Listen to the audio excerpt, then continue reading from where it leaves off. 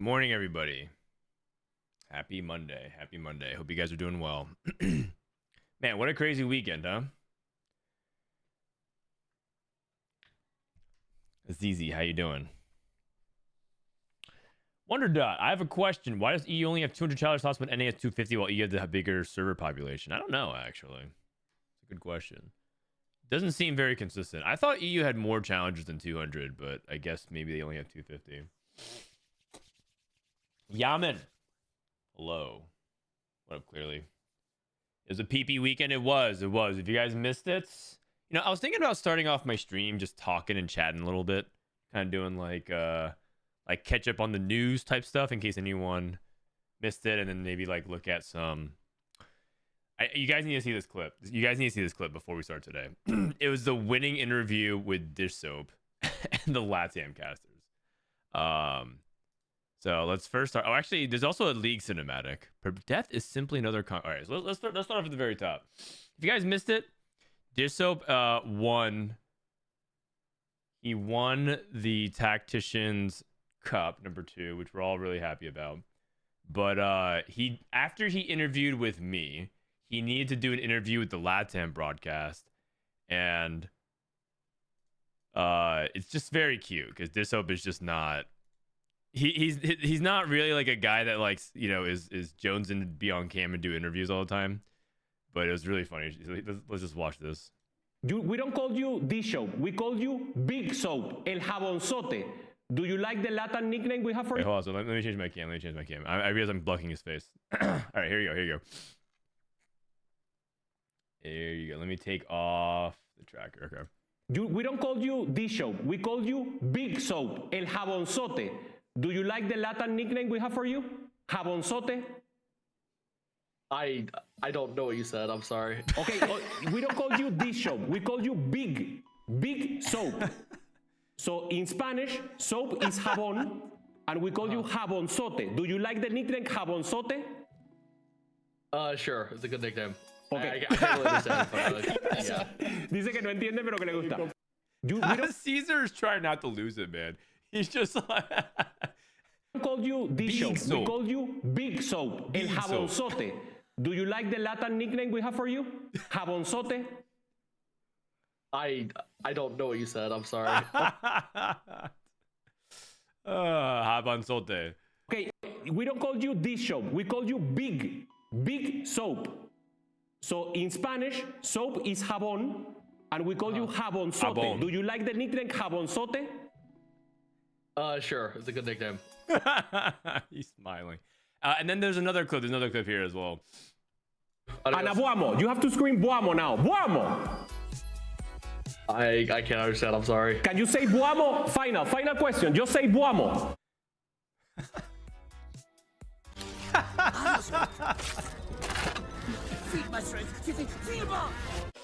Bravo! Thank you, Dish. Have a good rest, man. Ana Buamo. You have to scream Buamo now. Bro, this guy is so adorable, man. He's trying so hard to like engage the audience and the Latam guys. He's just like, anyways, Jabonzote. Am I saying it correct? Big Soap. Anyways, that was the winning moment we missed yesterday with this fun interview stuff. Cool Mordekaiser cinematic, by the way. This literally dropped like 20 minutes ago, so I kind of want to watch this. Let's watch this and then we'll get started.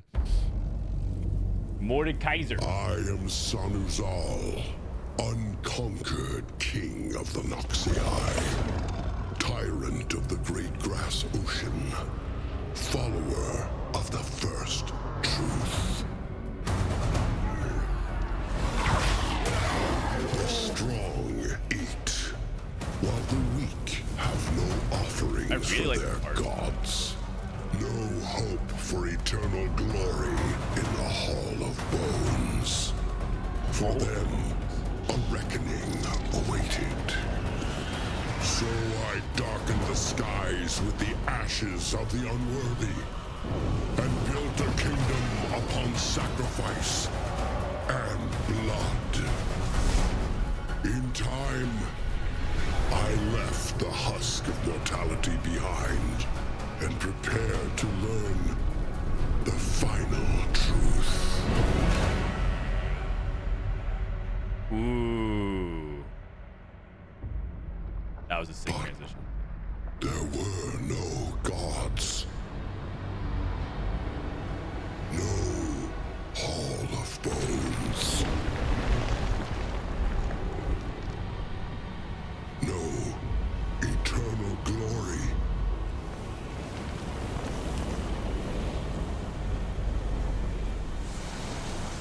There was only one truth. I am Sonerzal, the unconquered, and I will forge the kingdom I was denied. All right. Damn. That was pretty epic. I love the art style, actually. You know, I actually don't even know the lore of Mordekaiser. His name was San Azul.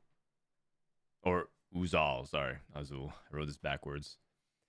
Entering the sanctum on 3-5. What does that even mean? Is that like a... Is there a skin? Is that a Mordekaiser skin? It would be like his San Uzal. Sorry. I have no idea. Yeah, March 5th, not May 3rd. That would have been crazy. All right, anyways, today's tournament we're going to be watching APAC's Tacticians Cup Finals. It's got a lot of good players. I put them in some of the title. Binteum, most accomplished Korean player of all time. We got Terry, strong Taiwanese players, done regionals a couple times. From Vietnam, we have Midfeed, Piva, Oolong Time, Le Shuyin. All really established players. They're some of the best. Basically, you're just missing YBY. From Korea, we also have Bobae. This is one of my favorite Korean players to watch because Bobae, he's always like a really interesting player to watch. Very likes to play very individualistic minded and not really follow the meta. Always has really unique ideas. Ironbog, that guy was global rank 1 last set. Kez, he's made it to Worlds from Japan. Kez is basically the second most accomplished Japanese player behind Title. I know Title steals the spotlight, but Kez is very accomplished. He's also on the same team as him on Zeta. Taro's also pretty good too. Can't Without You. This guy just got signed to a Taiwanese team with Jazz Latte and oh man, actually I kind of forgot the team. Hold on one second. But you guys should know this. Clement would tweet it. Where's Title? Title got eliminated, unfortunately. Where is the team? Town Esports GAM. I think it's GAM, the team that signed them. It was what is the team name? Now it's like bothering me. I need to know. This is it. This is it. Oh no, this is Talon. Talon Esports signed Asta, Piva, YBY, and Midfeed, and that's actually kind of a big deal because I think a lot of people didn't expect Talon to sign a Vietnamese team, right? Because Talon is based in Hong Kong, I believe. So it's like kind of like I think a lot of people were like, "What the heck? You could have signed some really good teams or good players from our own region." So there's definitely a little bit of rivalry there. Araye, this guy from Philippines, I believe, rank 1 Philippines, also made it to top 32. This is day 3, so this is basically the same thing as what we did yesterday. I think we caught on stream like the very end of the tournament, but I don't even remember who won. I think we just watched the ending of the game. This is the stats from APAC previously. Looking at it, Emissary Sorg did the best. Scrap again underperformed. Renata, oh my god, 3.85. Holy cow. Rebels 5.11. Yikes. All over the place. Things either look kind of bad or things look really good. But this was day 2 performances. I'm actually surprised Rebels did this badly. That has to mean that the it was overplayed, right? Talon operates out of Hong Kong, but most of the esports teams are from SEA. Got it. I just remember that I saw some Taiwanese people talking about like, or Hong Kong people be like, man, that just feels bad. Like Talon's sponsored a Vietnamese team because, you know, what about our locals? It's kind of like, and this is not supposed to mean anything, but it's kind of like when Vitality, who's based in EU, sponsor, like picked up an NA TFT team. They picked up Soju, Preston, Setsugo, and Mil. Yep, these are the comps. One thing I love about APAC, they always have cams on. You got my man Bobae. Dude, Bobae got a haircut. He got a big time haircut. 8-lane minion. Is this guy associated with jaywalking? 8-lane jaywalking? We got Panda. The Panda's made it to Worlds 3 times.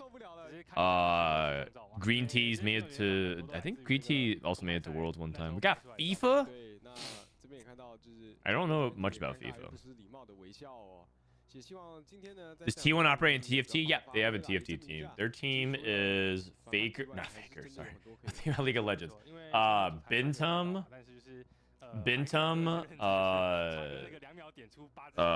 Dunizuni, Binteum, Dunizuni, I should know this. I just know that Binteum's their best player.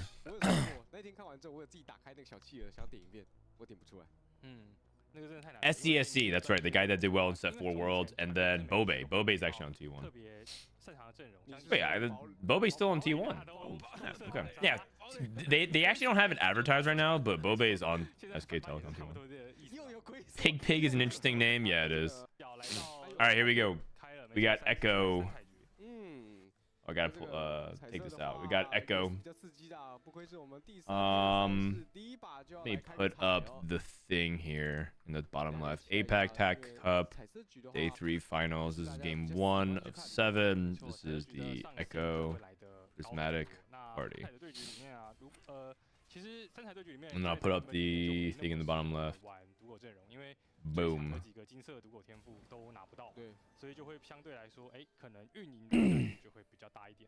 All right. Are they good? Yeah, they're very good. They got second at EWC, so they did really well at 4v4, and individually they're very accomplished. All of them have made Worlds. Binteum's made Worlds 4 times or 5 times. SCSC got 3rd at Set 4 Worlds. Dunizuni is actually kind of like Soju in the sense that he's more known to be a popular streamer that's also good at the game, as opposed to like the top player, but he also has made it to Worlds and has done very respectably. And Bobae is considered to be like one of the Korea ladder gods. Bobae was one of the original people that everyone studied from North America for the Korean meta. So Bobae was like kind of very much similar to how we watched Dish Soap and Spencer and Setsuko to like learn. I'd probably say the closest analogy to Bobae was Birdosaurus back in the day, if anyone is like an OG. He basically would be like, whenever he did play the game, was like rank 2 minimum, rank 3, you know, very, very strong player, and like everyone always talked about his potential. And then Bobae made like 3 world championships. The thing is, Bobae's never done well at Worlds. He's always gotten to Worlds, and he's always done extremely well on ladder. He's even climbed NA ladder, but he's never been like a guy that's made final lobby, I believe. Let me look. He made it to Set 3 Worlds, he made it to Set 9 Worlds, and made it to... Oh, he only made it to 2 Worlds. It's just that he's gotten deep. Okay, he made it to LCQ in 1 set for Set 8, so that's why I have it confused, because he almost made Set 8 Worlds as well. So he went 3, 8, 9. And then, obviously, he did really well at EWC. EWC, bro, this guy got 100k at EWC for placing 2nd. Beast. He won Bobae. All right. Prismatic Party. Let's see. Flexible into sorcerers. Interesting. Usually when you take flexible, a lot of people are trying to look for strong direction, and if you don't get strong direction, you can just play scrap. So we've been seeing a lot of people play scrap. Off of that, probably not. We got birthday present from Panda. I'm actually sad they're nerfing this augment. It's probably too good in the data, but it's a very fun augment now. Taking flexible in tournament is good or grief. I don't think so. I actually think flexible is quite good. If you get like something that isn't completely troll, but you can use most emblems. Emblems are actually not bad, but they're not like insanely good either. The best ones are like the ones that can enable really powerful verticals. So if you get something like Enforcer, so you can get like 8 Enforcer. But it's not as this is not a vertical meta. This is much different. Like it's not like the emblems themselves will single-handedly warp everything. They're not bad, but they're not set 11 them. Yeah, that's a pretty good summary though. Are you gonna react to the patch notes? I already did yesterday. Again, my YouTube editors are on vacation for the past few days, and will be for the next week and change. So YouTube content for me will be pretty slow. It'll probably be days late. I think they're probably gonna get the patch notes stuff maybe tomorrow. I'm not trying to bother and harass these guys while they're on vacation too much. I usually just send a note. But then come March, it'll be back to business as usual, and then the new set's out in a few weeks, which is crazy. We got 2 flexibles. People are playing 2 flexible, and then we got Prismatic Pipeline, Buried Treasures, Scrap +1, Upward Mobility. Okay. Actually, we had 2 birthday presents as well. Bebe is still streaming Korea ranked. Wait, Bebe is streaming TFT? What's the birthday present nerf? They're reducing it by 1 gold. So instead of every time you level, you get 2 gold, you get 1 gold. Which is basically what it was before, and it was just too good.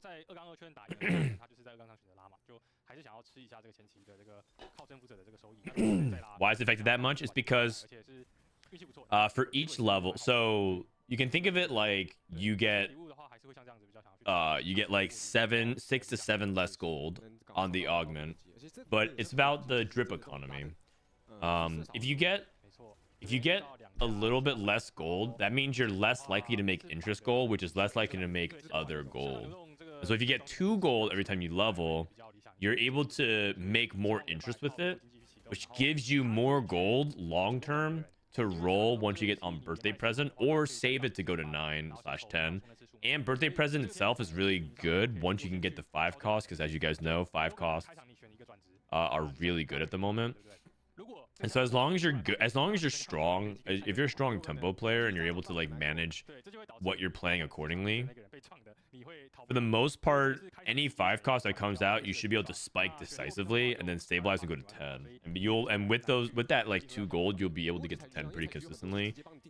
And right now, in the current meta, if you can get to 10, you can pretty much like win the game. It doesn't even matter if you have triple econ and prismatics. We saw literally people take 3 econ augments in prismatics, like triple prismatic econ, and it doesn't matter. You just get to 10, play the 6 cost, play upgraded 5 cost, and you'll cap out boards. So it's in the hands of like good players at higher elo. Birthday present's like extremely broken. And yeah, I think in lower elo as well, if you can't punish people for greeting, that's also bad. So it wouldn't surprise me if birthday present's AVP was really high. Like 3.7 or something like that. It's probably like just not okay. It's busted. What do you think, Bebe nuke on Twitter again? Hold on. You can't. Aaron, are you serious? There's another Bebe, the latest Bebe drop. Twitter.com. Bebe872. No, he didn't, man. He didn't.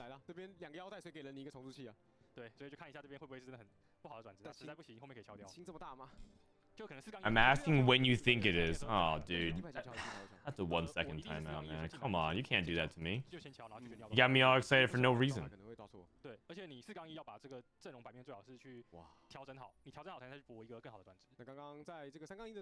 Baby's the Kanye of TFT. Oh, man. You know, I feel like that's really mean to say given the recent events that happened around Kanye. That dude has just completely lost his mind. I would say I know, I understand the vibe you're trying to, I understand the joke and the comparison, but like, come on, man. Kanye has completely lost it. Now it's kind of like a hard thing to even listen to his music. The whole like separate the art from the artist type thing is like kind of really hard when they're going this ham.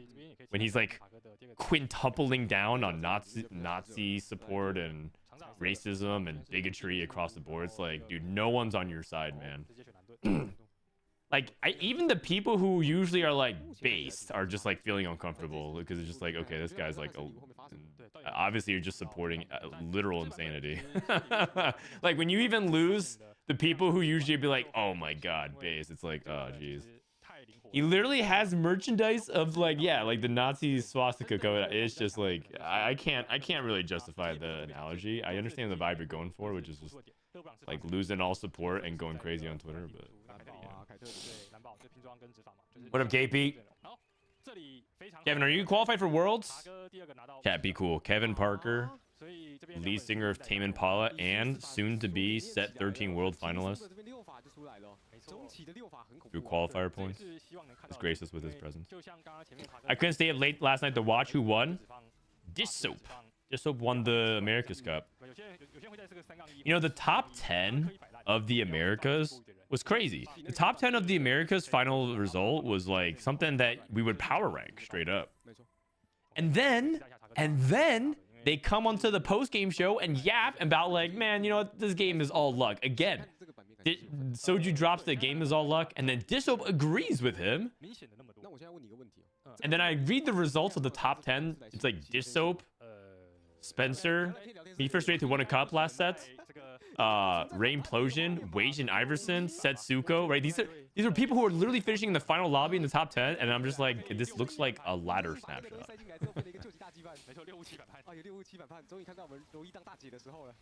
It's so silly, man. It's so silly.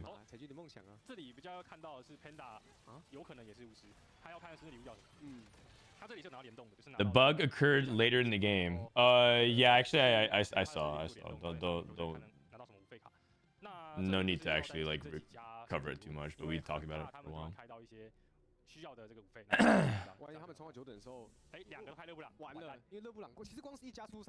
Wow, we have not one, but two people who took flexible also got sorcerer +1. Two people who took flexible got sorcerer +1. Birthday present and tiniest titan. Right, this is the guy. This is what we talked about. You could take triple econ. Oh, and birthday present is not really econ. I mean, it is a little bit econ, but it's much more tempo. But you got like he can take 2 econ augments. He can take invested plus and tiniest titan, and he is very likely to do well this game. Ooh, the scrap player took scrap and sponging, so that's gonna be interesting to watch. That's gonna be really interesting to watch. I feel like sponging is secretly quite solid of an augment. Like I think most people put sponging in like the B tier, maybe even the C tier, because it feels so situational. But the more I watch scrap players play sponging, I watched Canbiz play it yesterday. I watched a couple other people try it out, and it looks pretty good. It's one of those augments that I didn't really consider because I wasn't sure if it worked very well. Also because sponging tends to like it's a change the way you play around sponging, but I think it's pretty good. I'm one away from Masters. Wish me luck. You got this, man. Keep my stream open, but mute the stream because you need to focus.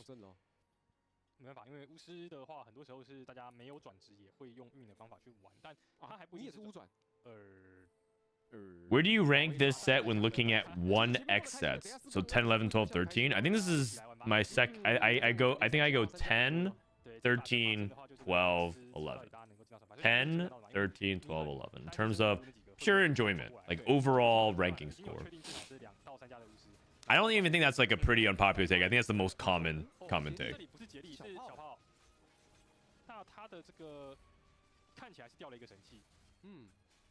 I think I just enjoy 10 across the board because the production value and the theme, like the flavor of the set is just outrageously high. Like I don't even think I enjoyed a set thematically more than I did set 10. Music theme was just straight up banger. And then it's just one of those things where like if you just have fun with the set, it just triumphs over just a lot of stupid stuff. And also and then it had my favorite trait of all time, Heartsteel. Even though Heartsteel was incredibly broken, imagine Ken Baron was good the entire set. if you never played set 10, imagine Chem Baron was good literally the entire set and was just super broken, and every lobby had 2 Chem Baron players. That was hard steal, like minimum. Sometimes 3 people played Chem Baron in the lobby. But it was just such a fun trip. Such a fun trip. It's like actually set 10 might be a really good example of how if you just make a fun set and you just like knock it out of the park with the fun factor, then people will just forgive you even if it's not balanced. There were still a lot of bugs in the set 10 as well, like a lot of bugs. It wasn't even like a bug-free set. It was just like all the usual complaints, but it was just so fun. Who cares? That is why the #1 adage that almost every game dev has is gameplay is king. People will just forgive you if it's just a bunch of utter nonsense and BS if the gameplay is king. I never played set 10. Did I miss out? I personally think you did. There's a lot of people who were very upset at like the hidden rules of Chosen, the balance, there were bugs. The diversity of the game was not very high. It was basically like 3 comps you played on ladder, but it was just a really fun set. Yeah, the open fort meta. Oh my god, that was actually so stupid. Oh wait, did he just level for Jinx?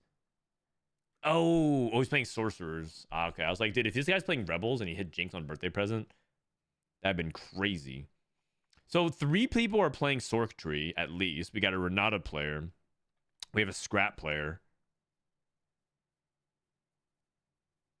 This guy is playing sorcerers, Greentea, flexible. Okay.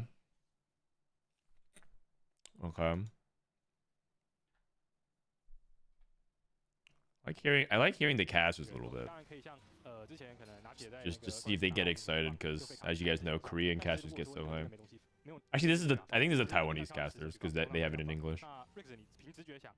I didn't like the headline mechanic. I know, but like, I didn't like Legends either. But set 9 was pretty fun. What set would you have said you missed out if you didn't play? Probably set 1, set 6, and set 1, set 6, set 9, and set 10. Set 1, 6, 9, 10 are probably the 4 I would pick right now.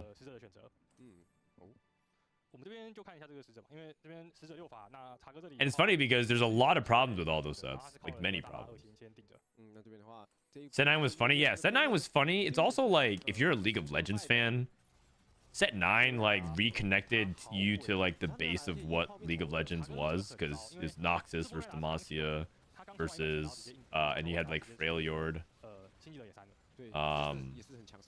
with Ionia. It was just cool to connect to the IP of League of Legends. So if you're like a League fan, which I think some of you are at least, it was really good for that.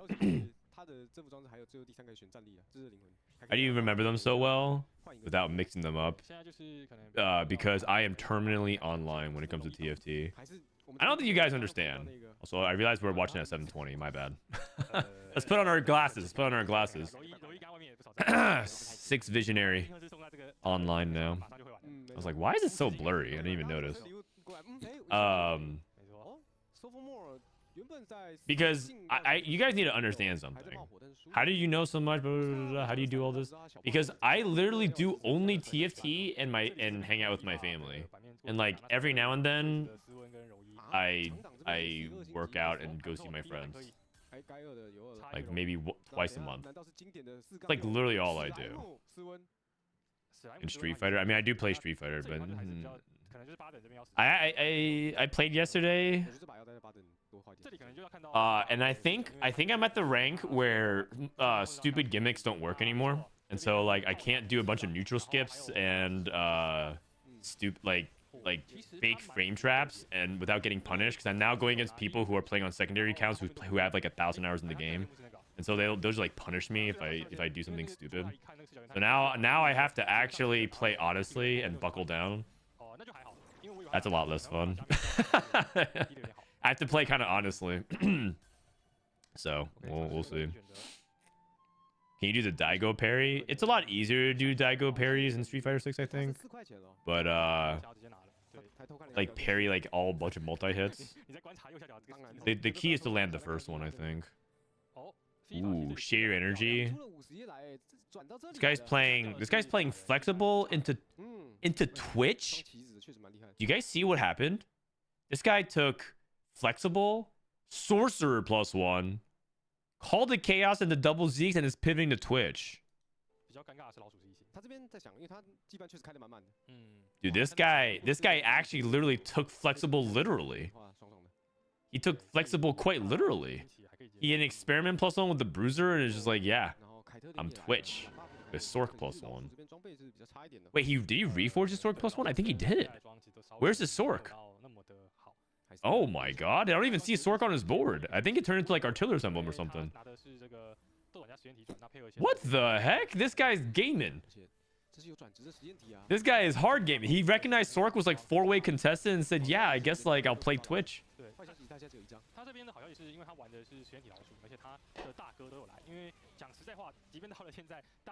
What up, Milk? Bruh, this region. I mean, he kind of cooked. You gotta love it. You gotta love it. He has blue buff for the Caitlyn. So he had blue buff red for his Sorks, and then pivoted to Caitlyn and Twitch. Mad lad. Where's his bronze for life? This is why Jazz needs to come back, because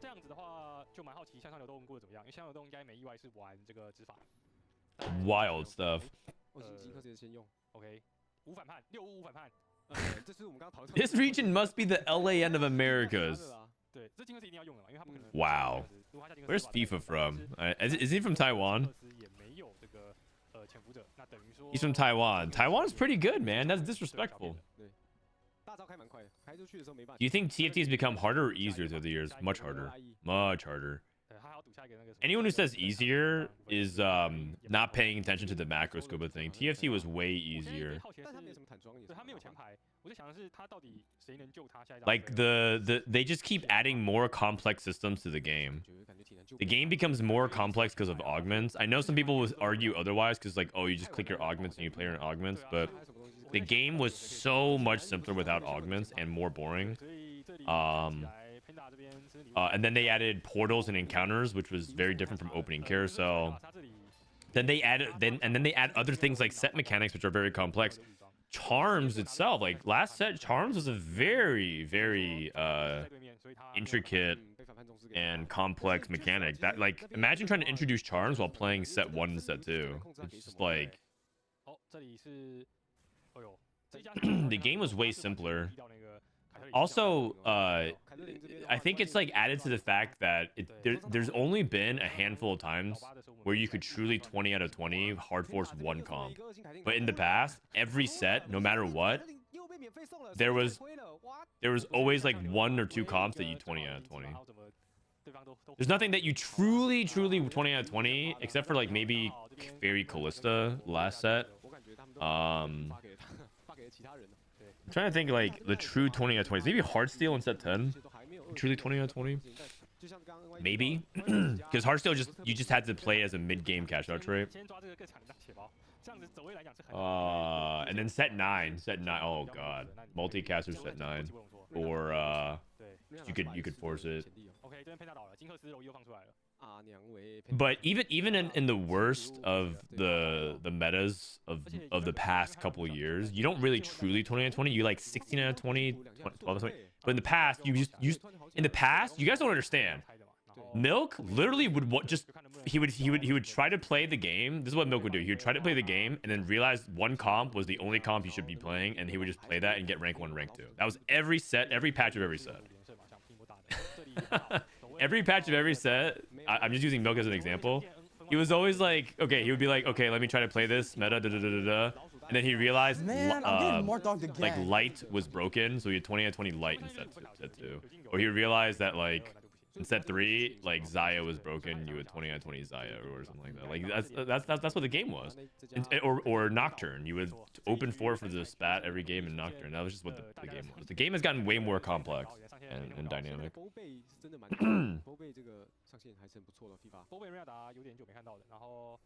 Yeah, Kled 20 out of 20. That's when that's what happens when the game is just so straightforward. You can just do that. But oh, this guy took Hive Mind on Zoe. You know, I'm starting to think Hive Mind, when they bug fix it, is going to be broken next patch because so many people pick it, so many good players pick it, and they still get decent results with it. Actually, Panda's dead. Never mind. Just kidding. Panda took Hive Mind and died. JK. JK. But like, I see China players take it. I see APAC players take it. And I think NA is the only people that don't take it. Maybe we're still ahead in that regard.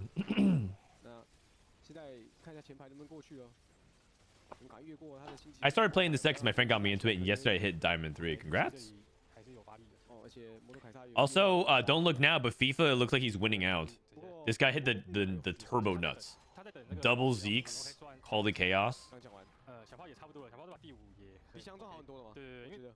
This Jin skin is really cool. Cash out. Bobae. Bobae no longer on T1. I don't know actually if Bobae... It says he's still on T1 in Liquipedia. And I clicked on the T1 org, and it doesn't say that anyone left.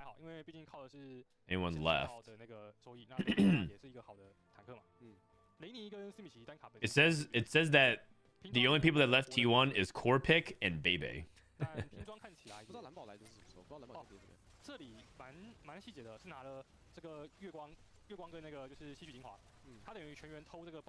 Scrap. Greater Moonlight? Whoa, wait, he's doing Greater Moonlight Scrap? Who's he doing he's doing Powder 4. Greater Moonlight Scrap with sponging. Whoa. Dude, the Korean players are kind of they're pretty lit, man. 8 lane minion.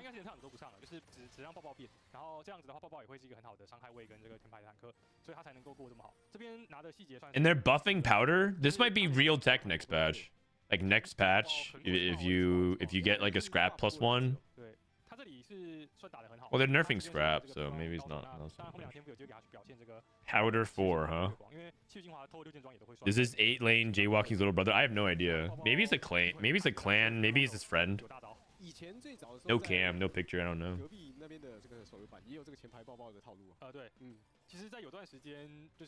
What up, Justin? How you doing? Brandon, what would you tell someone who wants to go pro in this game but is Hearthstone, high emerald, and low diamond? What's the best way to improve, study, and get better? The best way to study, improve, and get better. It's not a good answer, but I'll tell you the truth. The answer is you have to stop doing other things. Chances are you probably don't spend enough time on TFT. TFT is a time investment game. The more time you spend on it, the better you get. And so you're probably like seeing friends. You're probably going to events. You probably have other interests. You probably work out and are physically active. You probably have romantic interests. You probably watch other shows and do other things and play other games.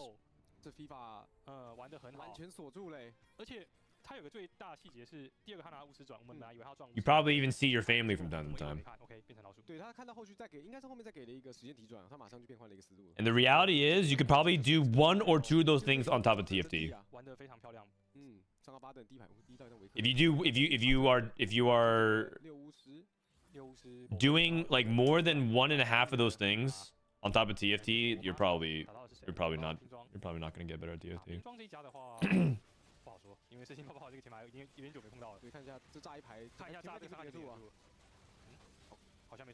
True, once I put 2 weeks into TFT and TFT Academy for perfect comps from Emerald to Masters 200 LP. Yeah, it's like TFT is like a very like it takes, you just have to do a singular focus. You have to tunnel vision on it and really hone in because TFT is also sort of like a mind palace game. It's like you have to really have this library in your mind, in your head, about like what you're supposed to be doing with what, and it's all very connected and organized internally. Man, I'm getting more dog. And if you're not like constantly engaged with what it can be and like what all the different possibilities you have, you kind of lose you kind of lose your touch, and that's why a lot of people who take a break even for like a week feel like they're rusty because they're not constantly updating and keeping everything organized. A lot of thoughts are interconnected in TFT. Dude, I'm pretty sure the flexible sorcerer pivot to Twitch is winning out. It's crazy. Baby Llama, thanks for the prime. Appreciate it, man.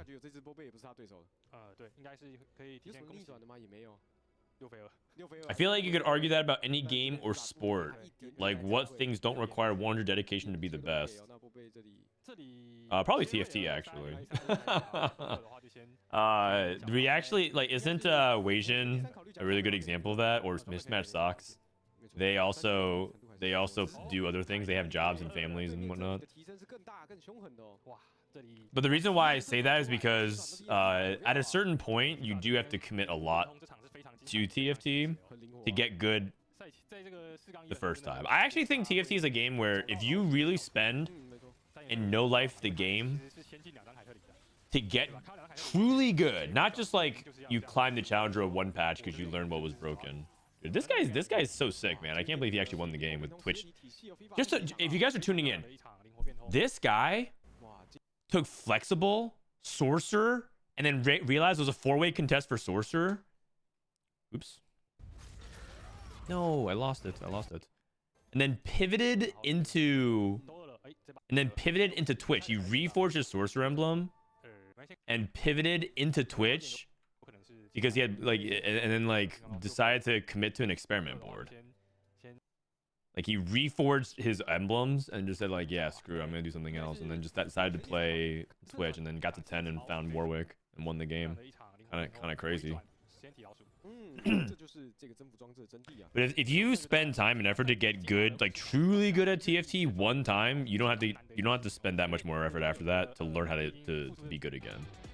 The hardest part about getting good at TFT is the very first time, but a lot of people never truly get good because they take a bunch of shortcuts. They don't learn the fundamentals. They just learn the comps to climb. They climb the challenger one time and they think that's good enough, and then they don't know how to get good. They don't know how to get good. So sometimes they're going to be climbing, sometimes they don't, and that's probably the vast majority of people. I would say this is actually a big problem of people at the Grandmasters, like low challenger rank, that like kind of feel like they can't improve. They hit a wall. They like don't actually spend time getting better at the game. They just basically learn a patch, but patches are temporary, fundamentals are forever. Man, I'm getting more dogged again. New game hosted 1234. Thanks for the tier 1 sub, man. How do you practice and learn the fundamentals properly? That's where I'm stuck. Whew. Maybe I'll do something about that. I've been meaning to try to do like a fundamentals series on TFT. Part of the tricky thing about fundamentals in TFT is that they always update because they change so many systems about the game. And so it's not even like fundamentals are okay. When I say fundamentals are forever, part of it is that fundamentals sometimes change as well because the rules of the game change. But if you have a baseline understanding of it, adjusting and updating your fundamentals is really easy. A lot of people will get lost. Where do I go to learn the fundamentals properly? Okay, this is going to sound like self-glazed, and also the ads are going on, so we'll play it. But unironically, this is what we do on TFT Academy for our podcast. Our podcast, I don't know if you guys have been watching, but like Disopen and I, for our podcast, we literally, so if you look at all the three, these are our shorts. Every unit, set 13. Where's our set 2 podcast? But we talk about like how to optimize rerolling, how to develop lines, how to position, how to pivot. We talked about econ. I guess they maybe took, we didn't do YouTube videos. Oh, right. Because in the past, for the very beginning, the first podcast we did on audio, we talked about like how to do econ, how to pick your augments, how to play strongest board, your itemization, how to handle your roll downs, understanding stats, right? This is stuff that Digital and I have been talking about on our podcast, and we spend like these are not short things. We literally spend, how long is this episode? This episode's like an hour. This episode is an hour. This episode is an hour. And then we started talking longer, an hour and 20 minutes, an hour and a half, right? These are like, we if you don't listen to our podcast and you don't, then you're probably not going to get a lot of good access to it. Because the issue about it is that there's the subject is very, one, set specific, because there's like a big broad category of fundamentals that apply differently to each set. But also we do a bunch of things we touch a bunch of topics to help you understand it through exposure. So.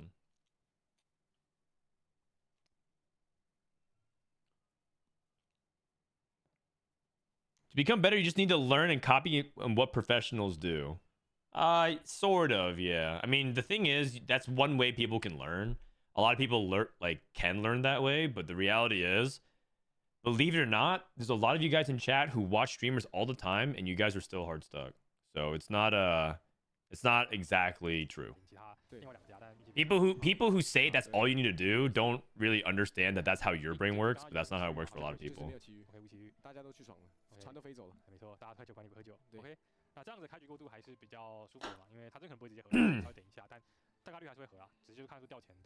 That was uncalled for. Sorry, I'm not trying to flame. I'm just explaining. I'm just explaining to the people who just say, because they simplify it so much. They're like, oh, just copy dish soap. And I'm telling you, man, there's people who watch hundreds of hours of dish soap and Setsuko in their lifetime, and they still are in Emerald. And they're trying. It's not like they're not trying. Like, you're like, well, they're not actually, like, Milk's gonna be like, those people are not trying. And I'm like, that's not true, man. They're actually trying. I'm telling you.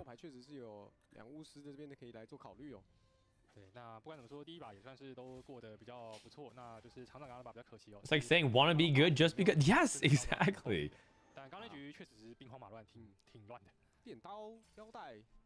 Because some people will watch people make decisions, and then through the course of watching them do a ton of decisions, they'll be able to infer and understand reasoning behind it. But not everyone can do that, especially if they don't have a background in either similar games or doing things like that. All right, Silver Rock. This is no encounter, by the way. No encounter for game 2.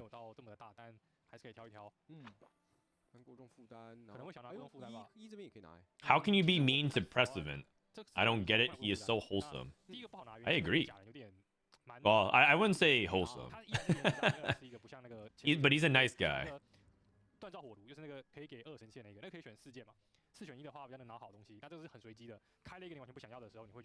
I would say that Precedent is he's very nice, and he's a good boy. Like, I think his parents raised him in a good way. Like, he's very courteous. He doesn't want to like rock the boat for people. He's willing to help out others. And the nice thing about Precedent is that a lot of times he doesn't understand it, but he'll like, if he doesn't understand it, he'll like do the thing that like is he'll make the decision that generally like is the most polite if he doesn't understand.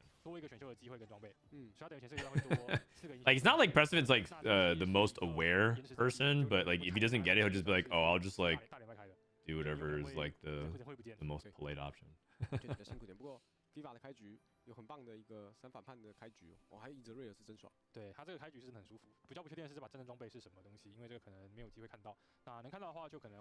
Dude, I just got home and heard weird noise coming from my room. I guess your raid ended up at replay and he was just yelling at the top of his lungs. Oh. replay.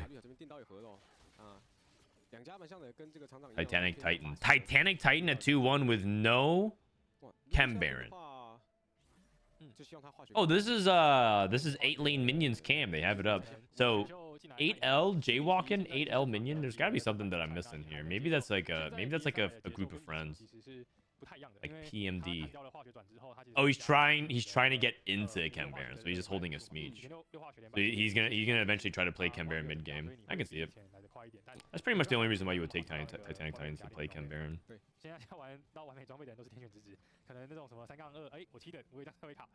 Wild takes skipping on trolling. You have 0 trundles and you don't even have a slamable item. You're still taking trolling. Absolutely 0 copies. of Trundle. You have no slammable item for Trundle. A reroll composition that wants to win streak. And you're telling me that you're taking trolling.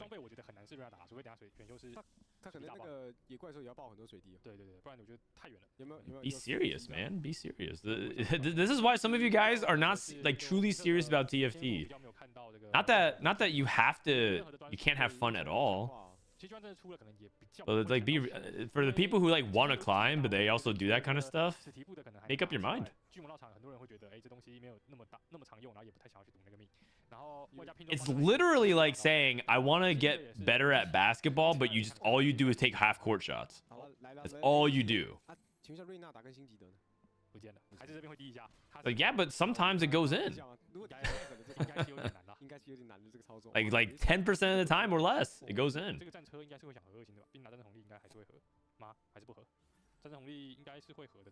How are you today, Frodan? Is this the last day of all Tacticians Cup? Yeah. Well, this technically ended already, but we're just watching the replay of it. So he actually got the Chem Baron in. Nice. Good stuff.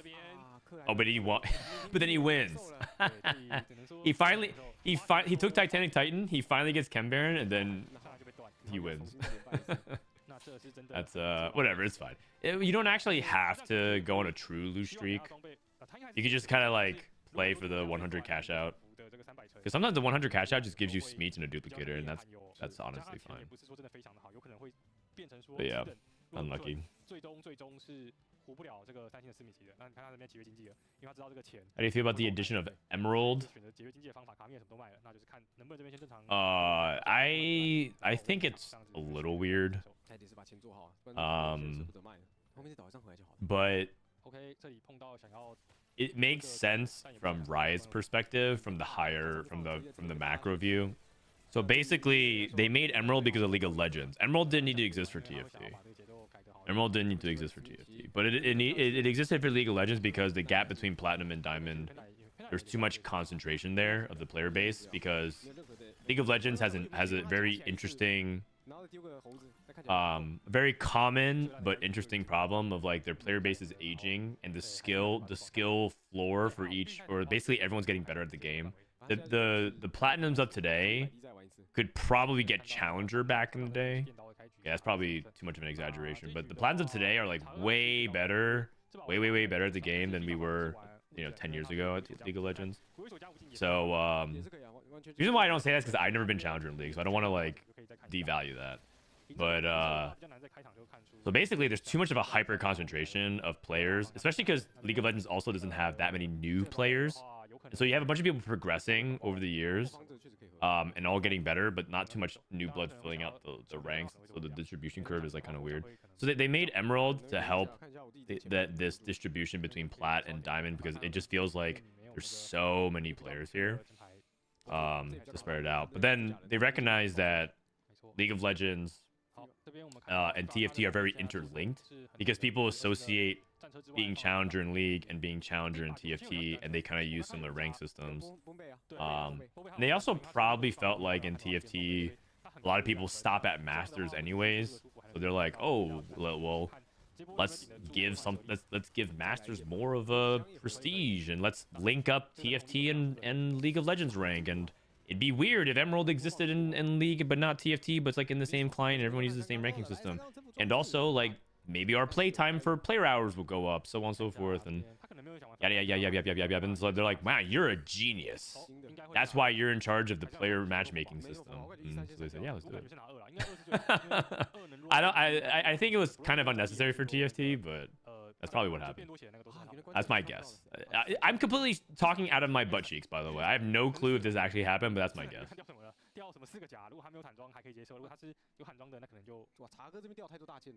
It makes Masters more of an accomplishment. Yeah, exactly. But did they need to? Is the question. I feel like it was unnecessary. My argument against Emerald is like, I don't think they need to do that. But they did. It's not the end of the world. It's not a huge deal. But that's probably because I'm a privileged person that can spend my life on TFT, and Emerald is just basically 3 more games of chat picking my augments, and I just do whatever. Mana flow sorcerers looking real good. Mana flow. What are the best 3 augments for sorcerers? And isn't mana flow in that top 3? It's got to be mana flow. Piercing Lotus, another one of them, because everything is JG. I'm talking about like gold tier augments, gold tiers.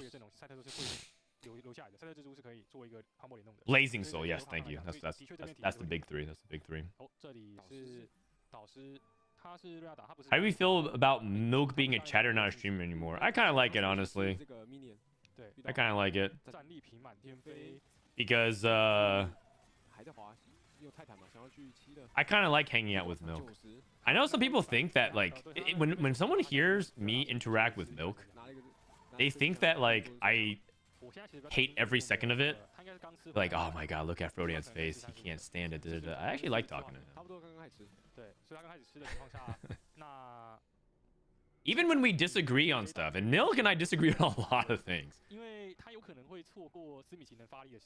Like a lot of things we disagree on. But I like talking to him. If anything, isn't that actually like the whole definition of being open-minded? A lot of people think that they're open-minded people, but Milk and I disagree on like a lot. But I like this. I like talking to him. Frodan, it might be a stupid question, but what if everyone got the same augments, but you can't scout with choosing yours? The whole way the luck aspect will be gone, everyone have to strat their own way. That sounds really boring. That sounds like an entirely different game as well. You just play... You know what the #1 thing people hate about overpowered comps? Is that everything's the same. You play against the same comp, the same way, the same units. Every game feels the same. That's like... And so we're basically like leaning into that.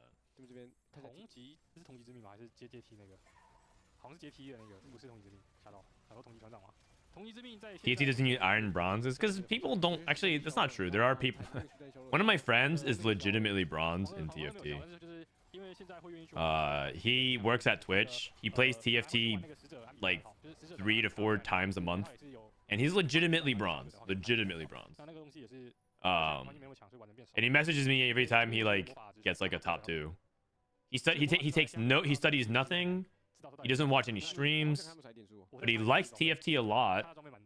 But he just like clicks on his favorite champions and tries to make something work with it. He looks at his augment. He doesn't even read he doesn't even use all his rerolls. He like reads the augment, rerolls one of them, reads the second one. Oh shit, I'm out of time. I'm just gonna click this one and just tries to play it. That's how he plays. He's like legitimately bronze. And then whenever he makes something work, he's like, "Is this a real comp?" And I look at it, and I just don't have the heart to tell him no. Sometimes I'm like, you know what? Not even a bad idea. And he's like, yes. And it's something stupid like Trundle Vladimir reroll or something. and he has like Deathblade Vladimir. He's like Deathblade Rageblade Vladimir with BT. And he's like, I saw that Bloodthirster gives ability power. I'm not saying this is what happened, but this is what the equivalent of it is. He's like, I saw that Bloodthirster gives ability power, and that's new, right? And I'm like, yeah. He's like, okay, so I put out my Vladimir. And I'm like, you know what, man? Not even a bad idea. I don't what am I supposed to say? And he's like legitimately bronze. And then he just goes back to do like his stuff. He just like he plays TFT like 30 games a set, 40 games a set. And he loves it. He loves the game. He thinks the game's awesome. So yeah, there are legitimately bronze players in TFT, but it's like they're not even really trying. I mean, he's trying his best, but he just engages the way.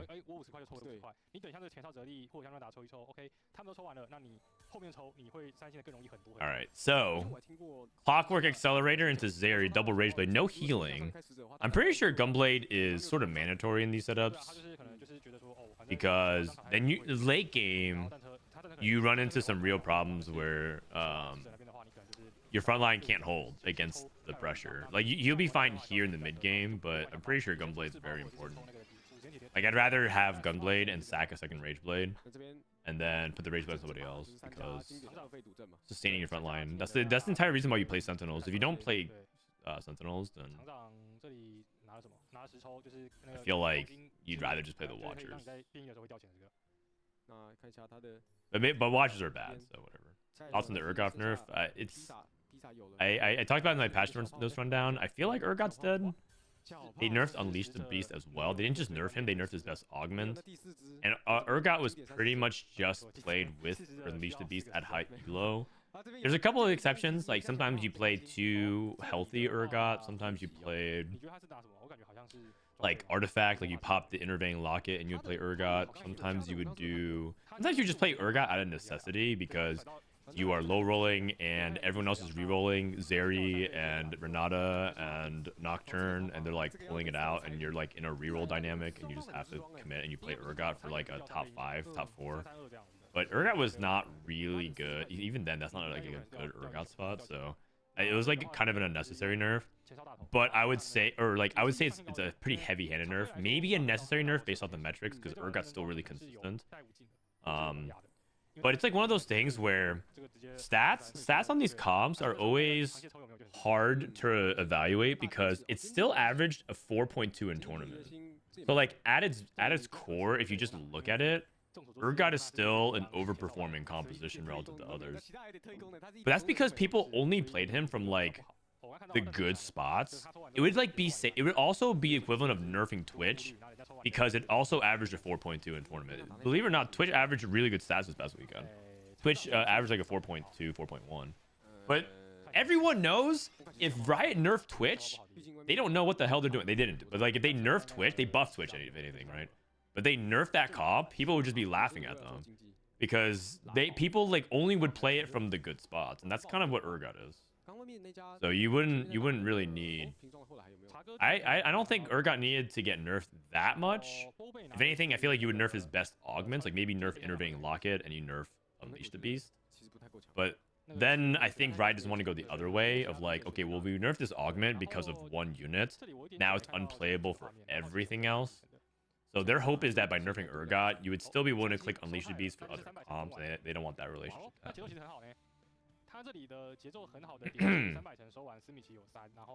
Is Renata getting nerfed? Yeah. Renata is actually getting nerfed very hard. I actually don't even think I'd be surprised if Renata is not a thing anymore. They nerfed Singed again, which again, Singed wasn't really the core part of the composition. Or sorry, he is. Singed wasn't like the make or break frontline unit compared to Rel 3. But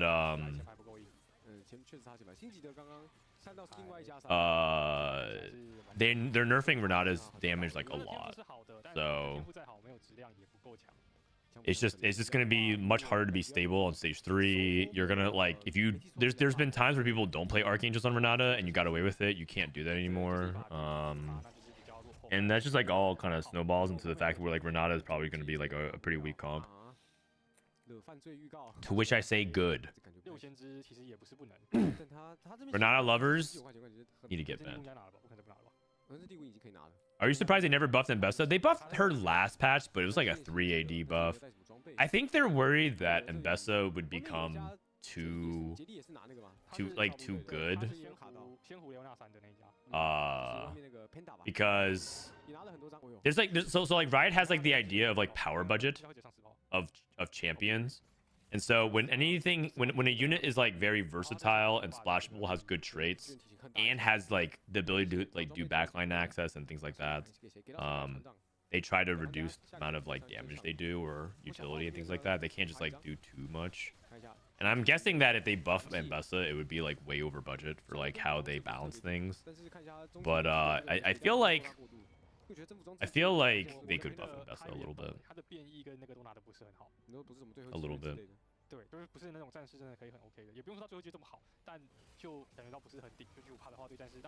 Oh, we moved. Oh no, this is not Zeri. This is Ezreal. I thought we moved one of the Rage Blades off. They did buff Quick Strikers, right? They did buff Emissaries. That is true.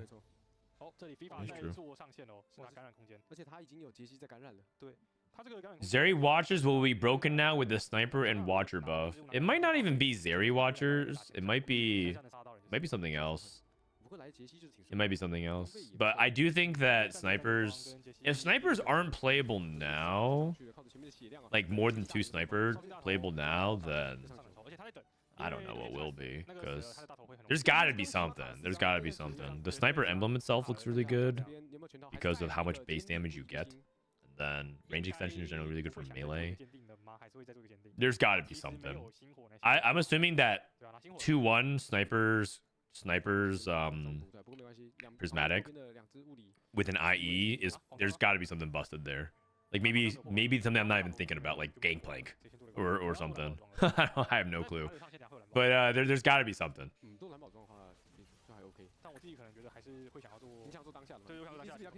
Sniper buff hurts Twitch and Kate. Well, I mean, we're talking about 4 sniper.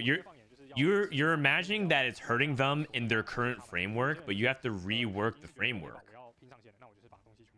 You have to rework the framework. Like, part of the reason why you're assuming that is like, yes, it hurt. Maybe it hurts them in their existing setup, but it's about what it also enables.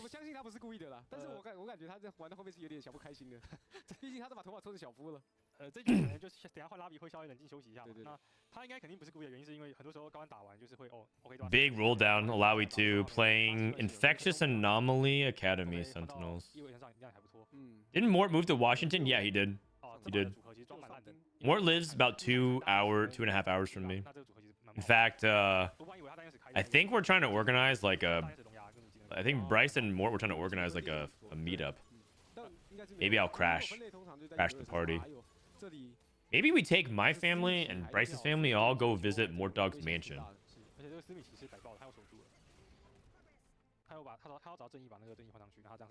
That actually would be a really fun theme. Mort Dog's mansion. Kind of like Luigi's mansion, but instead of a bunch of spooky ghosts, it's just a bunch of Warwick encounters. Oh, is there something I can see the full roster that's going to play the Golden Spatula? Yeah, go to Liquipedia.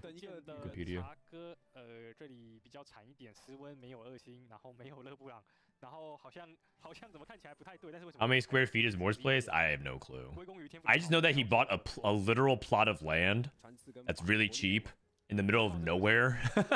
He lives in the middle of nowhere because I think his family just wanted to disconnect from like society. He bought like a very, very cheap piece of land in the middle of nowhere. So it takes like a long time to drive to him. Like, I think like to get to his house from like the street is like a several minute drive. So good luck trying to find him. You know, if you're ever like trying to find Mort Dog, I wouldn't have been able to find him, even if you got like the general area. And so he probably has a lot of space. How many acres I have? Dude, I don't know, man. You can ask him. Okay, we got Mini Me's Cultivating Magic Zoe. Touch of Frost. This Swain on the bottom right has Touch of Frost. What up, bagels? Can I leak his previous house price? No, don't do that. Don't do that. I'll never do that for a streamer. Unless it's like XQC flaunting his wealth, because that sounds like something he would do. Because every time I watch a clip of this guy, he's like showing off his watch and wealth checking people. Is that why Soju wants watches? Because he saw a bunch of XQC clips of him showing off his watch. I don't know. Watches are very in right now. I guess they've always been. Jace 2. Sorcerers. This is exactly why people don't want to play Academy. This board should theoretically be pretty good, but Sorcerers just shut down so much damage.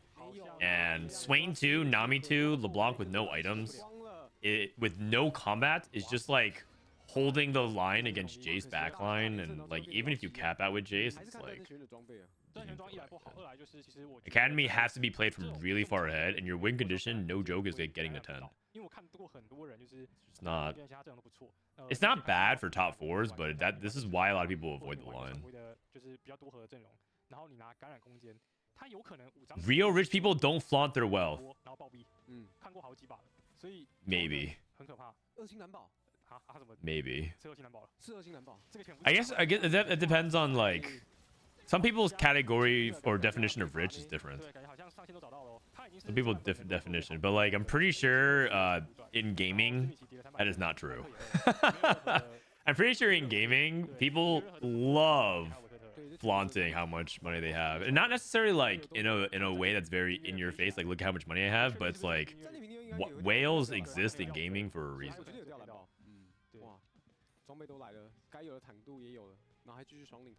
And there's a lot of people, like part of the reason why some people want to have even more, like if you're literally a multi-millionaire, let's say you have like $30 million in the bank, you have generational wealth. I mean, even less than that. You have generational wealth, and like you and your family don't have to be hungry and like really struggle for anything for the rest of your life. And yet those kind of people, they meet someone who has like $100 million and they feel poor, and that person meets a billionaire and they feel poor. It's like so silly, but there's like a reason why that's a thing. And why does that so consistently happen? I think a lot of people who don't have that money have a hard time understanding why that happens, but it happens for a reason.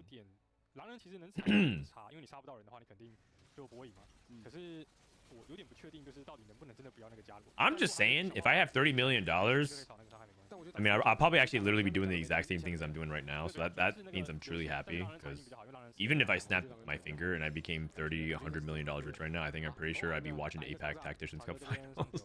But I probably would host more 4v4 tournaments. That's probably what I would do. That's about it.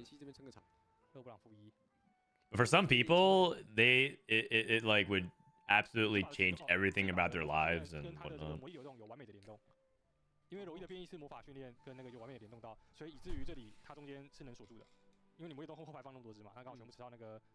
Six Sork, Zoe 2, Mana Flow. I mean, this guy has Biss, Mana Flow, Piercing Lotus, 6 Sork, 4 Black Rose, Jace. It doesn't even matter that he's playing 3 Form Swapper. Other side, the Smeech Chembaron player got Victor.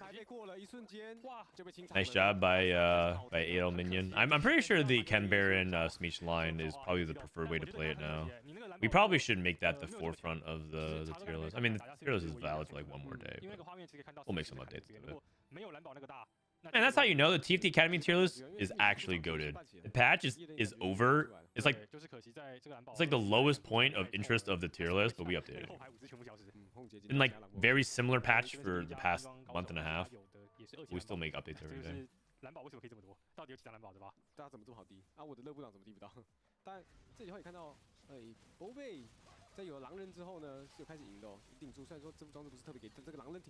We as humans tend to be not satisfied with what we have because we always aim for more. Yeah, that's true. We're not really complacent species, generally speaking. But I mean,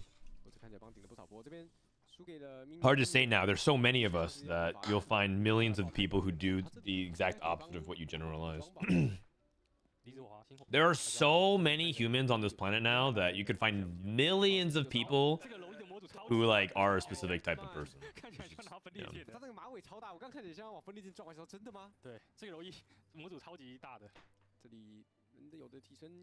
Or to pay Yomo. That guy top 3rd Urgot without Unleash the Beast. Yeah. Wait, who? Bobae? Well, Greentea was playing sorcerers. We have Scrap, we have sorcerers, and we have Smeech. You're saying Bobae? Bobae's top 3?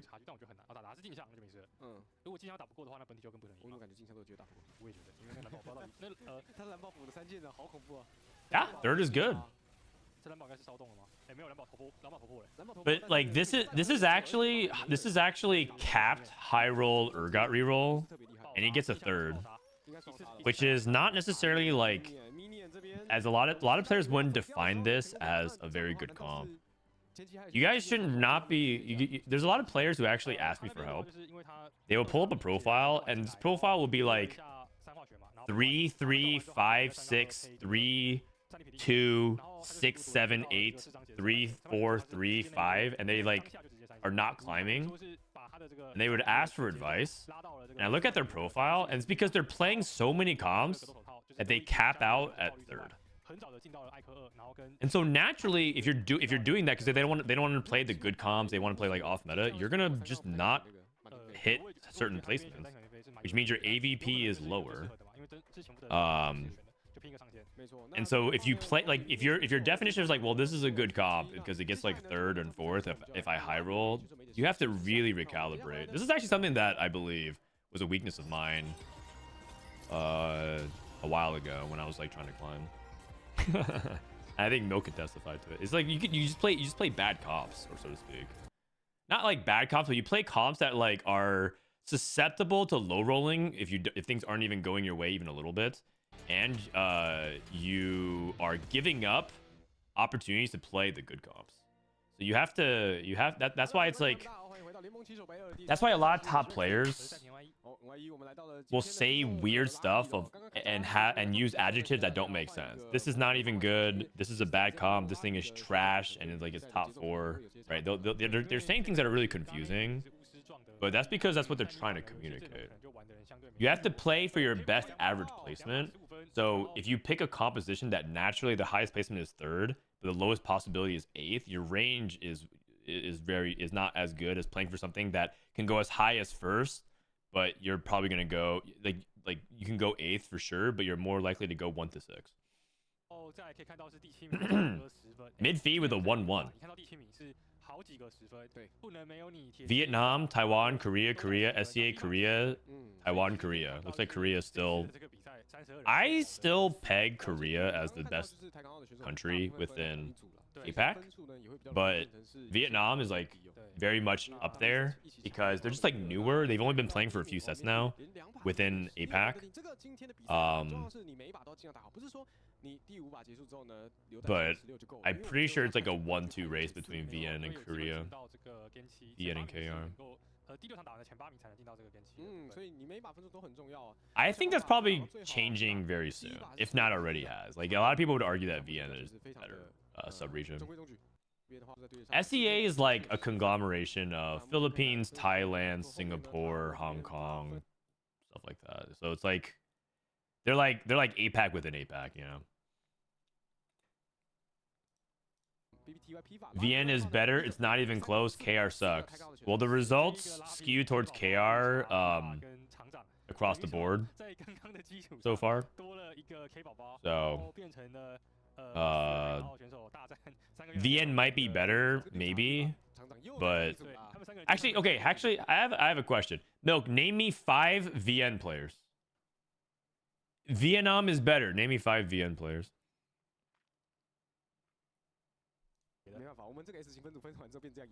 That are good. Hide the screen. Asta. Piva. He actually knows some VN players. He's looking at the tier list. YBY and I don't know. Okay, I'm glad that we stopped there. You can't even name 5 VN players.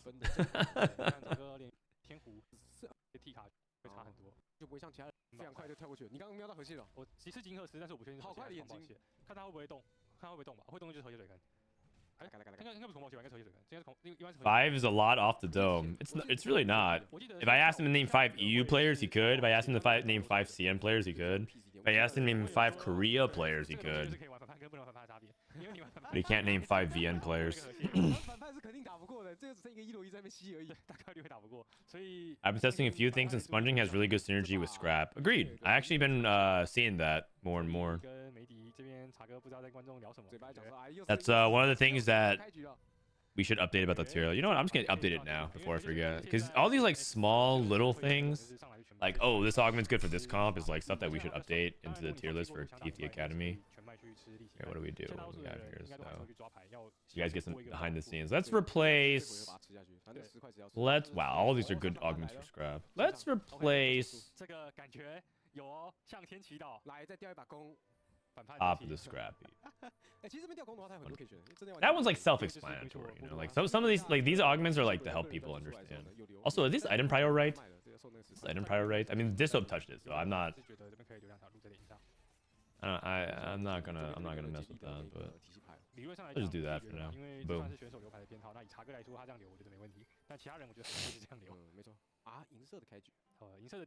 Power mentorship 1 2 3s.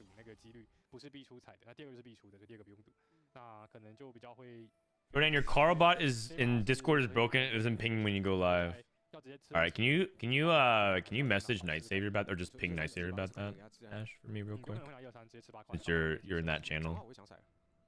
Power up on 2-1.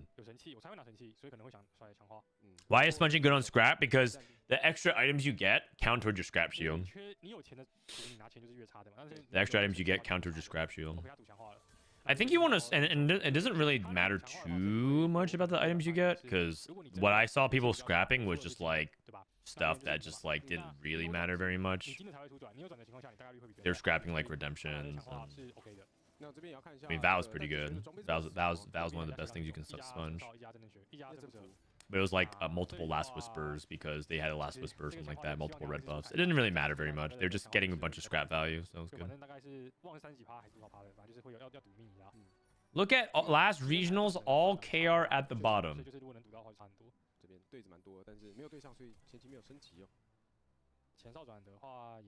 Yeah, but KR at the top too.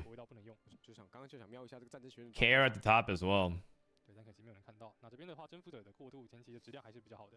Yeah, well, look, MSJ Panda outplays YBI by 1 point. 3 Korea in the top 8. Dude, Korea has so many players. You're judging them based off... okay, isn't that actually completely unfair? You're judging them based off the fact that they have the most players in the tournament, so they are likely to claim some of the bottom spots. And also, you're judging them by, like, their 20th best player. Dude, if Vietnam had 20 players in the tournament as well, you wouldn't assume that they would all get through as well. Like Milk, you have to understand. That's like saying NA also has so many players at the bottom of last regionals as well, because Bobster and all of them went like 31, 32, 30. Like, you're forgetting one important thing. Korea players qualified to regionals over other regions based off of the cups and stuff like that.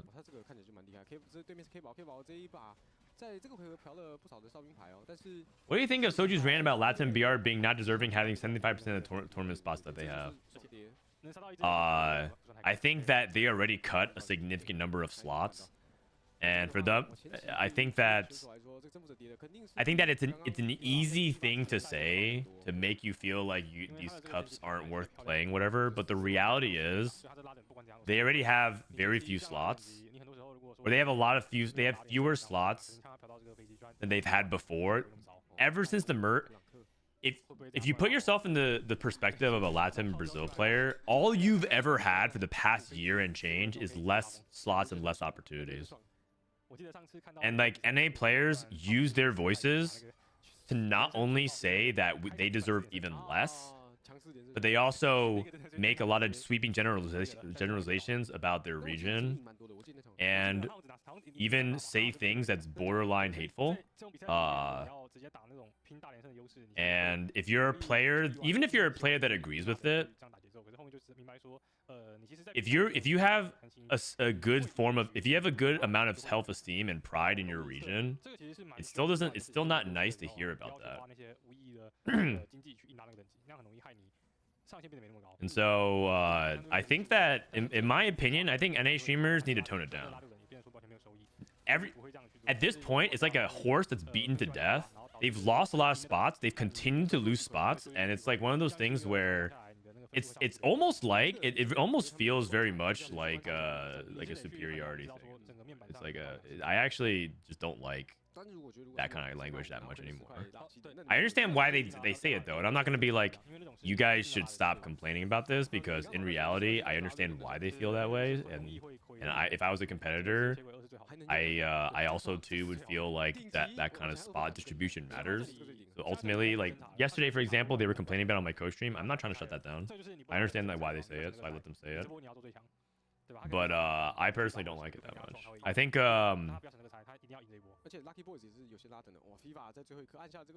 It just feels like there's so many other bigger problems, and they just keep complaining about this problem that's not even really a problem. Guess what? The 60th best NA player is still qualifying for the cup. They still get to play in the Tactician's trials and cups, and they still get the opportunity to make the miracle run. Dude, fucking Cookies OP qualified for regionals. That dude is like the 80th best player in North America. And no flame. That guy is like the 80th best player in North America. He still gets a chance, and he's gonna make the bet. He's gonna turbo sweat for regionals. I'm excited for him. And that's and it's like they're acting as if these players don't get chances anymore. Dishsoap still qualified for regionals every set. Setsuko still qualified for regionals every set. Wage Iverson, Setsuko, like all these guys still have the opportunities that they want, and they're still saying, you know what though? Let's take more from Latin and Brazil. Just we get the point, man. They're not as good as you guys at TFT. Like what more do you want? Like do you want to take their prize money away as well? Why not? Let's just do that. It's just bullying at this point. It's just bullying at this point. All they keep saying is, well, look at how much qualifier points they have. If you were born in Latin America, you would be going to Worlds. That's all they would keep saying. Is that fair? You would be if you were born in a different region. That's how global competition works, man. Do they talk about go watch some sports documentaries about like the Jamaican versus the USA sprinters. If they sprinted for other countries, they would 100% be represented. But like the 4th best sprinter in Jamaica is probably like the 5th fastest person in the world, but they don't get to make it through. And they're not out here yapping about like how that's so unfair. That's just how it works, man. It's in my opinion, I think it's like just not important anymore. I think it was definitely an issue at the very beginning, but it's just a tire talking point, man. It just feels like we're not making progress. I feel like you know what's crazy? I feel like NA players are actively blocking progress now because they're just talking about the same problems that are not actually real problems as much anymore. You know what's a real problem? Kiyun brought up real problems. He says, why is the marketing so bad for the event? Why is the hype for the cups like still a problem because people aren't even aware of it? Why isn't the client more? Like that's real problems. Those are real problems. Those are real issues that Riot actually suggests. Figuring out, should we give 72 slots to LATAM or 69 slots or 66 slots? Like who fucking cares, man? It's actually just so tired.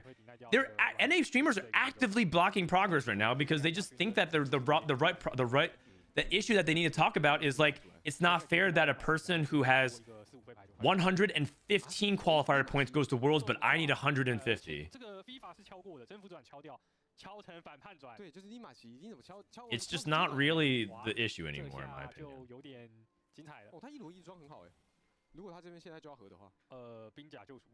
We could be actively solving real problems in the scene, and instead we're just like kicking the you know why it's so easy too? You know why it's partially so easy? Is because they don't talk to them and they don't speak English, and it's like one of these things. But if they actually did, I think that they would tone it down a little bit, because then they would realize that there's actual like people.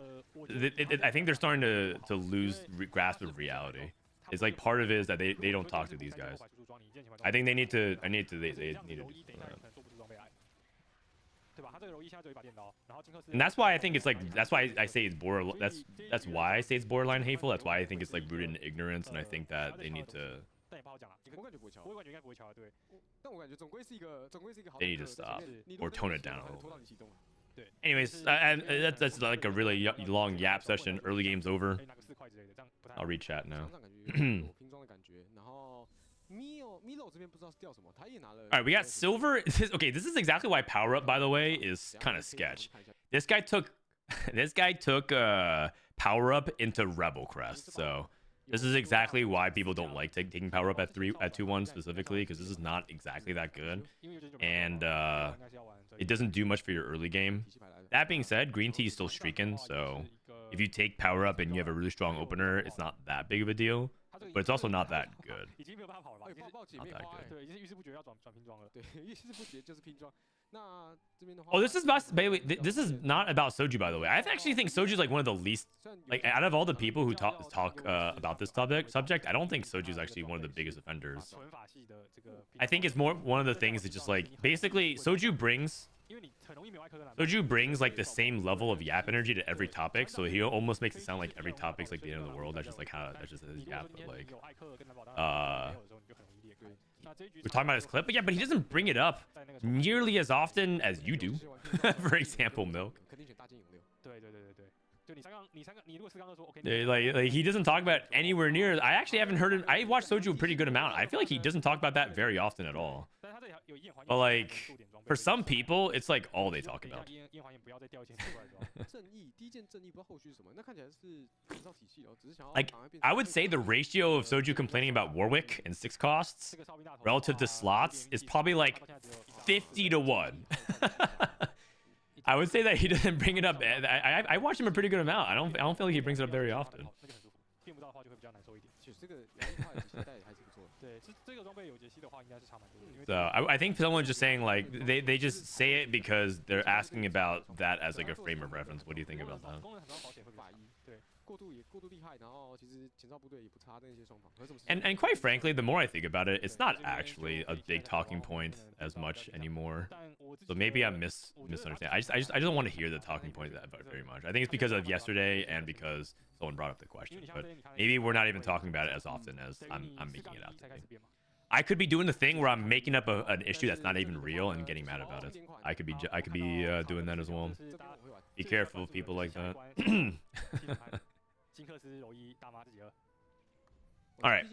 So we got Rebels for Greentea, hard commit Rebels. In APAC, Rebels is averaging a 5.1. Not very good. 大妈目前看起来是没什么抵赖，所以是还好。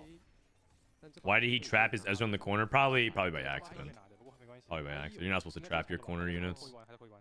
反甲龙牙， OK，直接开抽。还有柔一的免费。 OK。 Did he actively trap it, or was it Corky after his ultimate? I mean, he put Corky in the second row, so that also could be kind of unfortunate too. Wow. Zoe 2 instantly. 轻松按个5下搞定了。 OK。 OK 装备给一给，那我们上去找吉克斯的。他每一抽 OK 都有他要的牌，对， That's pretty good. 波波都有要他的牌，太狠了。 Does he have Shred? He does not. So I feel like we want to make Spark, and then Vow is actually pretty good on Alawi. But I think for item distribution reasons, okay, so he's gonna make Vow. I would say that like you could justify going Stoneplate and making a second Shojin, because if you play for Jinx, now you have like enough items for Zoe and Jinx. So Vow is the better item. Oh wait, he has actually an open glove on Echo. That might change things.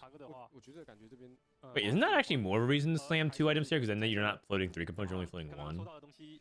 应该是拿加冕了。 And best of 2. 拿加冕就是提手一局，提手等下会有反叛转，那他这样也是反叛， 9点搞定。对，就搞定了，不用上那个了。那这边是多抽一点嘛，拿加冕的话，对啊，这样的话是更稳的。你对于这个拿分来讲，你拿这个加冕， We should focus our hate and complaining combined towards the inequality of lube orbs. 对他米莎所以不太能补纳米，那蜘蛛也行。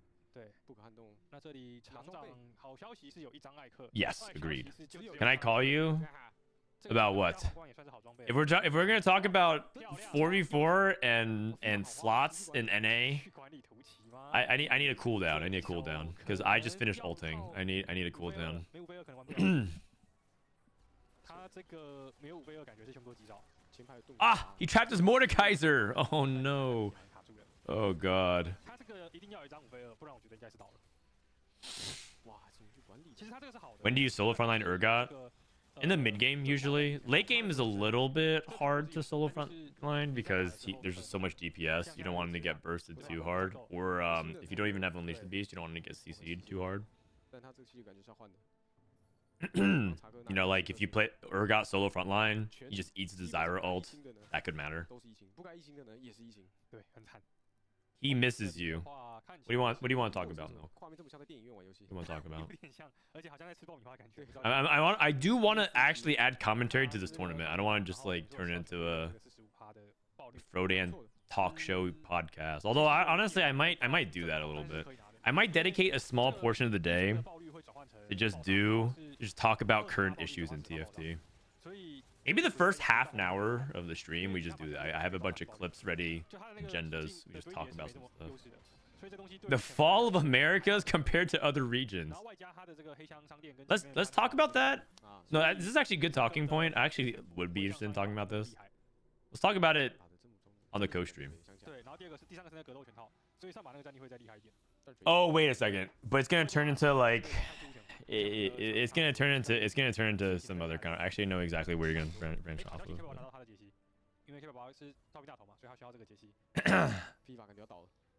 Alawi 1 is enough frontline. Alawi 1 is kind of a fraud.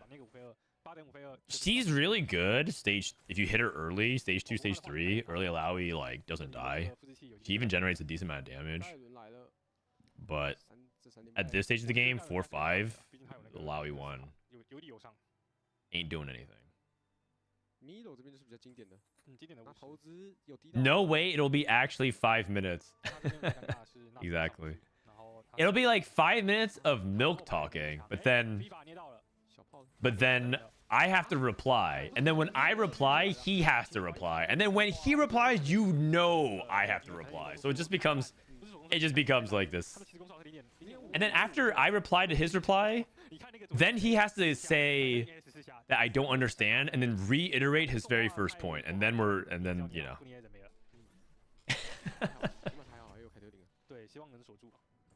兵役团结来看一下这边。球肯定不拿，然后刚刚那个塔克拿的魔法训练。 So it's just like I'm down, but it's like I don't want to do it and then just like miss the entire game. I want to like still watch a little bit of it because I have to still talk about other regions, man. I want to be able to like study at least a little bit how APAC approaches the meta. I mean, it's pretty similar to what we're doing. They do play a couple more trees more often than we do. Like I feel like we've seen a couple Rebel games already. They're doing some crazy stuff like pivot into Twitch. That was cool stuff. I want to like check stuff like that out. This guy's a calling card on Academy. I don't know what the Academy is, but he went Academy Emblem. He also hit Jace 2 on 8 with Pandora's.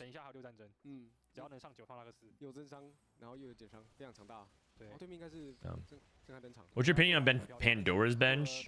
Good for reroll. I think it's overrated for tempo. I am actually very surprised that Kbaobao here took it on 3-2 and then hit. But on Scuttle Puddle, it makes more sense because you have way more resources. On Scuttle Puddle, you have like way more gold and items. So you can utilize it. Another element of Pandora's that people kind of don't talk about very often is you can hit more than usual, but you don't have the items to support it. So let's say you do hit like Heimer 2, Jace 2, Alawi, whatever. I mean, Academy's an exception, but sometimes you take Pandora's for tempo and you just don't have enough items. Like if you play Pandora's into like Enforcers, for example, let's say you do get like Elise 2, Vi 2, and Caitlyn, everything like that, and then Mbessa, but it's like you don't have items for all of them either. But Scuttle Puddle makes more sense for that reason.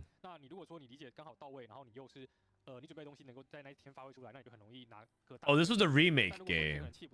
Ah, yes, it was. Because the Jace deleted the Garen. What do you think of Jace frontline? I think he's okay. I don't think he's like amazing, but I think Jace frontline is better than playing like flimsy. Like he's sometimes needed. I didn't realize it was this game. I think it was this guy's Jace that deleted someone's Garen. So if you're missing context, Kbaobao, his Jace ulted an opponent Garen. I think he ulted Kez's Garen. And then Kez's Garen disappeared for the rest of the game. But the thing is, the game still counted it as being in. He still had 4 Emissary in, and he lost all of his items. He bought 2 more Garens. He had Garen on the board, Garen 1 on the bench. He bought another Garen, it didn't combine. So it was like, he couldn't reposition it. He didn't get any value, so it was like he just lost a straight up team slot, lost his items, and he lost a Garen. And as you see, he's like right here. He was basically 4th in HP, and then he like went 8th or something like that, or he was about to go 8th. So they paused a bunch. Oh wow, they had a really long delay. Oh my god.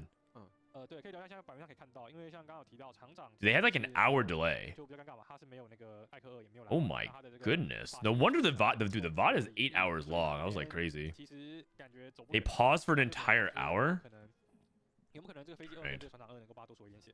今天会一直变强嘛？可是其实 Holy cow. 可是就是因为他现在 They paused for an entire hour to like, I guess to make a 它 ruling. 基本上是不可能吃的，你只能避免。 They paused for an hour and a half, an hour and 20 minutes. 目前为止的话也是看到每一局呢都常规的 Jeez. 有这个乌斯这种大概2、3家这样的去2家左右这样去走哦，保底的运营体系。倒是今天目前为止，对，因为你如果是常规平庸的 Get milk in the fill for the pause. Dude, I can fast forward the VOD. I can fast forward the VOD. All right. I feel like people want, okay. Milk Yap? Yapathon? 因为主要是可以看到就是在这几局里面有银色的对局里面，但有很多人还是有在运营上直接找到他的那个上限的一个情况。你不论是前几把就是All right, if you guys want to milk Yapathon, 也是那个嘛，就 type 1 in chat, two for no yap, 2 for no yap, one for yap, 2 for no yap. I'm gonna actually run an ad because technically the game ended and they're gonna start another one. So BRB. BRB actually. I'm gonna go to the bathroom, grab a snack real quick. 他虽然中期有拿到一波连胜，但最终他还是没有能够吃鸡的一个原因。这个比我们想象中的差距大了一些哦。虽然大家都说这个版本可能如果很强势，但看起来在赛事环境当中，其实每一局都还是不太一样的啦。而在我们的赌阵当中，今天尤其是这个螃蟹的部分，除了是有一把不配他是用，我觉得那一把更多是因为早来了一张6费牌的狼人哦，对，他靠保住了，靠狼人锁住的，不然那一把应该也是蛮危险的。对，就算他前面其实连胜连的蛮凶的，然后一直到4阶段都还有在赢，但是后续到了5阶段可以说一波不赢，除了那个有狼人之外，对，感觉没有狼人就是甚至连分都可能没有前4的那种。对，因为像他那一局，他其实就是没有拿到很好的这个螃蟹的战役天赋嘛，那他拿的就是可能比较重要的螃蟹，那变异也不是特别好的。那在那种情况下的2费赌狗呢，就自然没有比较好的吃鸡能力。那刚刚游戏好像出了一点问题，现在应该是重新连接回选手的。对他们应该是要重连一遍了。刚刚游戏出了一点问题了，那虽然今天确实是有点多灾多难，但也是希望接下来的赛事可以顺顺利利的进行了。好了，那我们马上准备要进入到这把，哎呦，一回来就是魔像局啊！魔像局啊，还是希望就是不管怎么样，后面的赛事大家都可以顺利打出自己想打出的风采。那这边茶哥哦，他的这个甲人应该还不错，应该是直接玩潜伏的，潜伏野火加霸主。那应该是一个潜伏者的一个顶级甲人，因为你的野火帮可以跟艾克开嘛，那潜伏转的话可以让你提早开出无潜伏，所以这一局的甲人应该还算是比较不错的、哦。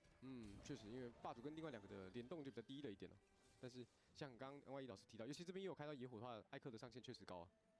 对，这里有多一个野火转，那你如果在不论是TD斯米奇的状况下，又或者是有神器玩卡米尔，那这都会是一个潜伏比较好吃鸡的剧本。但是呢，这里 Kbaobao的话是前哨黑玫瑰。跟潜伏转应该会尽量去避开宝台，可能不会撞在一起，但也不好讲，因为这个你要玩哪一个阵容，在玩这个魔像甲人局的时候，很多时候还是取决于第一个征服装置。你要是下一个他如果给你开个流浪甲人，你不可能不选嘛，因为在魔像局流浪甲人基本上是必选的，所以你如果真的又开到一个潜伏转，那你可能就是会被迫绑定去玩那一边，就看到等下第一个装置才能够比较明确的定阵。那其他的甲人的话就不知道能开到什么东西。这种局的羁绊最终你会想选吗？这个局本是可以选，因为你很容易开出来，你多3个转职，你很容易比平常你可能平常你要特别 C 斯温跟那几张3金半啊什么的，然后你还要可能4杠1才开得出来，但是在这张图的话，很多时候你3杠5就开出来了，所以是可以选特金追踪器的。那特金追踪器如果你真的开的没有头绪，也没办法做大羁绊，那可能就是往这个平常高手去走。All right, looks like a lot of people voted they want the yap. All right, here's the deal. Here's the deal. I promise to keep it to 5 minutes. 5-minute yap. He said, I just want to talk for 5 minutes. He said 5 minutes, right? Where's he at?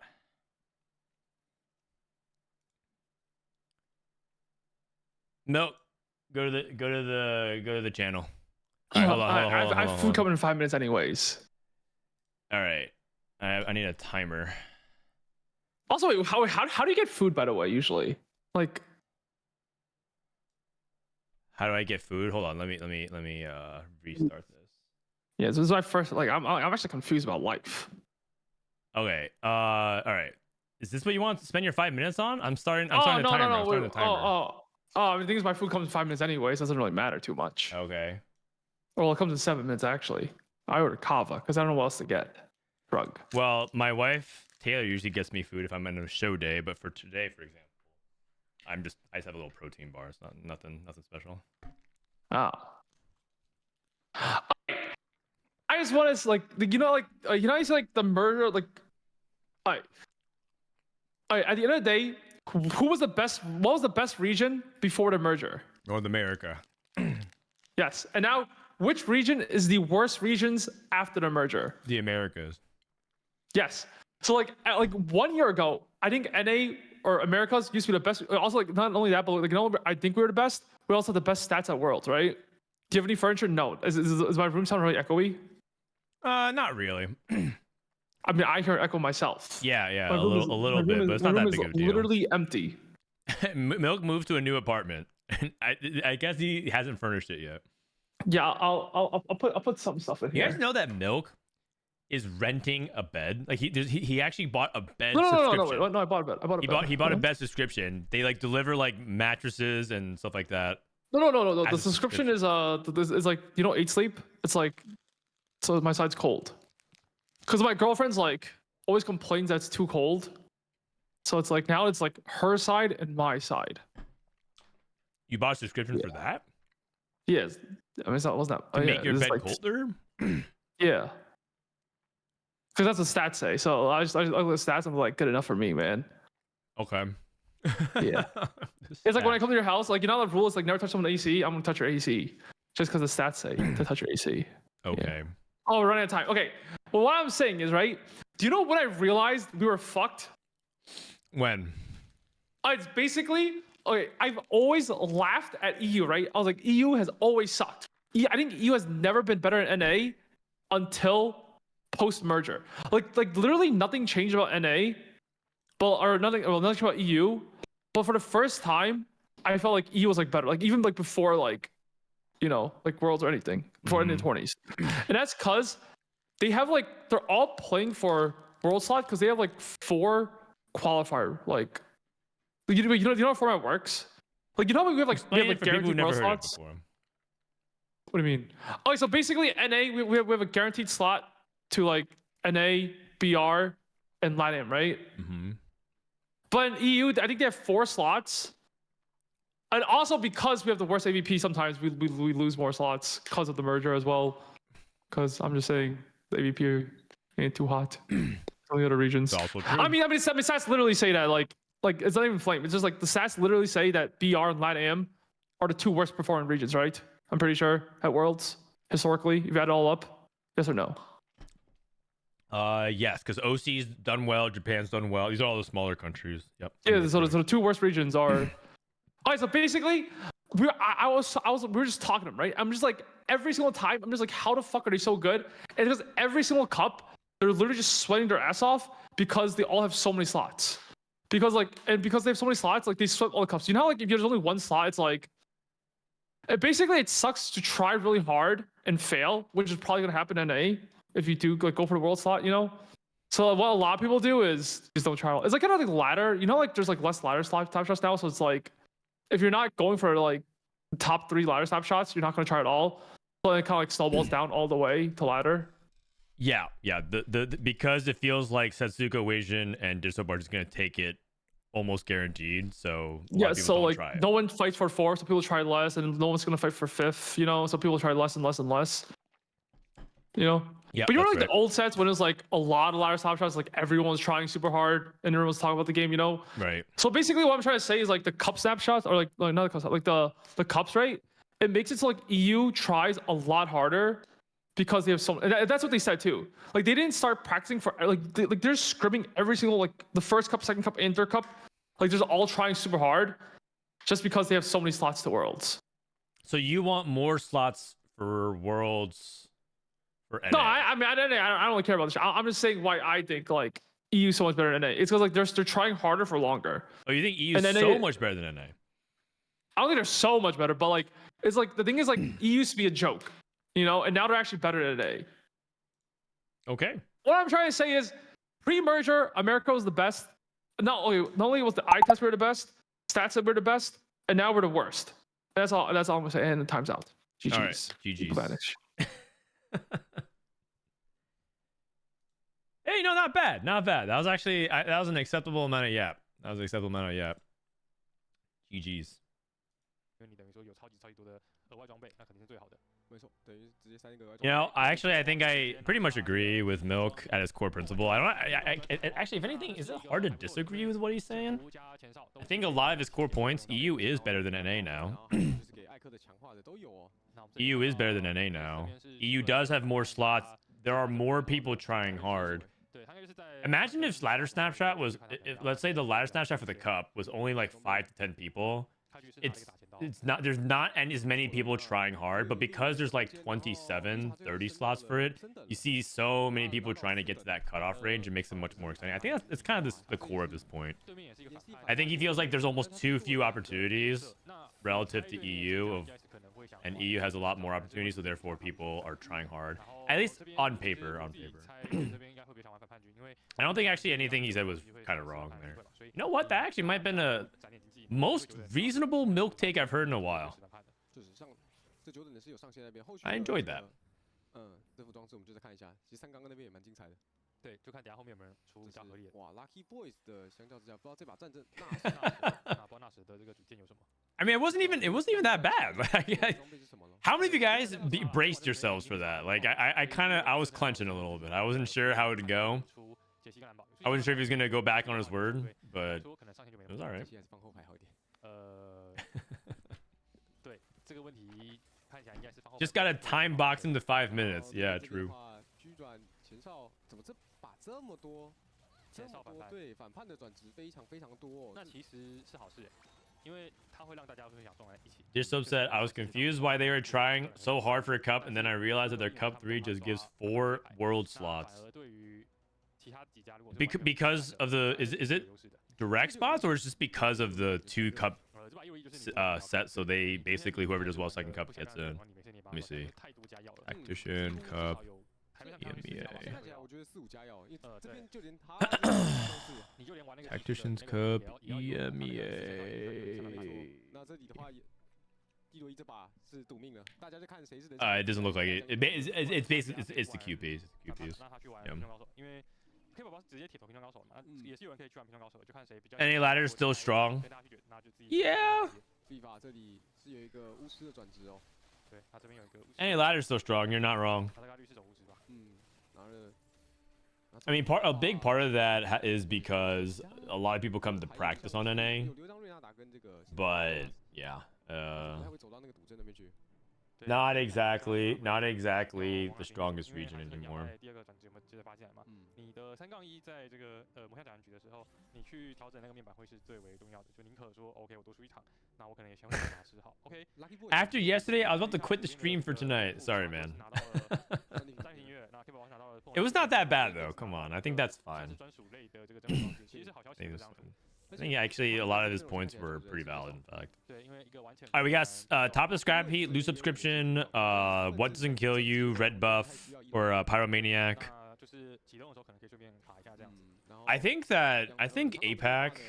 I mean, this is Ambessa Golem, so you're just gonna play whatever you get. So it's not gonna be like too much like, oh my god, crazy plays. You just have to do whatever you can. But I do notice that APAC APAC's willing to do some pretty interesting stuff from time to time. Why do APAC gods train in NA and not EU? I think it's ping, yeah, for the most part. Also, I think it's because NA is central to a lot of people. Like, there's a reason why we host the World Championship on NA ping. Like, Chicago is central to is like the most central location ping-wise to everybody.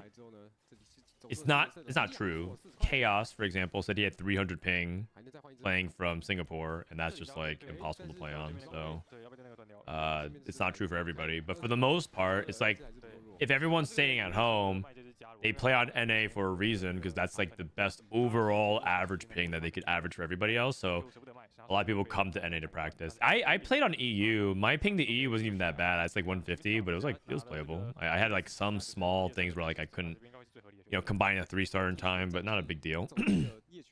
我记得我们今天休息之前才讲到走第夜曲，就不是一个很好的选择，但也不是一个不能玩的选择。如果你真的没有路可以走，那走第夜曲就是你可以去玩的。因为像是把他发了一个极速转嘛，如果他6等抽真的抽不到。Yesterday was too much for the last hour. It was so nice with CLE and Disco, and then the yappening started. You know, it was funny. The yappening went down, and then all of a sudden they just started talking about the game, and it was just like nonstop knowledge bombs because you have like 4 of the best players on the server just talking about the game, and then it was like I don't know how it happened, but like all of a sudden a flip switched immediately, and then all they talked about was the game, and I was like, holy god, it's like all I wanted. It was like really good conversation back and forth for like the entirety of like the last game or two. It was pretty good. 这个目前场上质量很好哦，2.7星的赛特。 It was Preston. I mean, Preston's very knowledgeable. Preston, all of them are knowledgeable. Kiyun was pretty good too for the first game or two, and then he started ranting about things that he didn't like which is like fair because, you know, Kiyun has been very vocal about trying to be a voice for things that he wants to be seen done. But once we got all of them going, it was good stuff. Once we got them going, it was good stuff.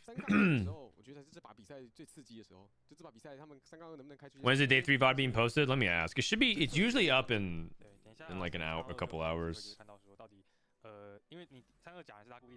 But it should be up soon. Yeah, they said soon. Part of the issue is that it needs to be downloaded and then slightly trimmed and edited, and that takes time. And then it needs to be uploaded to YouTube. And when you upload like a really long video, like 4, 5, 6, 7 hours on YouTube, the processing for YouTube takes a long time because their system has to like check through the VOD. So if you like upload a really long video, it takes forever. And then they have to upscale they have to do the quality option. So if they upload at the very beginning, sometimes it's like 360p at the beginning, right? So there's like YouTube just takes forever. It's not really like anything we can do about it. Just hope that YouTube uploads it or processes it quicker.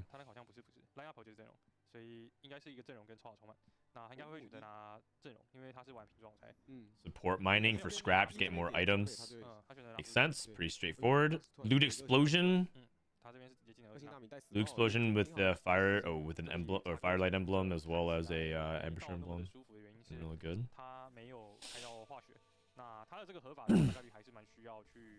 Nook would have yapped more. He was just hungry. I mean, I think the 5-minute timer is good. If he agrees for 5 minutes, I think having a controlled environment is good. Uncapped is probably where he starts to get a little dangerous.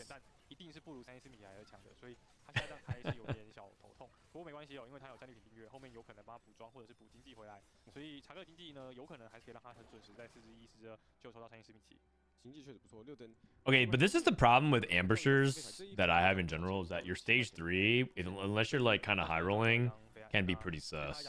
And if you're not playing the Chem Baron version of it, you can fall really far behind, and then you're stuck in Smeech jail. You have like 6 Smeeches, 7 Smeeches, and you're just staring down the barrel of Renata 3, and you don't kill enough. You take like 6 unit loss. You run into the Urgot 3. You run into like high roll Sorks. You run into mid roll Sorks, and they're still beating you. So ambushers in general, this is exactly why they're like a little bit sus in general. Not that, but like everyone knows that Speech 3 is good. It's just it's the same problem with Twisted Fate and Quick Strikers. Like everyone knows that the capped board state is good. But getting there is hard. Getting there is real hard. Maybe that's what Loot Explosion is supposed to help do, though. I actually don't even know how good Loot Explosion is. Like, I don't know the tables of it. Is it like Spoils of War? As in, you're expected to get gold early, and then as the game goes on, you can get, like, each stage scales it, and you can get, like, dupes and stuff. I actually don't know. Is it like off of level? No, it has to be stage. I think it has to be stage. Is it like your crit chance? I have no idea. Is it like your crit percentage? It's probably stage, right? Probably stage. It scales off of crit. Okay, so it's like, so it could be, if you have 100, if you have 100% crits and change at stage 2, can you farm some pretty crazy stuff or no? It's crit and stage. That actually makes the most sense. That actually makes the most sense. That sounds the most plausible to me. It could be no. There's no way it could just be straight up crit. Because if it's straight up crit, that means you could farm 5 costs in stage 2, which is just not even remotely allowed. I think. Yeah, that makes the most sense. 5 ambusher is fake. You just splash in 2 or 3 for the IE effect. In certain comps, yes. In like Rebels, for example, or Scrap, you are correct. But in a Smeech reroll or ambusher reroll, you need the 5 ambusher. Because you get 15% durability, which is really huge. If you remember the previous set, if you guys can remember set 12, there was a trait called Warriors, where you would play Fiora, Gwen, Neela, Akali. That trait, when you got the 6 Warriors, was really OP when they gave it durability. And it gave like 20 durability, which was like kind of crazy. And then they toned it down to 15. And then people realized that it's like really important. So yeah, durability is like very, very good on melee carries in particular, especially melee carries that heal. It can get really nasty very quickly. Drake is bigger loot, but not drop chance.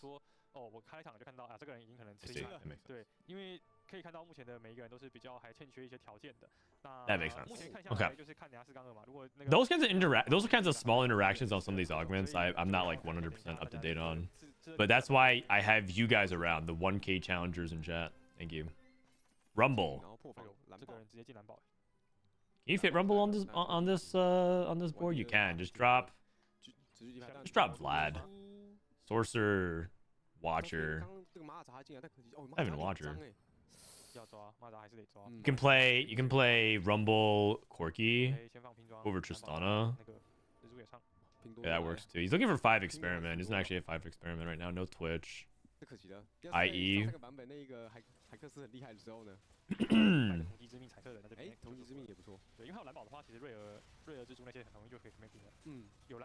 I see so many people put like 1-star Elise in the top corners. I know that he had a lot to do in that turn, but I see a lot of people do that. She like never casts.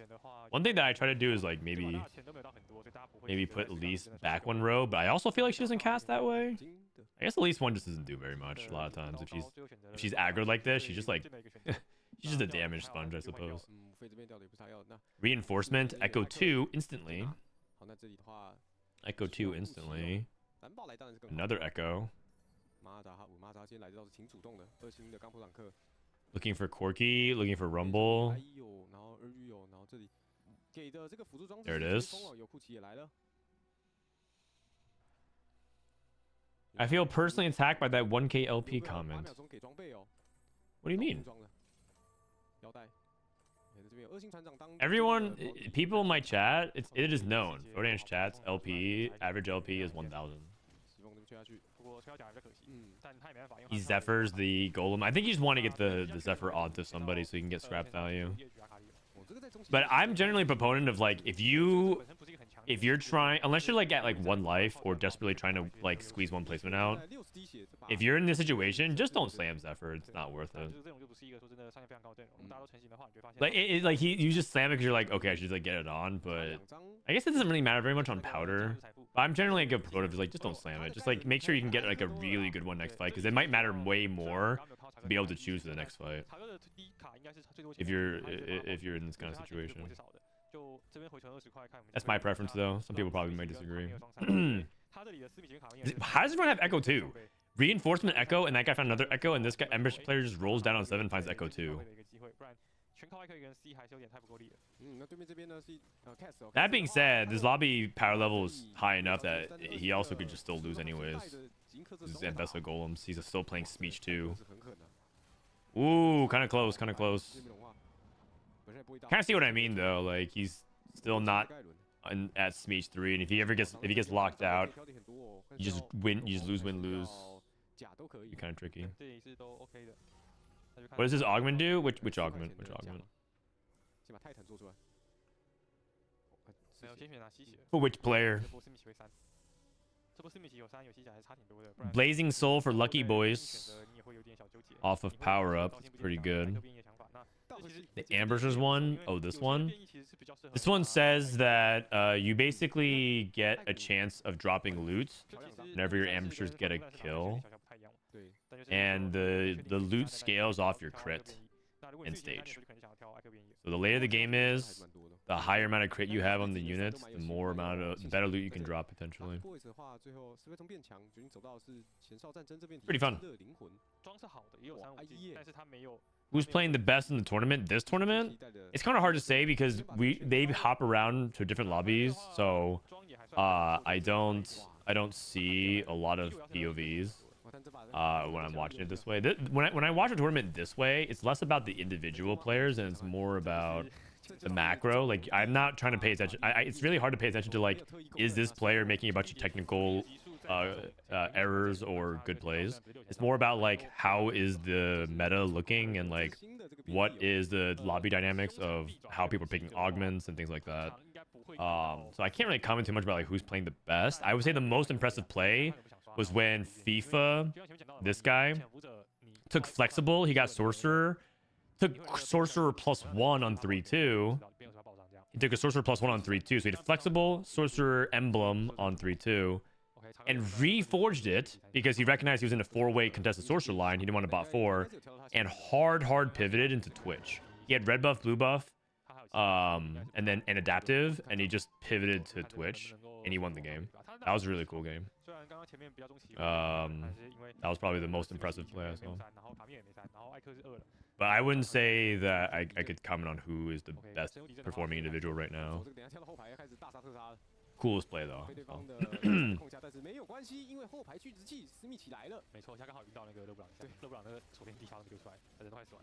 Okay, this guy hit Smeech 3 though, so he's good to go. He hit Smeech 3. He's in a good spot now.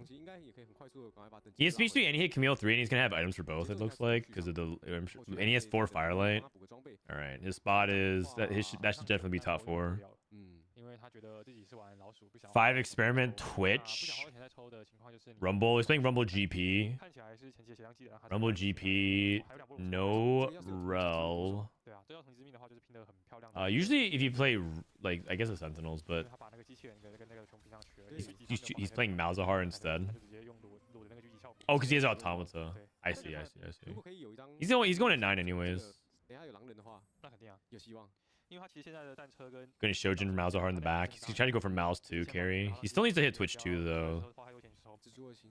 Still needs to hit Twitch 2. Twitch pair. He's paired across the board. He has pairs of everything. Okay. He has Urgot pair, Mouse pair, Rumble pair, Twitch pair, and Besta pair. Caitlyn.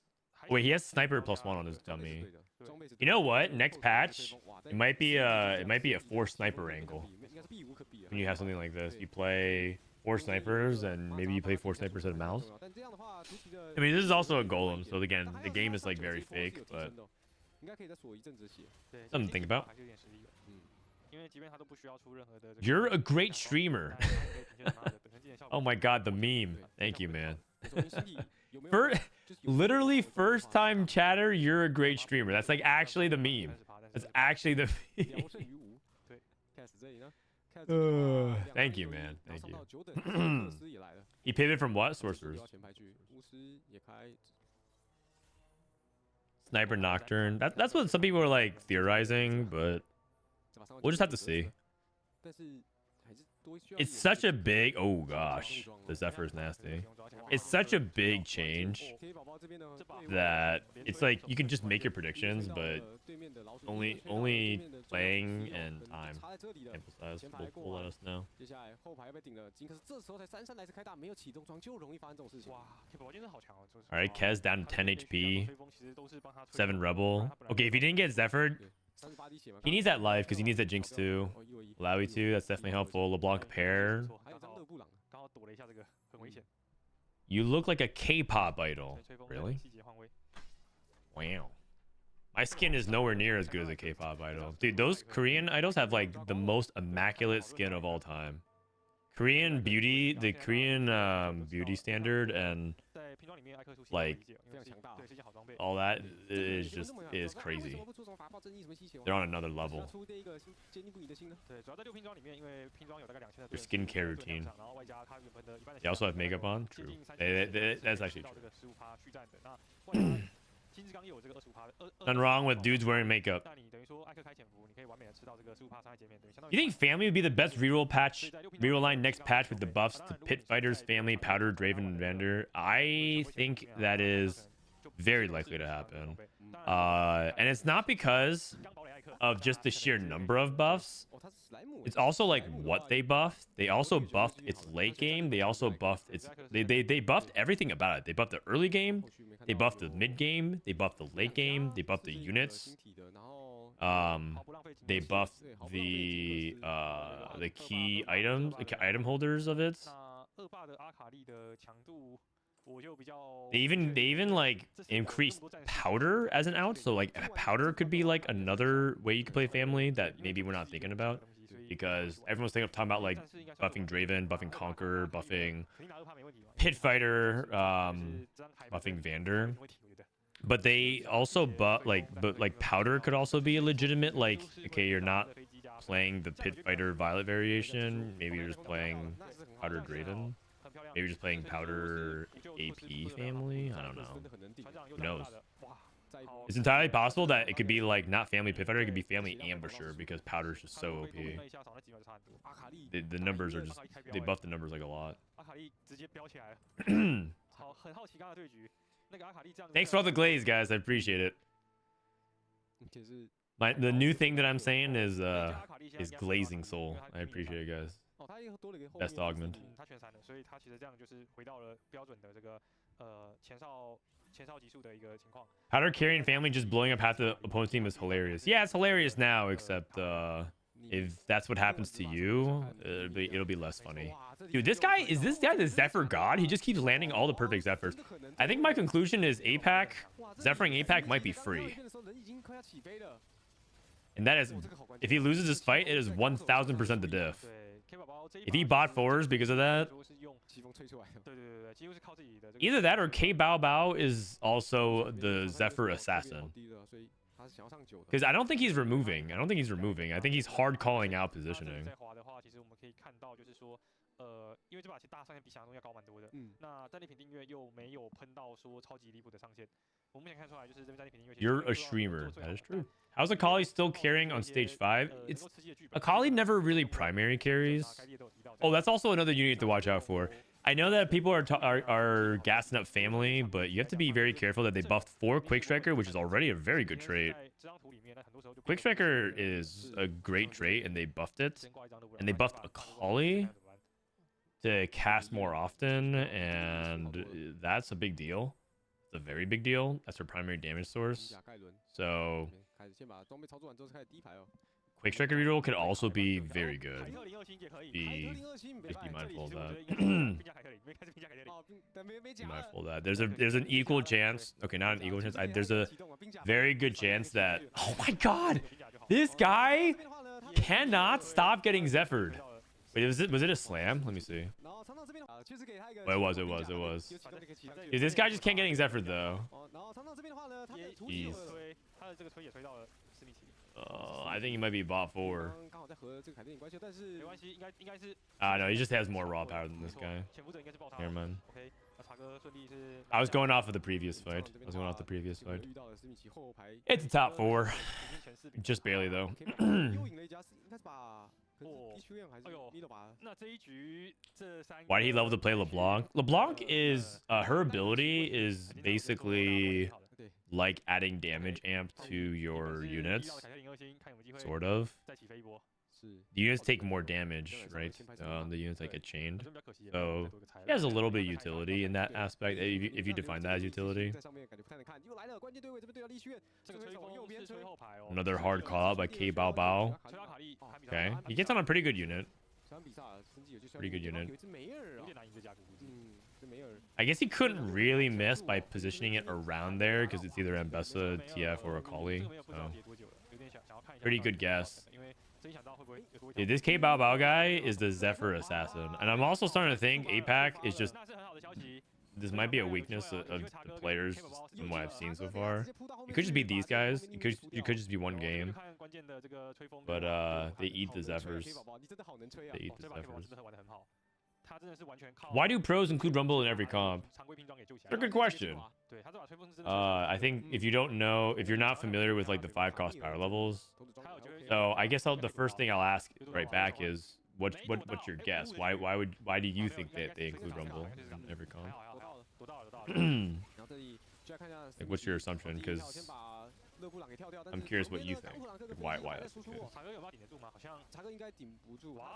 I'm not asking that sarcastically. I'm not trying to say I'm legitimate. I just want to, because I feel like it's a learning moment, and some people like they ask why is that, but I'm curious what they're thinking. OK， 他最后对方应该是不想拿，应该想拿救主，我猜，因为他想拿救主，可是 Kbaobao 在防守，他就越不过去了。那选择拿一个黑玫瑰转，刚好他可以多开，刚好对，多开一个塞恩，前排是很满的。他已经有塞恩了，其实他是再多开一个那个更强的塞恩，对，更强的塞恩。也有3 Because Riot's good at balancing. 这3场他对于对面导师其实我觉得还不错，因为毕竟他们 Guys are so. 对，这个塞恩跟吹风 Guys are comedians. 对面的摆位，对，就而且对面 Guys got some comedians in the chat. Ooh, he's playing Black Rose. He's got 2 Black Rose emblems. He's playing 5 Black Rose. Oh, sorry, 4. Oh, the Zephyr call out, but the TF next to the rel. There you go. There you go. Recognizing that he got Zephyr last time and lost. I hope that's a diff. I hope that's a diff. I'm cheering for the Quick Striker player now. Yeah, Zephyr diff. TF. Oh, it's so close. Oh, nice. Zephyr diff. Wow, that's actually crazy because he has to position on mentorship as well. Oh, Le Shuyan. Okay. This guy is one of the best VN players on ladder. He's a guy whose profile I look up.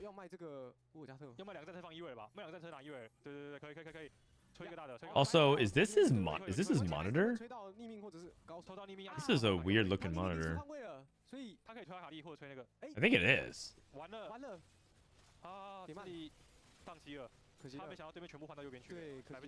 Ooh. Looking good. Looking good. Wow. Nicely done. Nicely done. 1 HP went out. Good attempt by Kbaobao. Same works for why Pro puts Warwick whenever they get. The thing is, Rumble doesn't go on every board. Warwick pretty much goes on nearly every board. The only boards that like Warwick struggles to get in on are like the 4 sorcerer 4 emissary boards. Like if you have that on 8, kind of hard to put Warwick in. But for the most part, Warwick goes on every board, but not Rumble. The monitor looks weird. I know, it looks very, very strange. Why is the game on 2xp? Because the VOD is 8 hours long, so I'm not trying to... And 1.25 feels like you can pretty much watch the game and not feel like it's terribly disruptive, so I think it's fine.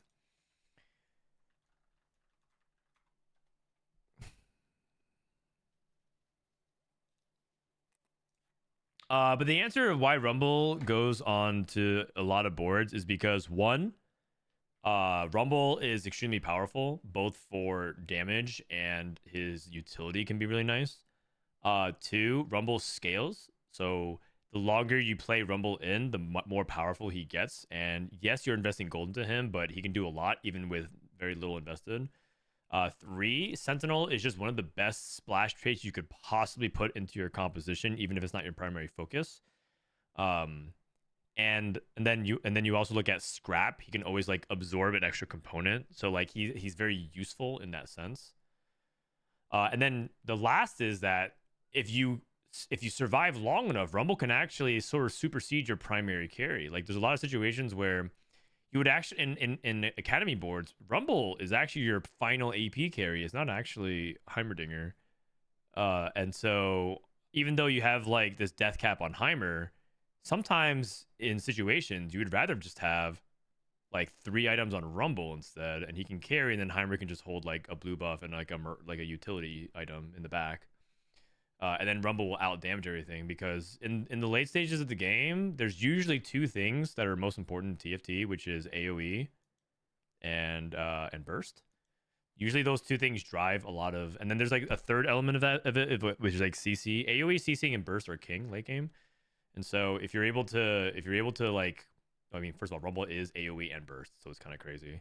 And Rumble can continue to scale harder and harder. And so it gives a lot of boards a bridge into the late game to cap high.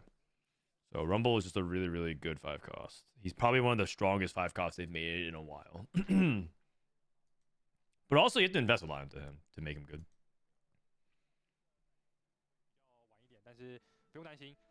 Best variation of Sorks at 8. Probably if you can hit Garen 2, it's the stats would make you believe it's emissaries, but it's pretty much just play whatever you can upgrade. That's what makes sorcerers like. People meme on Soju for playing Sorks, but even playing Sorks, there's like a lot of knowledge that goes into the tree, because there's several variations that you can play, and it all kind of depends on what you hit and your augments, your econ, your tempo, your HP, your items. So sorcerers are like very dynamic, which is why most people's take on sorcerers isn't that like sorcerers are OP, they should nerf it. A lot of people think that sorcerers are OP. We wish more comps were like it, because it feels, well, part of the reason why there's so many variations is because it is OP. Remember Black Rose at the beginning of the set? Black Rose at the beginning of the set, the question wasn't what is the best Black Rose variation. The question is, are you able, like, what can't you play with Black Rose?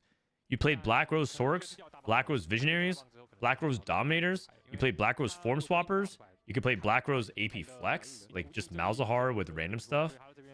You could even play Black Rose Twitch. I mean, you still can now. But the reason why that was the case is because Black Rose was just so overpowered that it basically was a core flex trait for anything you wanted to play in the game. Which is, by the way, something that people often misunderstand. When people say something is like flex, another way you can summarize that is that it's like very powerful, because then that just means less conditions and less or fewer conditions and fewer things are required for that to be good, because you could just generically play it from any spot. So sorcerers are kind of like overpowered in the sense that you can, for that very reason.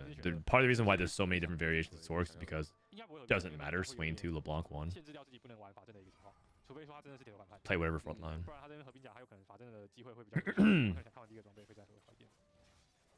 So yeah, that's basically like why it's hard to answer like what's the best Sork variation. The best Sork variation is on 8 is whatever you can upgrade to get you to 9, so you can hit LeBlanc. But if I were to handpick right now, I'd pick Garen 2 emissaries, because that guy is pretty good. If you have items for Garen, of course. If you're playing like Vow, Crown Guard, Stoneplate, probably less so the Garen variation, because he's much less effective with that. Not that you can't. Like, I've seen people play. I saw someone play double Crown Guard or double Stoneplate Spark Garen, and that got them to 9 perfectly fine, because they had Garen 2 and they were hitting ahead of tempo. But you're supposed to look for the Garen items. You're supposed to look for a Garen if you have belt items. What about Dominator and Experiment? Like just traits?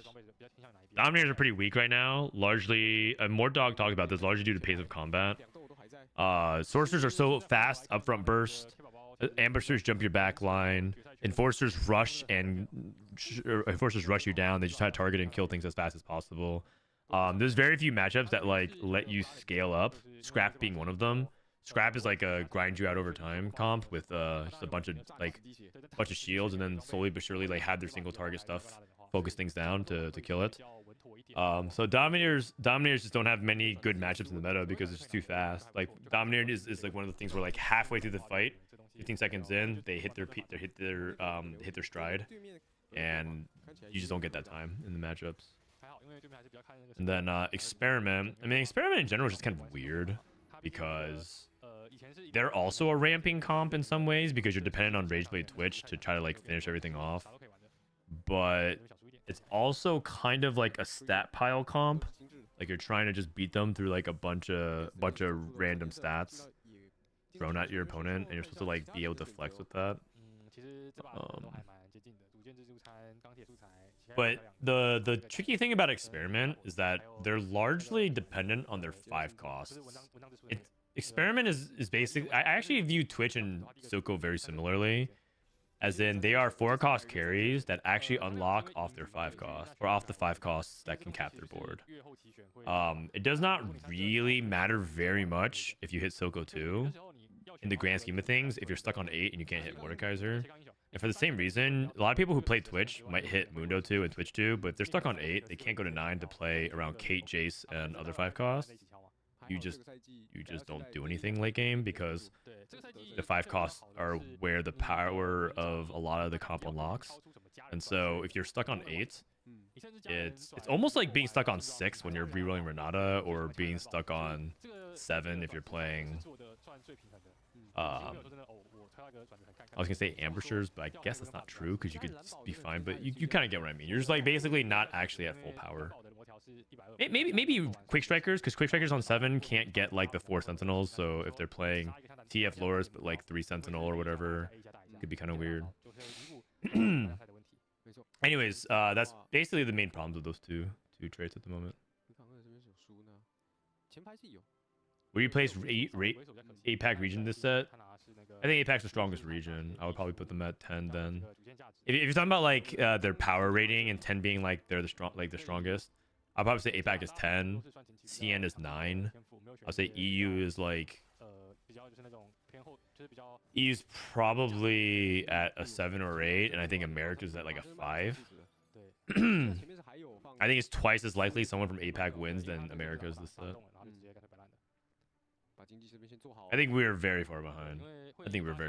I wouldn't put it very lightly or I wouldn't even put it past me to say that I think we're worse than that too.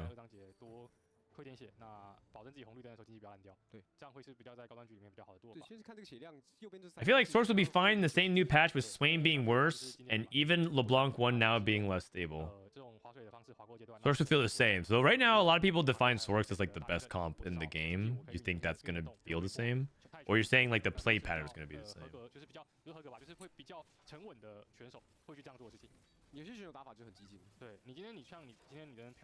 2 sets ago, we were the best.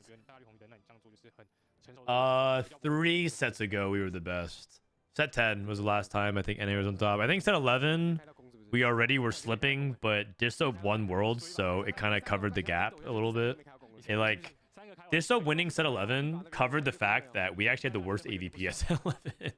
We had the worst AVP, and Disoap was our only player in the final lobby, but he won because carried by Soap. Or should I say, Habon Tota? Big Soap. Big Habon.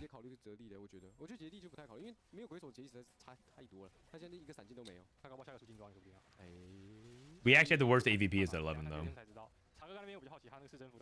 And then set 12. Let's not lie about set 12. Set 12 was a thrashing. It was a thrashing.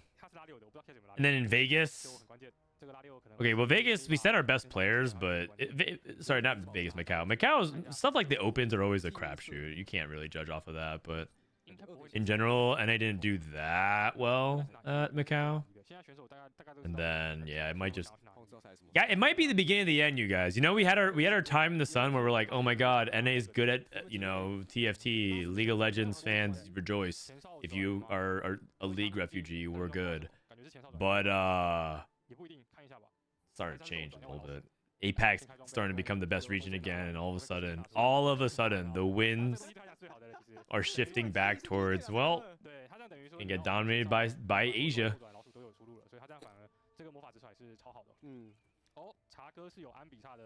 How good is the 2 Anvils dice?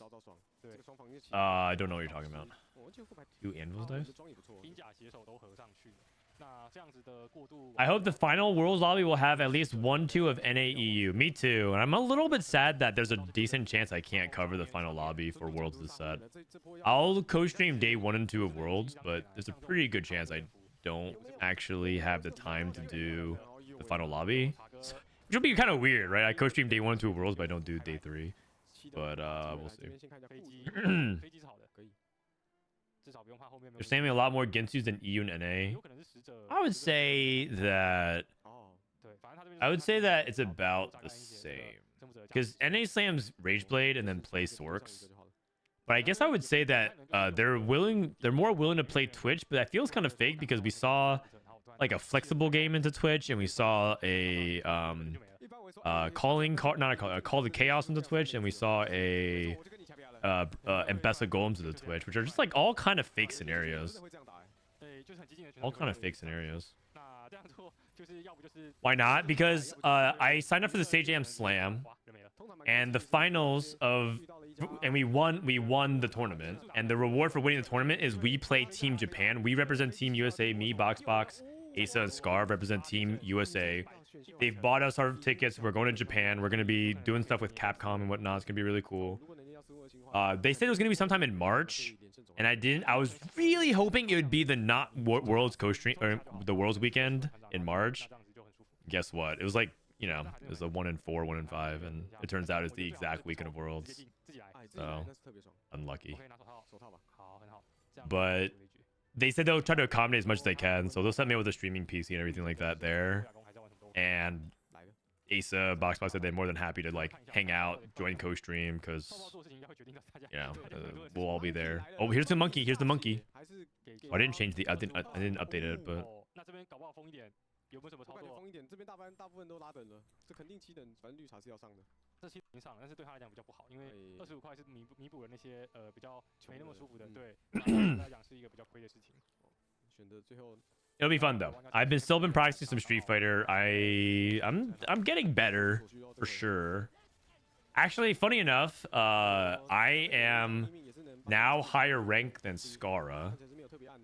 The way the Street Fighter event works is you have a team of 4 streamers, and each of these 4 streamers are placed into skill brackets, and everyone's team plays each other's skill bracket at equal. So you have the lowest seed and the highest seed, and only the high seeds play each other, and they're all masters, high-ranked masters players.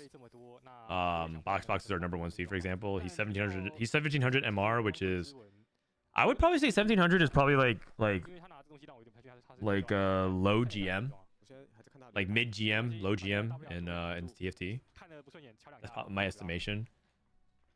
And then so he's our highest seed, and Scar was our 2nd seed, and Asa was our 3rd seed, and I was the lowest seed. I was the weakest player going into it because I was literally iron when I signed up. I didn't really play much.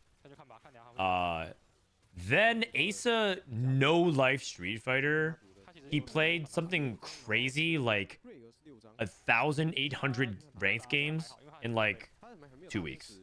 It's just he played so much. He played like 10 hours a day every day for like 2 weeks, 3 weeks. He actually got higher ranked than Scara, so they swapped seeds with Scara because Asa was crushing everyone in the tier 3 group. And people felt like, and so he felt bad. So he was like, oh, I'll play. And Scara takes Street Fighter pretty casually. He's not really trying that hard. And so they swapped Scara and Asa C because Asa outranked Scara. And then Scara was also going 0-5 in his group. Like the dynamic was Scara was the weakest of his group, but Asa was the strongest of his group. So they just like swapped it, and it ended up being a little bit more balanced that way. But now I'm high ranked than Scara. So there's a decent chance Scara might be our 4th seed. He started at a 2nd seed. He might be our 4th seed by the time the tournament rolls around. And I might be the 3rd seed. We'll see.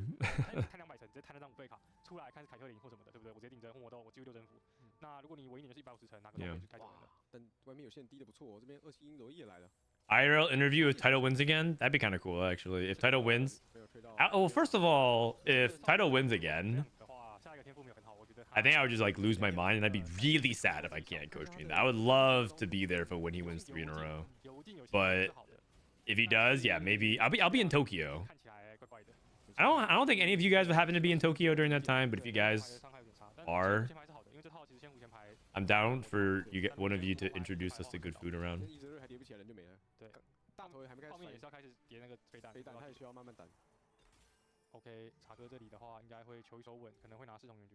Okay, we're at Conquer. Is this guy committing to Conquers? 他的4费主 C 完全没有半张，但是就是考虑拿 Scar's about to go in his villain arc. Yeah. 这边的话，如果可以马上来个老鼠， Title can't win. There's no comp. He can play 5 games in a row. 还是想贪老鼠。 Whoa, that is disrespectful, man. That is disrespectful, dude. Title is actually 可惜是没有办法 very good at flex. 赛事装哦，有拼装转， 这里拿 That just makes me think you haven't watched much of his play. If your conclusion, like maybe you've only watched him play in World, 我瞧的是一种 but if you've watched Title play over the course of years, 四边 I was watching Title back in Set 7 when he was first getting hyped up. 有蓝宝有杰西啊，捷宝来了，没错，前排捷宝来 Um, 了。这个前排杰西带世界专注，这个敲是稳 yeah, 定 he's very good. He's more than capable of playing flex. 敲到对手的盖伦， 6拼4变。那这边 OK 看起来应该是没什么问题。 6拼4边看起来蛮厉害。 You know what makes you know what's a really scary TFT player? 装备感觉是可以好好 A 地 TFT player with no ego. 闪现不看1、2， Because they don't feel like they have like any comp is above them. They'll play whatever works. They'll play 或者攻给飞机， they'll play 20 on 20 Sorks if they need to. They will reroll if they need to. They will play open fort or like to hard force for a spatula on carousel if they need to. A TFT, the most dangerous TFT player is a player with no ego. 而且这杰西敲敲 If you ever think that like you're like you don't want to play a composition like this because you don't want to play the top tier comps, you don't want to play the same comp too many times because it's quote boring or whatever, you know, that just means you're not a threat. Doesn't mean that the way you play is wrong per se. I mean, everyone plays TFT the way they want to, but 但是对于拼 Title's a zero ego player, and most importantly, Title also is not a stubborn player. He's not a player that it goes the other way too. He's not a player that's so narrow-minded, saying like 对蓝宝 Kiyun, for example, is a player that thrives off of conviction. You heard him talk about it yesterday, right? He says, I don't think you should play anything besides sorcerers, visionaries, or the 1 out of 50 rerolls. That's like the way Kiyun thinks about the game. 有强的，哦，Milo 这么 And I don't 100% agree with that. I think there's elements of it that are true, 看这个血量 but 感觉没有，对不对？ but Title does not think like that at all. 看他这个血量 And he's a 2-time world champion and could be a 3rd time. So it just like all depends on your approach to the game. 那只好二进经营那真再假的啦？可是我如果真的很，我如果真的抽崩，我是拿 Kiyun is hard forcing Talisman Nunu. I mean, 应该这样说 I'm saying more like he's talking about if you want to climb. He's talking about if you want to climb. And I think the best TFT players are the ones who are not stubborn and have no ego and are willing and capable of playing anything. 因为你四龙军直接选你 真假的比他其他两个 Another player like that is Wei Iverson. He doesn't. If he has to play 6 sword games, he will. But he also is ready and able and willing to play anything else. That's partially what makes him such a dangerous 然后 player. 靠反叛军的这个市场节尝试点，想要数一波破华上9都有可能。金克是但够吗？打前期是不少，但是感觉上打不多，感觉好像很惨，感觉是蛮惨。感觉很惨，好像有点惨。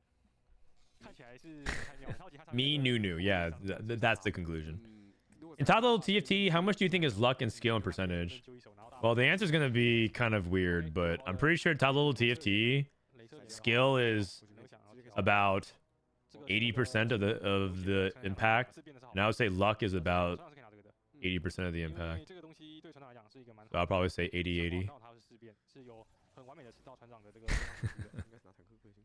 等下 Frodan, the math isn't mathin'. 他来讲这个船长是 That's pretty much how it 勒 works. 布朗回归开舞，哇，好 OG，回到了最初的感动啊。这个东西是浮夸登场吧？是，这是浮夸登场，OK， 那应该没太大问题。没错，给了一个猫猫 Because 那现在前排的质量是比较好的。对，因为他这边 there is a lot of skill in TFT. There's also a lot of luck. That's what makes the game. That's what makes the game really interesting, don't you think? 经典款，这里必须要说，他会 Because the game is just constantly throwing random variables at you. 就因为霸主就是要一直放。Like you guys are literally at the, if we go over every possibility of variance in this game, it is overwhelmingly amount of randomness thrown at you. 再过这个前排，但世界专注垫出来。 But it's also you have also like several things you can do about it. 很关键。 About every single thing. You have many choices with how you play your 刚好 items. 像有人看那个飞机 Whether you choose what you choose to slam, whether you choose to slam, whether you choose to greed, how you approach it, and how you use it to complement your board, or wait for your augments, manipulate it, reforging it, removing it. There's like a lot of things you can do about it. And that's just one category. So the whole point of what TFT is like the game is very much extremely luck driven, but it's also very skill driven, and that's what makes it worthwhile as a strategy game to pursue, in my opinion. I think that's its strength. People who keep saying let's tone down the randomness, I get it, because they don't want that 80-80 to become 160. But the reality is TFT is both. 应该是有，应该比较难追飞爱三，但也可以看看嘛，搞不好还是有。OK，勒布朗来了。这边查哥的换人要尽量。I think TFT is harder than League. Overall, I mean, it depends on what we're defining as harder. Harder to do what? Harder to climb? Probably not. TFT is an easier game to climb. Is TFT harder than League to win the World Championship? I think so.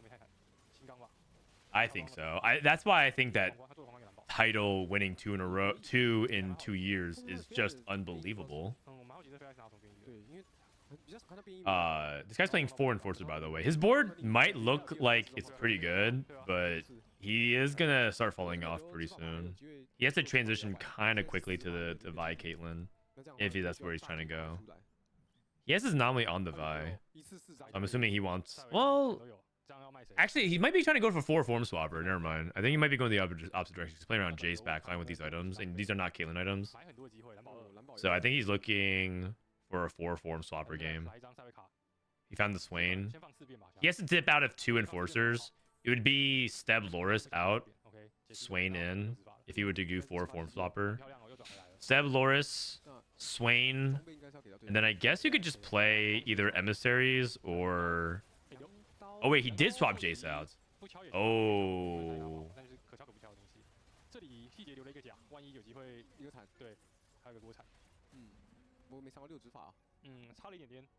His synergy bar looks cool though, besides the 5 Enforcer. Weaker. Chatting. Caitlyn's not very good with Rage Blade, and it's like Last Whisper is not terrible on her. You kind of want... She's kind of like... Trying to think of a good example, but she's kind of similar in Jace in that you kind of just need her to cast. It's not like her autos are gonna be what's hurting. And the Rage Blade's like it's like a terrible item. Okay, looks like he's just full transitioning to Enforcers though. Anyways, there's elements of TFT that are harder. I would say League is like an overall harder game to get to Challenger. And I think for a lot of people, for the purposes of the way they engage the game, that's all that matters. So people be like, TFT easy game, League hard game. But there are things about TFT that are harder than League, for a fact.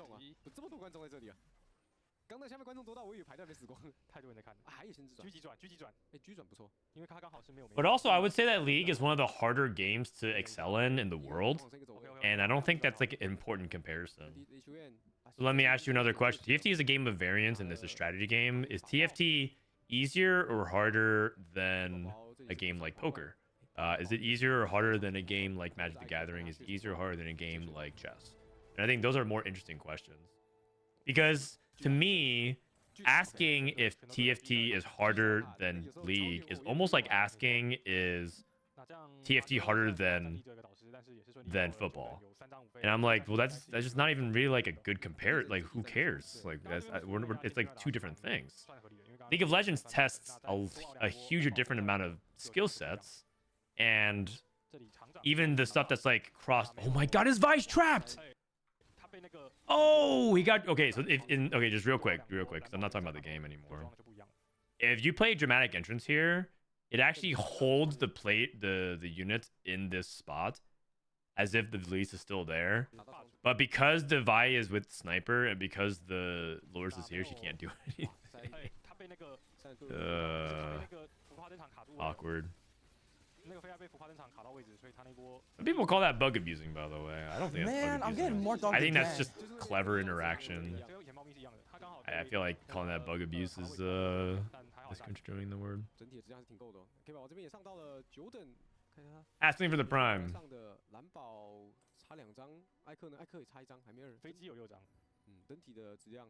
TFT's pretty hard. You need to learn every patch for success, and also without stats, you need to watch so many streams. 但是有一点悬，因为6 True. 张这个钱有点难。我不确定上不下同人家死了没有，但我猜应该死了，那家死了。 True. You know what? You know something that's really interesting is that a lot of people assume a lot of people who play TFT for a long time actually think TFT is easier than a lot of other of those games you described. Like I know a lot of people would say poker's harder than TFT. But I know a lot of poker players who Sniper Savika. 而且这张塞维卡等下会是至关重要的一个工程，原因是你打先知，你要以 Oh. 直接 Grab 4 form swapper. I don't really like the form swapper variations unless you hit Jace 2, because it feels like Swain doesn't do anything and Jace 1. Like part of the advantage of Jace 1 in something like this is that the crystal gives you extra frontline, and Scrap doesn't need that. And then if you're talking about like, well, it could also give you like some combat stats buffing. It's like okay as well, but I feel like unless you hit Jace 2 and you're playing him backline, I don't really think the 4 form swapper Jace or Scrap is like particularly noteworthy. It's just like a variation you can play. He's at 6 Corkies though, maybe gets 9 Corkies.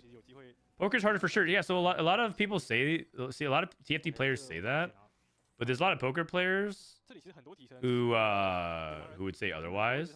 And Asa is a guy that played professional poker and still sometimes does, and he is very insistent that TFT is a lot harder than.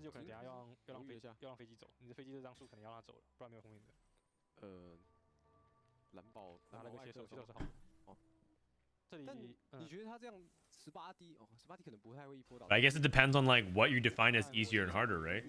Not like it's not like a one-to-one comparison, because poker has elements that are very different than TFT. Like a hand in poker is very different than a game of TFT. And the way the variables work is very different as well. Skills carry over. I actually am currently coaching a poker pro. I don't take many students on, but I am fascinated by poker pros. I think the way they like think about game theory and their learning process and how their brains work is like interesting to me. So sometimes I accept students if they're just like an interesting person. And so I'm coaching an actual poker pro right now, and the way they learn TFT is fascinating to me. Very different. Oh my god! Now he's doing it to this Elise. This Elise dies without casting. This Horizon Focus is just chilling here. Oh my god. Oh my god. The dramatic entrance cheese. You guys got people have to stop getting cheesed by that, man. Hard to say. Matches in both games is top 8,000-ish, but the percentage of players in TFT is higher since there are fewer players. Yeah, I actually don't even know how many people play poker in the world, but there are a lot of people who play TFT as well. Other games' mistakes are much more obvious. In TFT, you can say every mistake is a playstyle diff. That is true. And even if you're not saying playstyle diff, mistakes are hard to identify in TFT or pinpoint precisely. Is it your items? Is it your augments? Is it your positioning? Is it a bad matchup? And then you add in like, is it the anomaly? It's like, it could be like a bunch of different things. It could be all of them. It could be none of them. That's actually the #1 complaint that I've heard from strategy game players of why they don't like it. I talked to Hearthstone friends, I talked to Magic friends, I talked to people who play poker. It's like the most common complaint that I've heard across all of them, which is that I don't understand how to get better at TFT when I play it. I feel like I can go to a guide and copy it and I'll get better results, but I don't understand how I'm getting better just by playing the game sometimes. It feels like really hard to identify mistakes. That intuitive mistake identification, the gameplay loop of like figuring out, okay, that was wrong, let me do this instead, is incredibly opaque. It's so hard to identify that.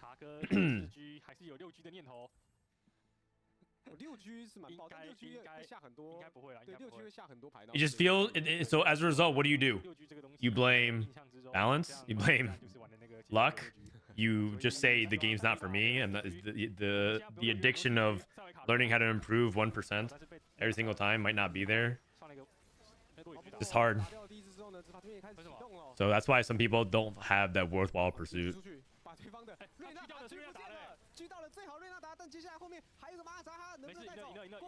Never mind. This guy's a complete beast. He pivots over into... It's always pivot into enforcers from his spot. Okay, to be fair, he reforged a Rage Blade into a Shojin. Like a beast. And he has +2 sniper emblem somehow. 这里打起来的话，不好说，说不定塞维卡又是大手一推哦。不好说，看塞维卡破阵。但我会倾向于执法者会赢。可是 I like the enforcers. The more I think about it, I mean, 4 form swapper is okay. It's not amazing, and enforcers cap so high, so I think that's the right micro call. I think I was wrong.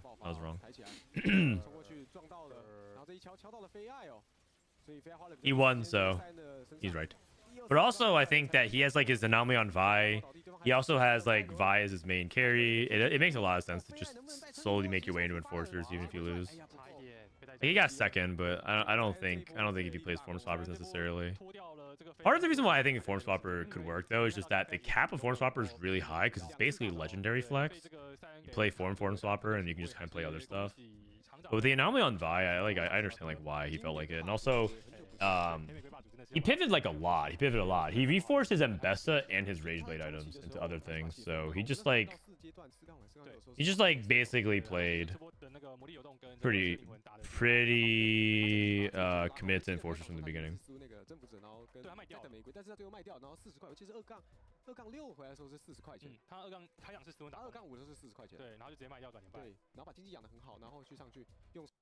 ENC never gets solved. It's true. Even right now, even though the patch has been very samey, listen, you guys complain about the patch being very similar over the course of the past month and a half. Like, okay, it's like no comms in S tier. It's been the same patch. But in the end, there's still like a ton of micro changes that has been done across. It just like adds up over time. And even on this patch, you see the shift, right? You see the shift on this patch. There's still like a lot of small things that add up to big movements, even if it's not like one comp shoots from C to S tier. I think that's what people usually gravitate towards with their eyes. They're like, okay, it's not like Dominators are bad, Conquerors are bad or like inconsistent, Chem Baron is bad, and they're still like in this zone, so they're like, okay, it's the same meta.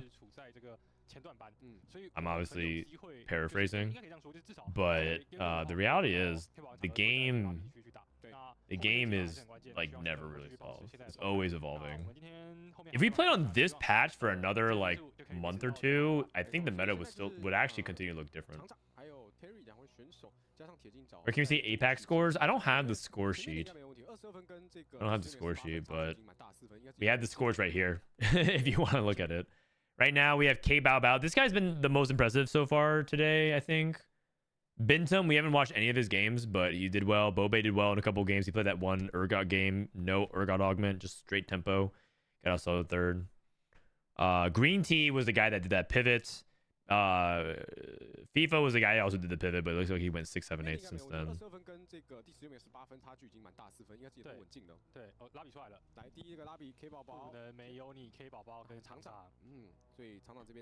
Rebel was my most played comp somehow. I actually talked about this, but I don't know if you remember. But I was basically like, actually no, I think you were playing, but I was like saying like it's so funny how every time I see Disto playing Rebels, I think about how he kept saying that he doesn't think Rebels is good, but he just keeps playing Rebels. Where's Jazz Latte? He didn't get to day 3. Day 3 is missing Title, it's missing Jazz Latte, it's missing YBY. Even the very best don't make it to day 3 that often. But I think Tito's guaranteed to go to the World Championship, so he's back. But I think YBY is guaranteed regionals already. Let me actually look. APAC. This is the people that qualified for APAC regionals. based off QP. Jazz Latte already qualified. Cosmo, Lishuyan, Araye, Midfeed. Oh, YBY did not. Oh my god. Oh wait, there's leaderboard points. Yeah, I think YBY probably qualified through VN ladder. I think he did. Dude, it'd be crazy if he dominated ladder that hard and he didn't make it to regionals. It has to be. It has to be. 因为 Kbaobao 也不是说一定要转瓶装，他本身对于运营的理解是相对很多选手来讲是相对老牌。I thought it was fine when I was flaming it. I think I got influenced by popular opinion. 像以前很经典，他就是会 Oh, as in like people kept telling you that Rebels sucked, so you thought it was bad because everyone kept saying it was bad, but you actually thought it was fine. Well, APAC agrees with you. APAC actually thinks Rebels is pretty solid. But they also had day 1 Rebels averaged a 4, and then day 2 it averaged a 5, so I guess it's like middle of the pack.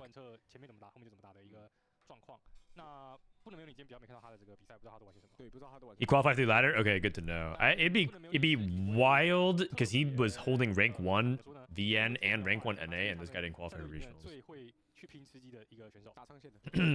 Component Anvils. 他的场数很少，但是他的分数永远都很高。原因是因为他是能够花很多时间去看别人怎么玩，然后把一套阵容的，就是像我刚刚有时候可能会讲一些阵容的细节，对不对 ？Law enforcement. I don't like taking this augment on 2-1. Unless I have Enforcer Emblem somehow, and I don't even know how to get that with law enforcement. I guess like if you scout a spatula or something.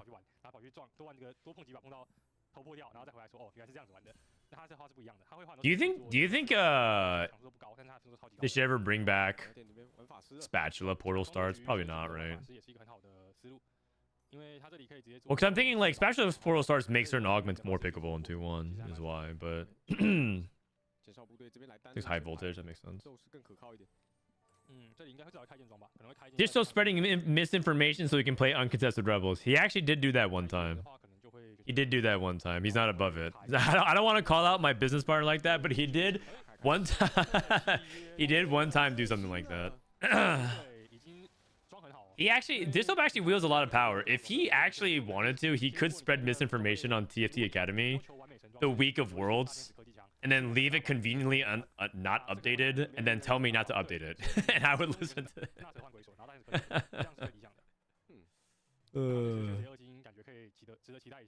Wait, when? You told me that like one time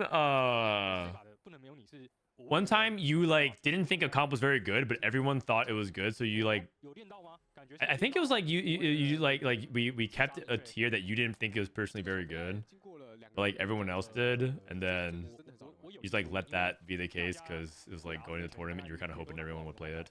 I think it was like set 11 or something like that. I think it was like a while ago. I forgot when, but it was something like that.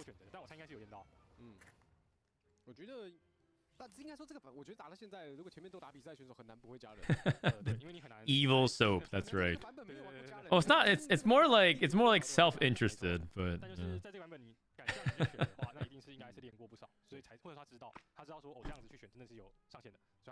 What stage or round do APAC players roll if they're rerolling and try to roll ahead of fast 8 players?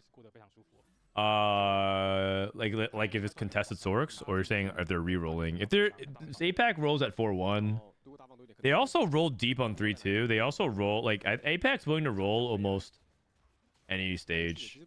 Actually, you know what? I think it's not even just APAC, but like every good player of every good region right now understands that you have to dynamically roll now. There's no such thing as like I'm not willing to roll ever.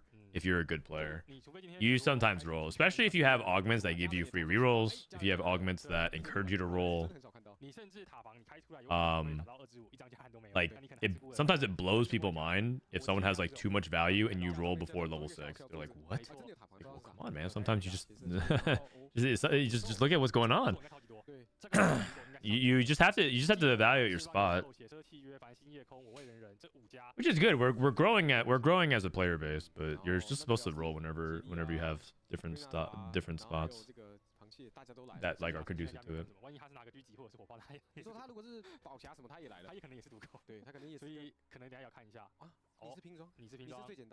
Dynamically roll equals roll during waves. 不是说他，但是我觉得他这个看起来就无趣的。我讲 Whatever. Okay, what you know what the best part is about the wave theory rolling stuff is that finally people understand that sometimes you roll and sometimes you don't. But I'm like happy that now that has entered the TFT group thing, because before it's just like some players just could not fathom it. They just don't understand. But now you know what the wave theory is doing? It's encouraging you guys to think about your spot more. Now you're paying closer attention to what units you're holding and your shops and things like that. And so finally some of you guys will stop like autopiloting and then asking why you're hard stuck. 空就是在1、2、3选人，看谁没有选到谁倒霉。那他就是正常玩瑞亚达，那也 People were doing in-house on PB but gave up when they started being 3 family players in a lobby. Oh, is family destroying PB right now? 说是个狠人啊，而且 I get asked often why I APAC roll on stage 2. Exactly. That's actually a good I didn't even think about that one, but I mean there's some obvious ones like Prismatic ticket, or other things that like okay well I guess Prismatic ticket is less of the case. In the past, you used to roll because you had the free rerolls and you had to use them, but you could stack them up. 就看等一下大家的发挥怎么样吧。这个玄气拿了一把死亡之 So roll when you're supposed to. That's 必定不是如他感觉像是 okay. That's actually 体系的孩子， unironically advice that'll skyrocket your LP. Roll when you're supposed to, but I mean that's also no different than telling Valorant players to click on their heads. 撑得蛮久的，还是打赢。 Because the difficulty of that advice is not a lot of people know when they're supposed to roll. But yes, roll when you're supposed to. 就是比较可惜一点，没嫖到，不过但我觉得应该是有理解的，因为我感觉他这个有可能等一下是全2，然后3张节不会输太多。OK，三血手战车三，神装， 哦 Yes 最好的。这个毕竟因为自己开那个铁站 Okay, 对 but 容易发生这种情况但是你要自选到这样子也， we haven't B 隔 patched 壁对不对 for a while. I think Riot's overdue for a B patch, don't you think? 想要鬼手还开了到3 3杠2的时候 B patches 好吧，这个不玩 on the low kind of make it a little exciting, because then it's like okay, what's like the broken shit that I can play before they B patch it, and then we can play like regular 太 TFT. 手了 It's like you get to be like, oh, I'm early. I get to like scam for free LP, and then you can go back to playing regular TFT. 装备的话，这个装这么多人，还是要加入 BBTY 这 We haven't B patched in quite some time, man. I'm starting to feel like these guys 对，这里 VTY are starting to get a little lazy. Where's the B patches? 经典款哦。抓的那个小飞害，抓的那些人 OK 卖掉，那应该是不卡牌的。但他这边反星空一直找不到一个2星的瑞纳达， BBTY 应该跟我们这边的 This like comp only good enough to support 3 players 他 nonsense. 天使是有的，但还需要 Little 一些 bedge. 启动 I want my 5-way. I want my 5-6-way contests. 对，看 Where's the Syndra patch of this set? I guess that was Black Rose. 还是很 Did we have anything like that this set? We didn't have any 近，然后 Syndra 还装一个 Callista Fairy incidents, right? 好，应该是2选1，应该是直接选。爽的。对，灵魂连结对前哨来讲是无脑选的，但仅限于前哨阵容。 Okay, trying to see if he cash outs here. Spirit Link. They're buffing Spirit Link. 你也选，那你可能会 I didn't even think Spirit Link was that bad. I feel like Spirit Link stats 小小的误解是 were bad probably because, and again, I don't know. I don't have stats. Actually, sorry. I don't have good stats. I have fake stats. 护盾要打也有几个 Wait a second. Let me look. 这个那个护盾那个也蛮强的。后盾那个也很 Actually, I saw that it was updated. 然 TFT 后投资的那 augment 没有 stats. 打没有2，还是 Oh shit, we have higher numbers now. 哦，对了，这个瑞亚达跟以 Spirit 前的就是最 Link 一开始的瑞亚达有个蛮大的差别是， Oh, 现在瑞亚达为什么 that's 打 not 不 very 出 good. 是因 But 为 I feel like the stats are largely colored by the fact that 但你的这个 people generally pick it OK when they're in spots where they're like, oh, I'm low HP. It's probably as good to pick from here, right? 血量跟 And then they just die because their spots are bad. 所以这局的独 I feel like it's like one that's influenced by circumstances as opposed to its raw power level. 哎，然后这里好像我记得有人做过统计，因为像 No, no, guys, don't call the police. Don't call the police. 繁星夜空、贸易大亨跟 Listen, if you guys call the police on me, who's supposed to interpret these stats for you? Because God knows that you guys aren't interpreting these stats on your own. 之后其实是 You guys look at these stats and you're gonna be like, well, holy shit, who can interpret it? 逼走啊。 It's like the biblical times. You need someone who can read scripture and understand it. 对，但是它会比较 If you kill me, who's your translator? 节奏，所以万一有的人会卡节奏的话，你可能有时候会比较不舒服。哦，前排质量还是比较少一点。这个血鬼开场3只，现在4只。 Okay, I'm not the smartest person in the world. What is wave theory? 前排但还是留了一个科技。 Oh man. 双很烂。 Can we make a command for that? Can we make a command for that? I need to.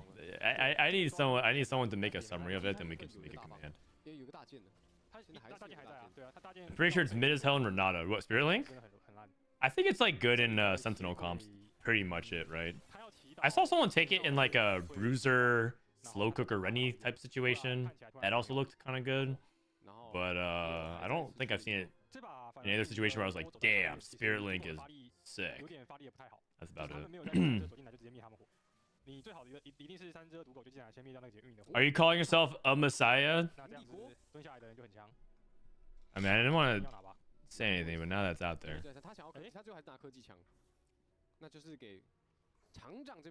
Learning about wave theory will make you dumber.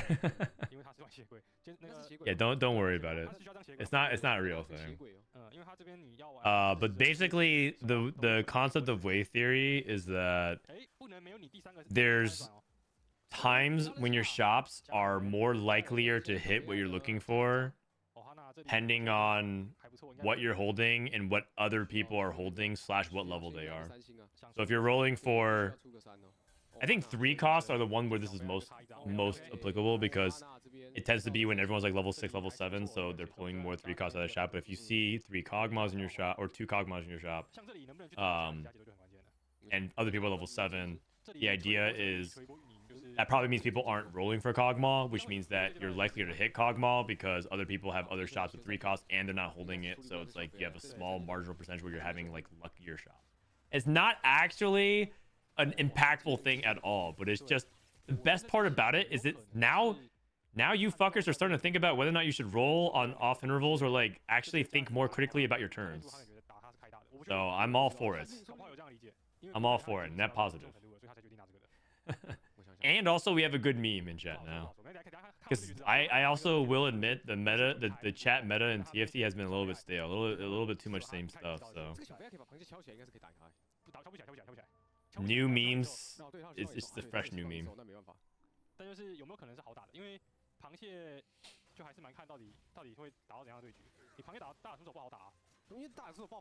Family Draven.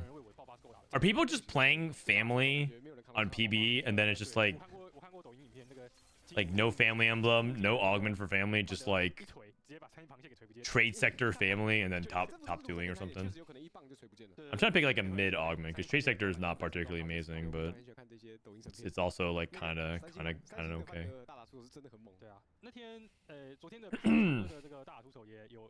It's like when Soju says 1 Renata or Rel and I'm sending it to 0. Yeah, actually pretty similar to that. Wow, Soju's like the godfather of wave theory. It all makes sense. He was ahead with his family pivot.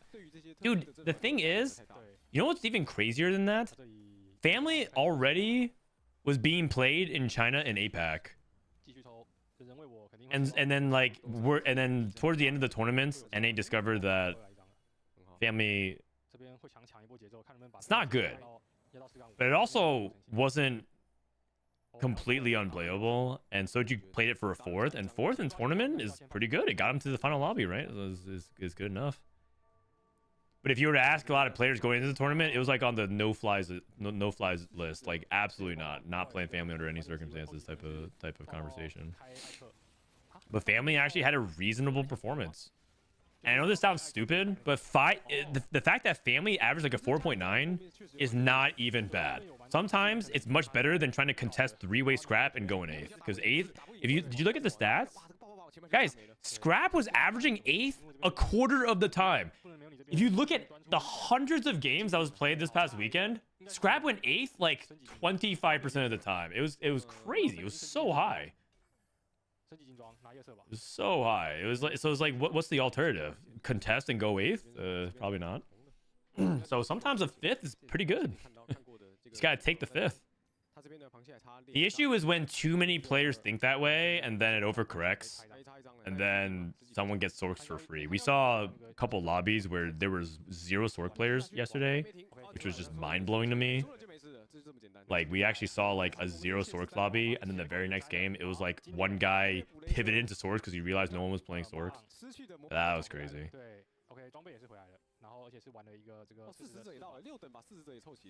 Okay, Vlad 3. Vlad 3, no Archangel, or sorry, no Rageblade. He's playing Nashers instead as his attack speed item. I'm curious about this. I'm always curious about like these Rage Blade carries without Rage Blade, see if they can actually succeed.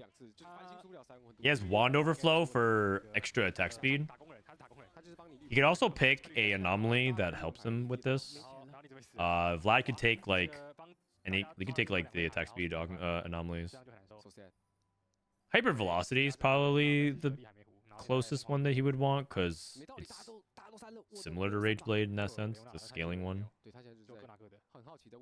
That one's like okay. That one's been good on like Kog'Maw because Kog'Maw spam casts, but it wasn't very good on many other units. There's a lot of anomalies that are like just good on Kog'Maw, or like primarily for something like Kog'Maw.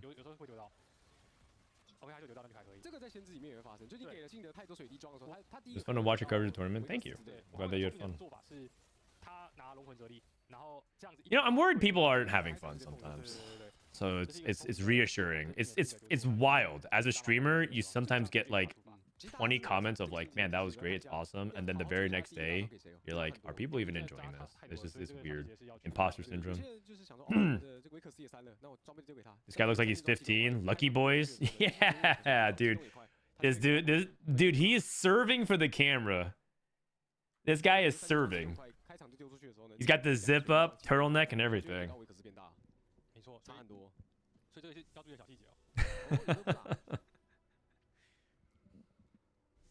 Am I crazy, or is that over-indexing on attack speed? Well, attack speed is one of the best ways that you can scale your carry in general. Unless it's not always the case, but for a lot, especially for a lot of lower tier units. And that's because attack speed is linked to mana, and that's been the case for a long time in TFT.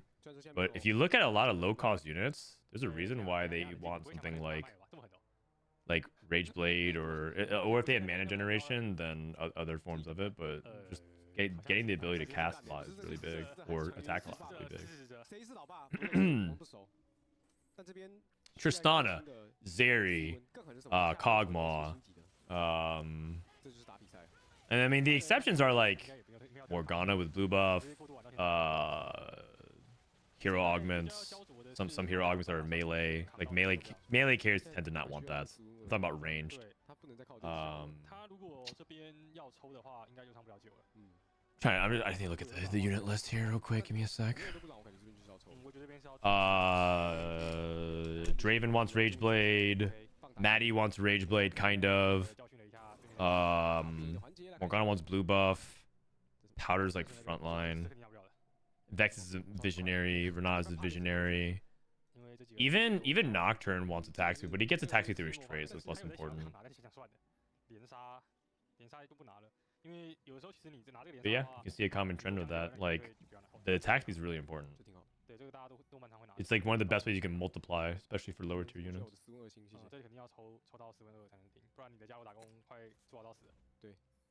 I know digesting lessons info available online and playing a lot of games helps me improve, but what else can I do to further improve? And how do you learn or even get into the group study review? So there's a lot of things to unpack. The first thing is like, how do I get into a study group? The first is just ask people. You can ask people right here.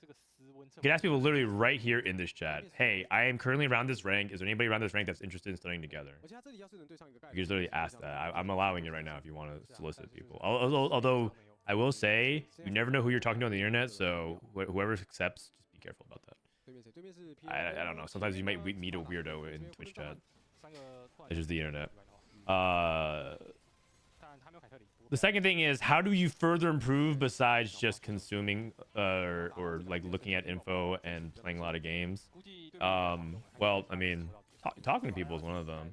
Also, I think there's an element of also just doing compounding habits and having TFT be part of your habit ritual. Like, I think that TFT is almost like a language in that you just sort of have to immerse yourself in the game and you naturally pick up a lot more. There's some people who want to learn French through Duolingo, but there's nothing like just moving to France. I'm not advocating for you to quit your job and, you know, engage in TFT terminally and be a terminally online chatter, but there is an element of like you learn really fast by doing that because you just pick up on everything over time. You pick up on different tips. You start learning different plays. You start hearing patterns enough that you just start picking up on a lot of different things. And that's like another way you could improve if you want immersion. Because there's so many ways that TFT is interconnected and complex and dynamic that it all kind of feeds into itself. Like learning why Hand of Justice may be better than Bloodthirster in a situation also may exactly apply to another situation of item relationships. Like understanding why Guardbreaker is good with Jewel Gauntlet will exactly help you understand why Last Whisper with Infinity Edge is good, which may also help you understand why Quicksilver is situationally good, which may incidentally understand why certain spots you want to slam this item but save a cloak, which may also understand why like it's like all these different things and relationships that all are tied into your head. And the more you just kind of like build about that as a daily habit and immerse yourself, the better you'll get. That's like it's a really hard thing to like tell people to do, because I'm not telling you to become homeless for the sake of getting better at TFT.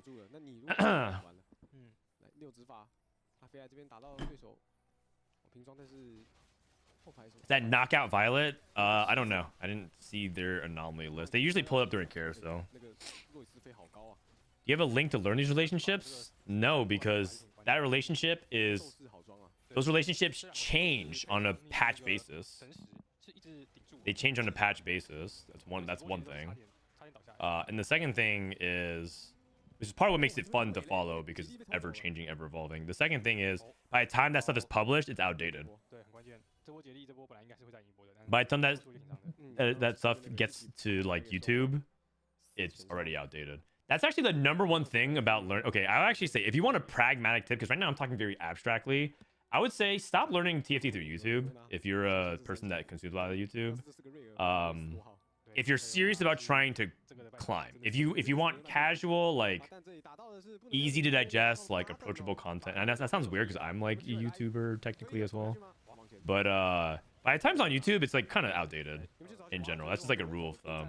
The only exception is if like someone does something that's like uploaded for that very day. Like I think the only person that might qualify for this is Sub-Zero Arc, because that dude just basically watches VODs and publish it, and just like he just records himself doing a VOD and just uploads to YouTube with like kind of minimal amount of production around it. So you can probably watch his content if you enjoy it.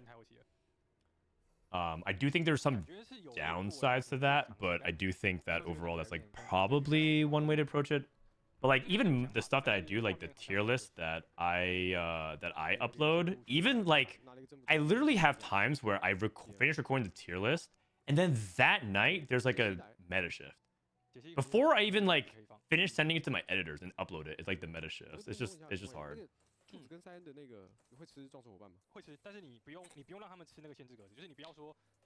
You can learn these relationships by typing stupid shit in Disho's chat and he will mauled while explaining. Okay, actually, that's also a possibility where you could also learn some of these relationships and connections by typing wrong things in chat, because TFT players love shitting on wrong opinions. It's like they love doing that in Twitch chat. If you don't have an ego about it, you don't have your feelings hurt, just type some wrong things in chat.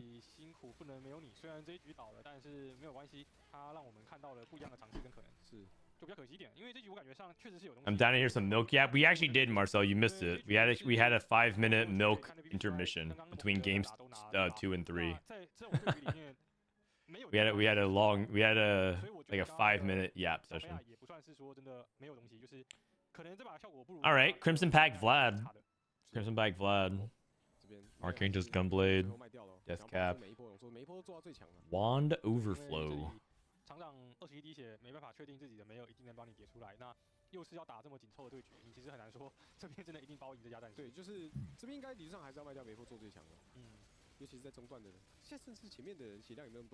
I think what TFT on YouTube and TikTok are good for are learning things you just wouldn't have learned otherwise, but not necessarily staying up to date on like the hottest tech. So, like on YouTube, you can learn, like I think Leduc has a lot of interesting videos. Like I advocate for that. Personally, I think that like if you watch my content on YouTube to improve, you could do that by hearing it. It's like watching my content on YouTube is sort of like one of the stuff that like the more you listen to, the more you get better at the game because it's just more of a immersion thing. Like listening to the way if I like analyze stuff, you'll like pick up on a lot of stuff, small things here and there. But I don't like do just straight up like here's like lesson 1 improving your econ, lesson 2 improving your thing. I'm thinking about doing something like that, but that kind of stuff, like I said, gets outdated, and maybe that's like a good thing, but it's also a lot of work for a video that also gets outdated. So it's like a give or take. It's like a good thing and a bad thing. Is Water Park Tactics a good person to learn from? If you're baiting me, I feel like I have to. I feel like I have to navigate this question like a little bit carefully. But Water Park Tactics has some good stuff in there, but the problem is that I think that there's a percentage chance where they're off on some things, and when they're off, they can be very off. And if you're able to decipher that versus the good stuff that's out there, then I would recommend. But the issue would be that I think Water Park Tactics is a little bit too trigger happy with saying like, I think this is like the tech. I think that this is like why you would do that. And there's one thing that's kind of important in TFT is that as much as TFT is very unsolved, and like it's also like a kind of a peer-reviewed system at times as well. Like not that like you need other people's to agree with you for it to be correct, but there's also, I think that he could benefit a lot as a person from peer reviewing, because I feel like it would be able to catch him on things that he is wrong about. So.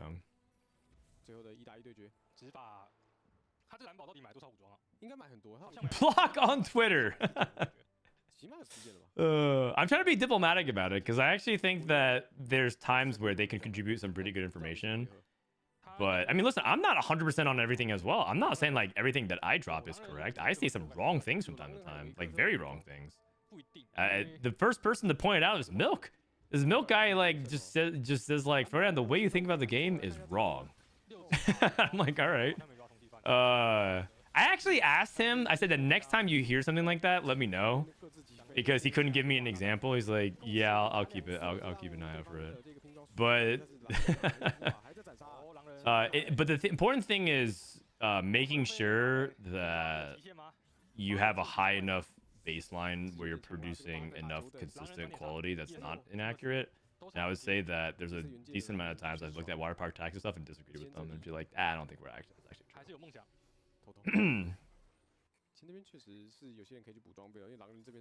He thinks critically about the game, but he's master, so he's just wrong a lot. Damn.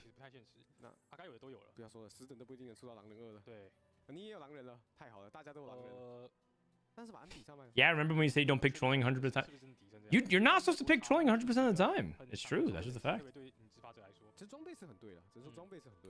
With what you watched so far with the sub-region, do you think it's stronger in APAC, VN, JP, T1, or KR? I think it's basically the tier 1 is KR, VN. I think tier 2 is Taiwan.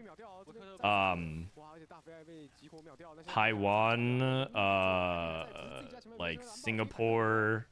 I guess like the SEA or Taiwan. Taiwan's separate from SEA, right? Probably like Taiwan SEA tier 2, and then I actually think Japan is still weaker, but their good players are very good, but they do still have a depth issue. Like Japan's good players are very good. I mean, they have the GOAT, but they definitely have a depth issue, in my opinion. Like their like 8th best player or 7th best player look noticeably like 2 steps down from other people's that are just... So I probably put Japan like tier 3, like in the 3rd tier.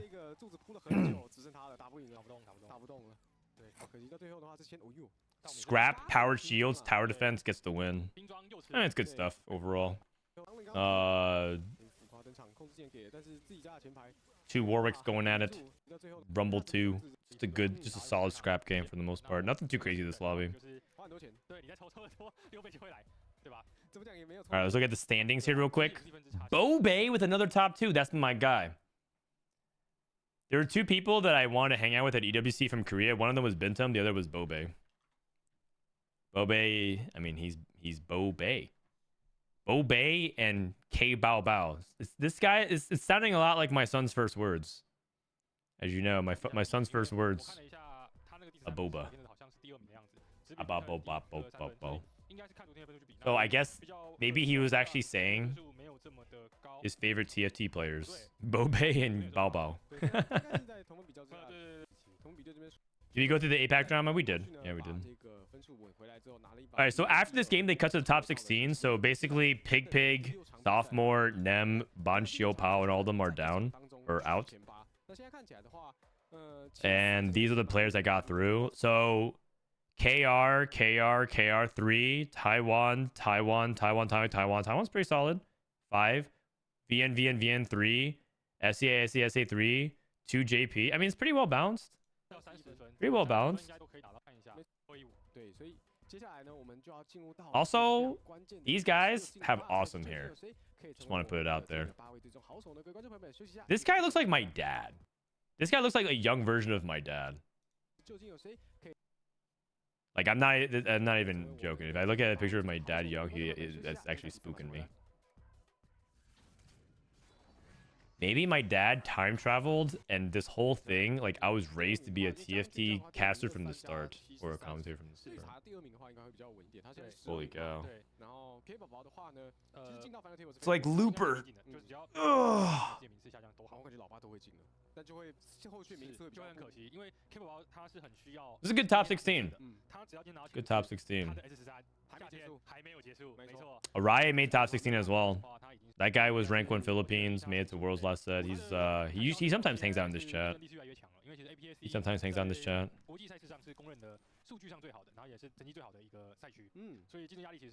When does OCE play? OCE is part of the SCA, I think. Terry. There's a character in Street Fighter named Terry, or specifically, he's from a different series, but he's like a guest fighter.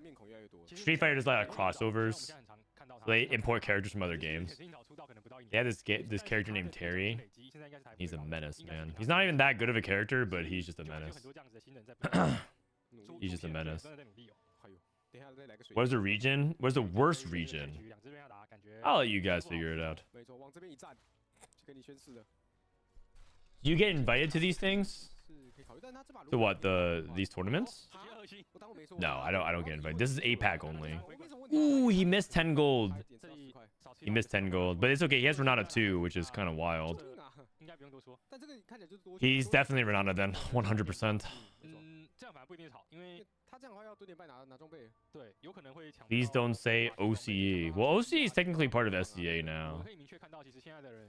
Also, I have to say, OCE still, to this day, has some of the best, has one of the like upper percentile of AVPs at Worlds. And if, you know, we want to go off Worlds and international competition, OCE has a pretty decent AVP. I think they're like a 4.3, 4.4, something like that. It's like pretty good.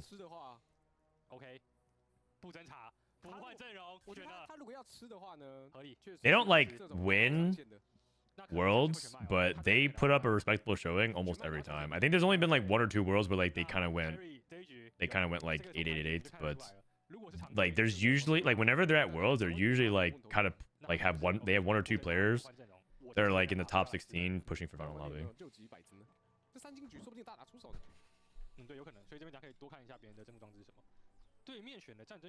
I've been co-streaming NA games, but I want to co-stream APAC. I don't know much about that. Maybe message Clement K2 on Twitter. Okay, Academy +1 on Swain. With a Lux 2 with Archangels. That's a good setup. I mean, that's the spot where you want to play Academy. You want to play from ahead. No scouts, no pivot. No scouts, no pivot. You know, okay, actually, real quick. This is actually an interesting spot. Do you see Terry's shop here? So this is an interesting spot because he's playing no scout, no pivot, but he wants to buy these singed. So what's the play? The play here would probably be to not buy these singed, wait for the round to start. But then here's a spot where you would think about whether or not it's worth rolling. Not necessarily this turn, but maybe even next turn. But like you need to think about what you want to play because of no scout, no pivot. If you play Singed here, another copy of Singed, you can't play another unit until you find Singed 3. And that becomes a problem for a multitude of reasons. Some people have done that. We saw DQA do that yesterday, and he struggled. Was it yesterday or 2 days ago? And there's like a spot where he was like so blocked for a long time, and he ended up bleeding so much HP.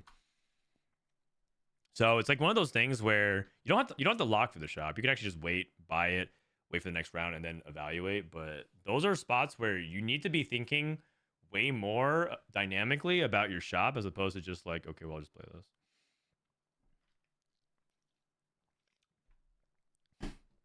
And if you need to, you probably sell Singed there, which is like the crazy thing. Like if you can't justify rolling and you don't have units to play, you probably sell Singed. Which is wild. A lot of people be like, you're selling 5 Singed at 2-3, but I think you do it. So you would roll for Morg Vex. I think I would there personally. If I don't, at least you would look for one of them. Actually, no, you're going to 4 next turn, right? It's 2-2, not 2-1. It's definitely an interesting spot. Don't block your board with double unit stage 2 with this augment. Yes, agreed. I would keep Irelia. He sold it. Irelia is not that important though. I think it's actually correct to sell Irelia because you have to think about like what are the core 5 units you want to play around, and it's usually 4 Visionary, 2 Sentinel, and it's Singed Rel plus 3 Visionaries. So you have 4 Visionaries. Morgana, Vex, Renata. It's usually correct to sell Irelia there. If you play Irelia, that means you have to play the 4 Sentinel version, which is like way inferior. So, yeah.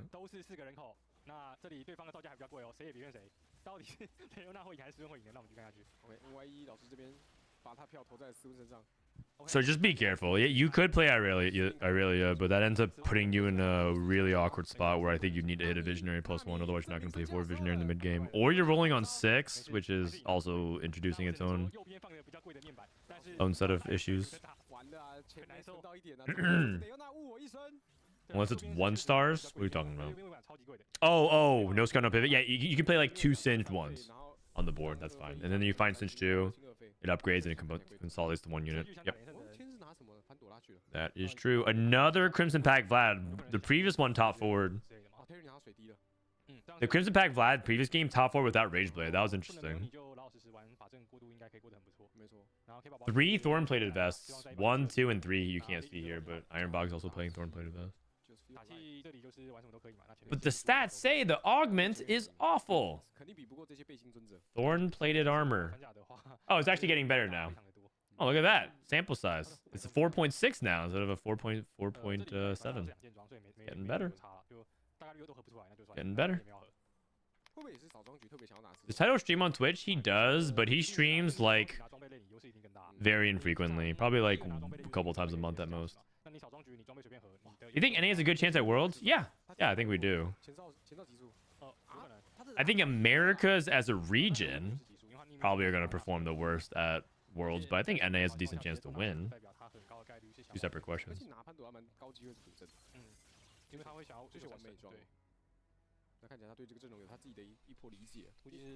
Isn't it S tier on TFT Academy? Oh, it is. I think Thorn-Plated Armor is a fantastic augment to take.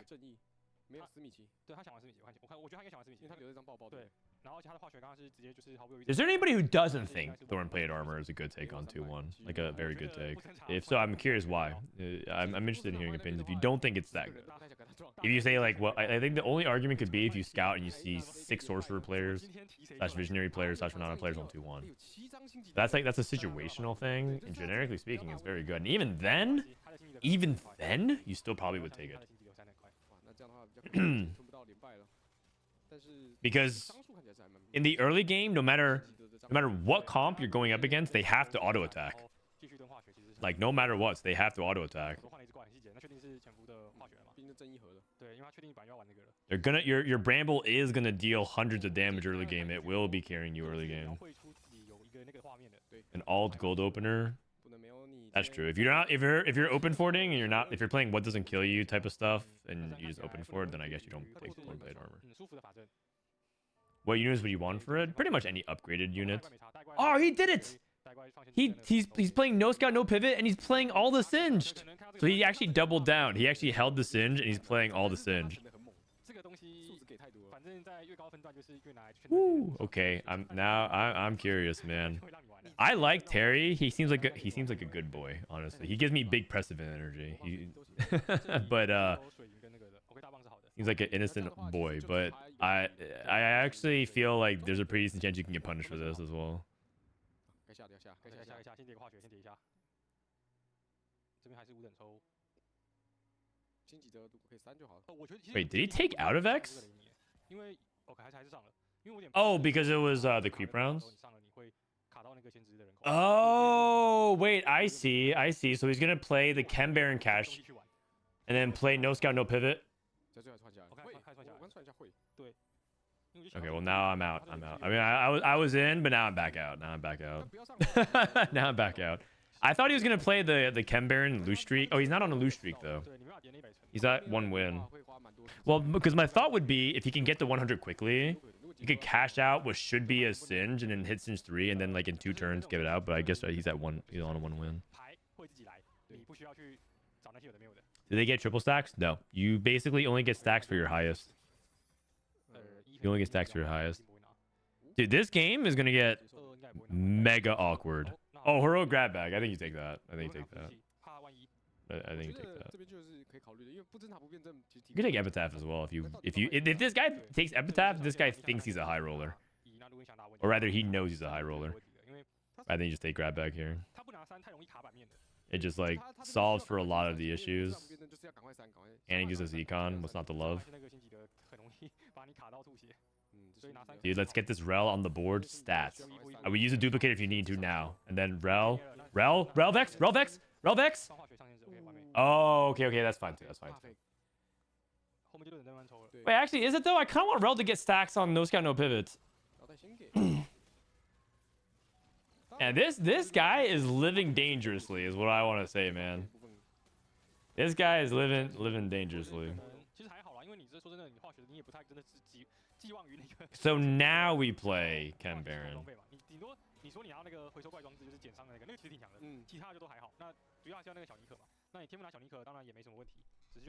Isn't Epitaph kind of not great in Renata?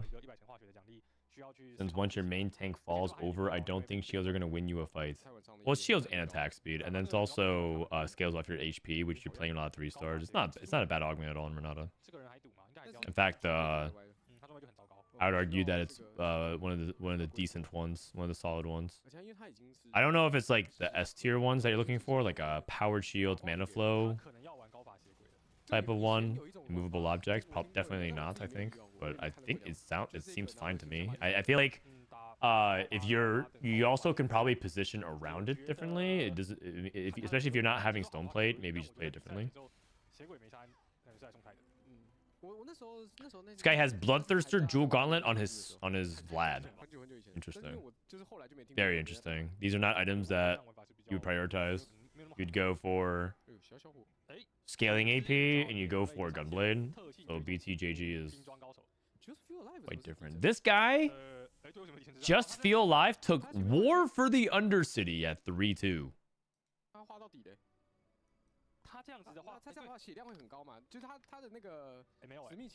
War for the Undercity.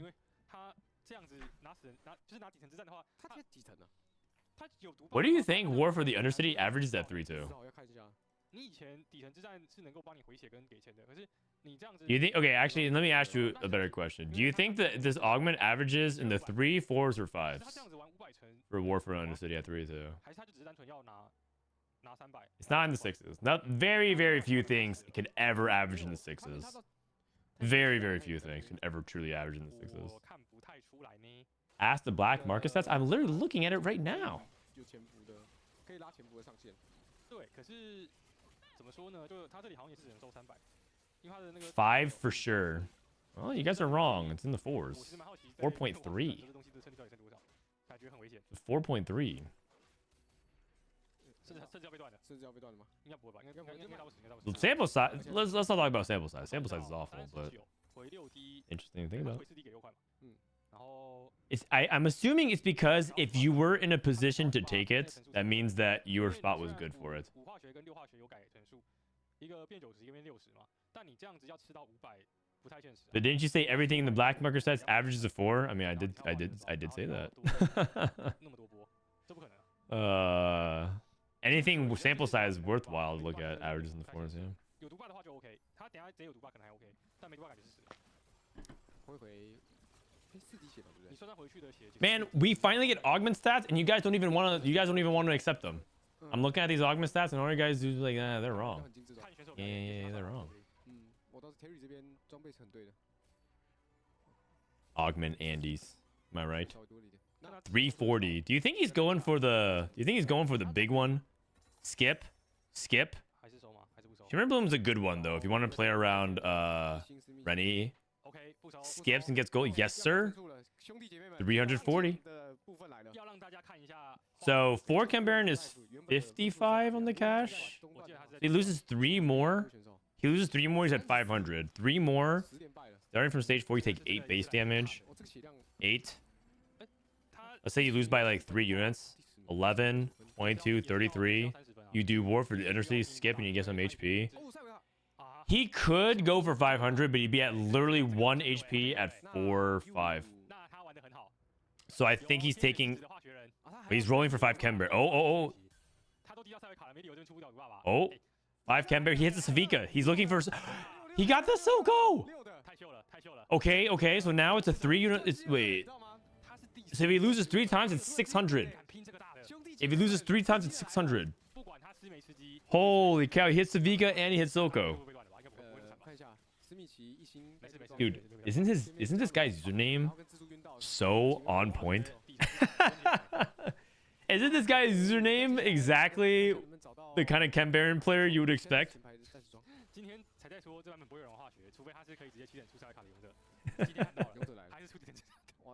Just feel alive. 哎呀，可惜是3金局，没有那个泰坦。 Blazing Soul. 这灵魂， He instantly skips. Not even gonna bother with it. I think he just loses 1 more and takes 500. Loses 1 more, takes 500. How much was it? How much is 6 Chem Baron again? Let me see. 6 Chem Baron. Singe. 600层是吃的，600就是已经是要准备来点名了。 70. 直接点名，600层是好像是2件武侠装加一个那个，所以其实600层是可以拼。 90. Oh, I'm looking at the wrong one. 转职多好啊！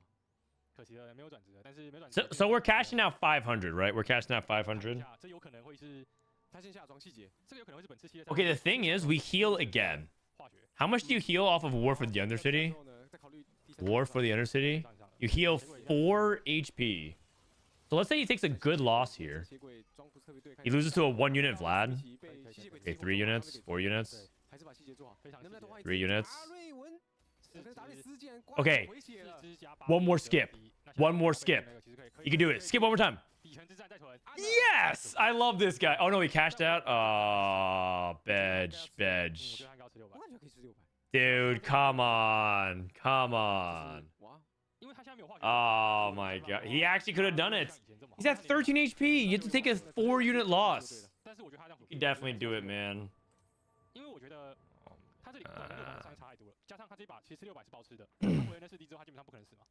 What was the cash out? It was Perfected Shimmer Bloom, Hilt Oven Hex Armor, and Unleashed Toxins. Dude. I feel like I feel like if he was truly a just feel alive kind of guy, then I think he would have skipped. He would be at 17 HP. 17 HP. There's no way you die. There's 0% chance you die. You have to take a 9 unit loss. It's impossible. You'd be at 17, take a 600, and the game would be 100% over. Now, I'm kind of rooting for his downfall. He turned me into a hate watcher. Highs and lows. You got fun? Yeah, I don't care. I hope this guy loses. 会因为这个无瑕装备可能会倒，因为无瑕装备被砍太多次了，没有以前这么会化学转，对，哇，又是有化学转的带这个，所以我觉得他可能这波活不太了太久。那好奇一下 ，OK， 铁之硬岛这里 Another Savika. Oh, sorry, that's the wrong. Different players. Different player. 2个拼装，我没看错啊，国籍自选，不是哥们，你是少放了几个转职，还是你 Wait, this guy's got 自选 three. 我怀疑是自选。 He has 3 scrap emblems. 那哥太夸张了，他刚才有个重铸，我看错了吗？ You guys. He has Trade Tracker and then he reforged and now somehow he has 3 scrap emblems. 这什么啊？ With Pit Fighter and Sentinel +1. 这个是敲了几下 How is that even possible? 好扯哦， How is that even possible? 这个很夸张哎。现在是假装的冷静吗？他有蓝宝哎 This 不是 is 蓝宝哎 disgusting. 差个9等而已对，他只9兵装，啊！不是重点是什么？对奎特不是你知道吗？怎么会都这么对啊？他的 He has- 追踪器，你不讲，我以为是拿潘朵拉起的， This is just straight up illegal. 最终然后配上潘多，但是问题是他也没有啊。我都不确定潘朵拉到底被 How did that even happen? 没有，他长成这 You 样 know what? Good. He's gonna kill Just Feel Alive 潘多拉我不知道，但是不会被是 bug 太 and send him Hard Eighth. Do it. 炮 Yeah. 哎呦哇，给你把鸡搬给你，把鸡给你了啦。 Well done. Well done. 最后一把 This guy is just the best. 有啦，铁蛇。 This guy is just the 应该 best. 会进化吧？这肯定 Amazing. 不进化细节，这肯定 Amazing. 对上久了不进化细节 Dude, Terry's going 哇 hard 这个 eighth. 差2张， This guy, I feel like the 犹 moment 豫吗？ he was like, do I want Singe on the board for the do I not? It was just cooked. The no scout, no pivot, playing 3 Singe on the board for half of stage 3 was just it was 还行吗？应该 I feel like it was bad. 有专属，有 Sadly, 点难，外面鬼有点多。嗯，他现在的容错要 I can feel the skill. I mean, listen, man. APAC's the reigning champions. They're probably gonna win again. 炮兵三个兵 Probably gonna win again. What is that? 3 scrap emblems, Pit Fighter, Sentinel off of Trade Tracker. 变出来这些的。我不知道，我很难想象特定追踪器开完可以有3个拼装船，外加炮转加前哨加补，它基只差本是全对啊只。差没有全副转而已。完全 So, what are the odds of that? Are there any mathematician geniuses that can just like give me the odds? Like, let's say you cash out 1 scrap and you reforge. Let's even be generous and say he reforges twice. What are the odds of that even happening? 我只能说上面的人在瑟瑟发抖，下面的人也在发抖，大家都在发抖。 That is just unreal. 他也不用做什么，就是 That is 只要我 unreal. 不要有妖魔鬼怪，那他就吃了。那这把的化学这样子的话，就是碰到9拼装的铁神应该是包倒。嗯，刚刚可能会在想说，哎，也许没有怪物，可能他不会走。但你这个碰到那个9拼装的铁神，我想 All right, this is Kbaobao. 然后 K 宝宝这里，哇，这把 K 宝宝感觉比较不妙了。黑宝宝这一局看能不能苟个分，找人垫一下，那稳一下自己的总积分就好了。 50-50. 拿 Ah, 到 you guys are so funny. 是那个 Guys, it either happens or it doesn't. 没有杰西，对，没有杰西的 This is the grade A banter we're looking for on this stream. 有杰西的话会强非常多。那个6战争一开下去，直接伤害就起飞了。对，根本就不用担心没有伤害这件事。 I thought I'm the one that's supposed to have dad 那 jokes. 塞张杰西出来，一路一都。 I didn't realize you guys are all fathers as well. 很饱 Fact, 很难 I 画 get some big fatherless energy from you guys 直接就 sometimes. 拼装 Wait, he also got an artillerist emblem. Ha. Wait, he has Pit Fighter Sentinel and artillerist emblem. 那就是不做法。 Oh man, 拿一件装，刚好一人一件，大家拿了。 that's actually crazy. He has 9 scrap. His he has 9 scrap, 3 scrap Man, I'm emblems. The other getting ones more dog actually end up than being artillerist +1, Pit Fighter, and Sentinel +1. OK， That is actually 人人 the 拼装 biggest 星光 high roll 三 straight trade tracker I think I've ever seen.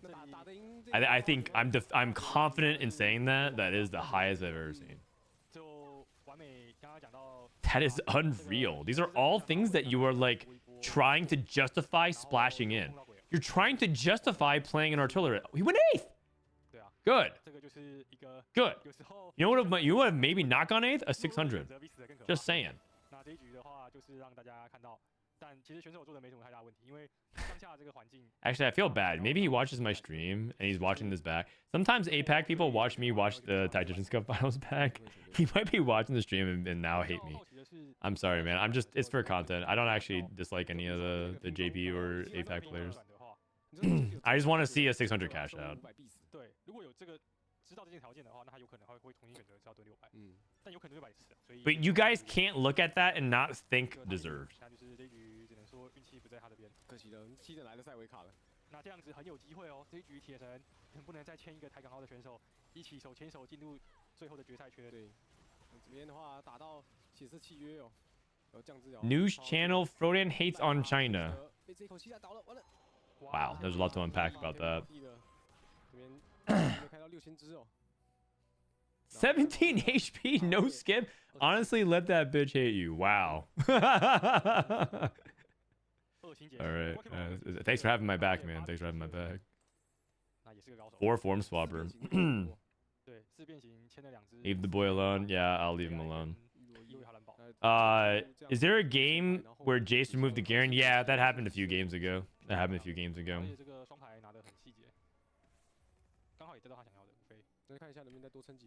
PP would have scouted and realized he needs to cash out 600. Well, I think Dissoap wouldn't be going for the 500, 600 cash out in the first place. But yes, I'm pretty sure the perfect player would have scouted and saw the 9 scrap and played for the 600 because 500 is nowhere near enough to kill. I actually would even assume that 600 is a little bit sketch as well. 600. Well, 17 HP. You lose 1, you go down to like 3 HP.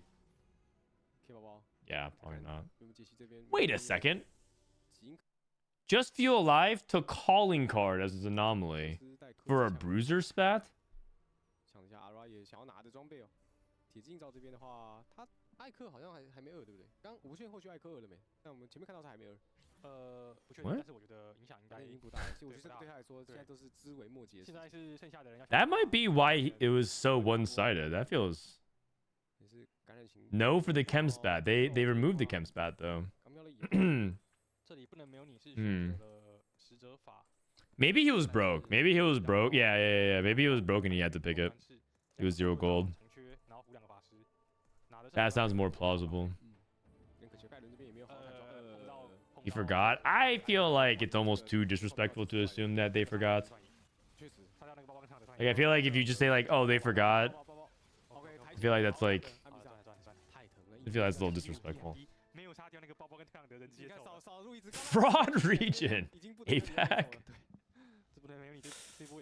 Because one player from Japan went 8th on a very tricky line to pull off in the current meta. Can't do that. Look at those shields. I mean, it's 9 scrap won. He won the game. There's nothing that can beat him.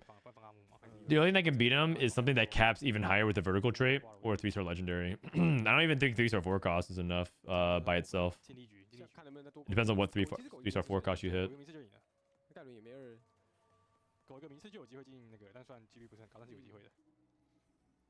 Is there anything specific that NA is lacking for these tournaments? I think the number one problem with NA is I think we're just behind the meta. We're just behind. I think that the other regions are ahead. I also think that the lobby tempo that we play at is not the global lobby tempo. Dissoap was talking about this in the interview yesterday. Dissoap said that in scrims he was struggling because the lobby tempo was too much to overcome, but in NA and in the Americas, he was given so much time to get the fast 8 very comfortably every time, and that's his comfort zone, so he just did very well every game. So he kind of recognized that some of his spots where he top forward was kind of fake because you can't get away with fast hitting in global lobby tempos where on stage 3 you're just getting 6-0, 7-0 repeatedly by 3 stars. You lose way too much HP. Is it still the way NA is averse to rerolling? Yeah. I mean, it's not just NA though. NA actually wanted to reroll a lot, but the thing is, if 7 other people in the lobby agree to fast 8 and you're the only reroller, that's actually not a good thing for the reroll player. You might technically hit your units like quote for free, but unless you have like Starry Night, too much value type of thing, you can just like you could definitely like be missing and then people just cap really high and then the rerolls just doesn't do anything. You don't want to be the only reroller in the lobby, especially if you're playing a solo reroll unit. Let's say you're playing Urgot and like the unit that matters is Urgot. I mean, maybe you want to play Tristana 3, but like it's not that important compared to Urgot. You could be like missing on Urgot for a very long time in that situation. And so it's like a weird dynamic, right? Like TFTs has a lot of ebbs and flows like that. The player with BTJG got top 3. Vlad? Oh, Lishuyan. That guy's very good. I peg Lishuyan as a top 5 VN player. I think Lishuyan, YBY, YBY. I think Maris is very good, but he's not in this cup. Those three guys. I think Piva is pretty good. He's inconsistent. He's hit or miss. But he definitely has some high peaks for sure. Piva's good. Midfeed is also very good. Midfeed very good as well. Back riff. Yep. Can't forget about that guy. That's probably the 5 players that stand out to me the most from VN. But there's a lot of other good VN players. There's a lot of good VN players. 是上线没错，但他的上限还太高了吧？我没看过有人特意这种开出来这么上的。对啊，好了，又是老话一句啊，能换2只算你赢。这个真是太离谱了。Succulento. Is Succulento Vietnamese? I thought he was. Succulento's pretty. You know, Succulento did pretty bad in scrims. Some NA players were laughing at Succulento's scores because I think he like got like 12 points in 6 games or something like that. He like averages that. Dude, Scrap wins again. 9 Scrap. But second's pretty good for this this Vlad board. The Vlad was playing BT, Archangels, Rage Play. I mean, I'm pretty sure it's just purely a tempo thing. Like he just played it for tempo. Do you think Lashudian would have had 8 HP more if he greeted for Archangels? Probably not. Tempo is king. Tempo is king. Alright, I'm gonna go to the bathroom real quick. BRB. Did you already see the full list of NA regionals participants? I believe I did. We'll take a look at it after this game.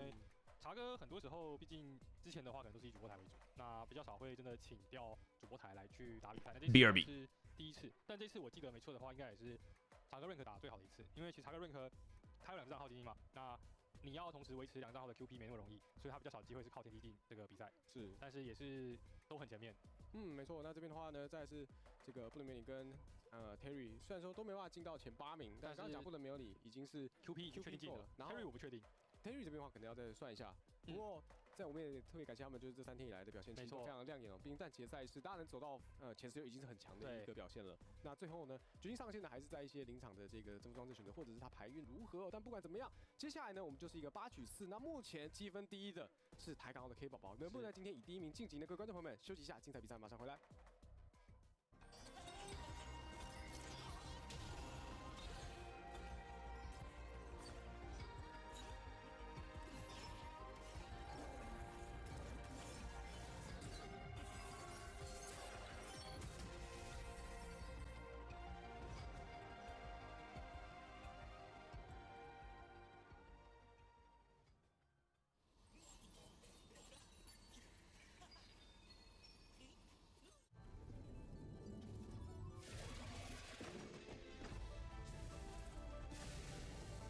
What's up? You want to watch Final Lobby with me? Want to watch Final Lobby with me?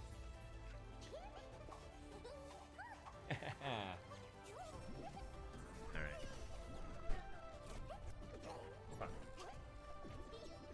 All right. Can I have my mic back? Hi, everyone. Yeah. All right. He's having too much fun. All right.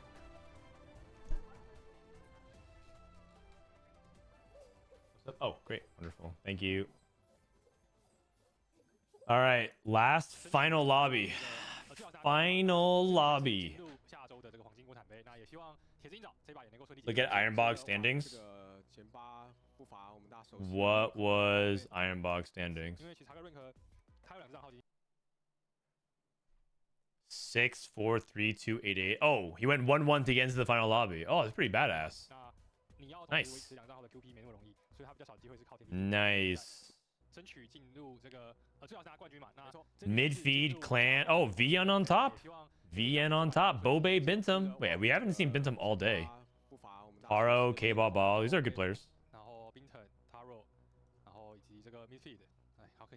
I thought I clutched a 1-1-1 and he went 1-1 and we tied. Oh, I didn't realize that you guys tied. Oh, geez. That's crazy. So both of you were in a position of 1-1 to get to the final lobby, and then... Oh, that's nuts, man. Damn. That sucks. Sorry. But hey, 1-1's really good. You should be proud. Where's Title? He's dude. Who Title doesn't need to play in these cups. Title's already auto qualified for the World Championship. I didn't realize you were right there as well. That's nuts. But 9th is pretty good. Are you qualified for regionals now? Are you qualified for regionals? When is Worlds? It's in about 3 weeks from now. 3 weeks from now. Succulento and Clan is in the same team. They might rival talent for the best team in Vietnam. Succulento. 这个赛季其实也是进入了尾声。 Did Soju qualify for Worlds? Not yet. Not yet. He's going to be playing in regionals. I actually think Soju could do it. I think he's good at this set. I think he's good at this set. I think Soju's been good for the past 2 sets. I think the problem with Soju is that he runs into a burnout issue, and then he sometimes tilts too much at TFT, and then just like says it's not worth it. And I know he doesn't say it very often, but like I actually know he says it very often. But I know that it doesn't seem like he's serious about it. But he does care when people say a lot of mean things to him about like how he sucks or whatever, and then sometimes he just like doesn't want to deal with it. Sorks are nerfed next patch. True, he's gonna have to play family. He's gonna turn into a family man. K3 family.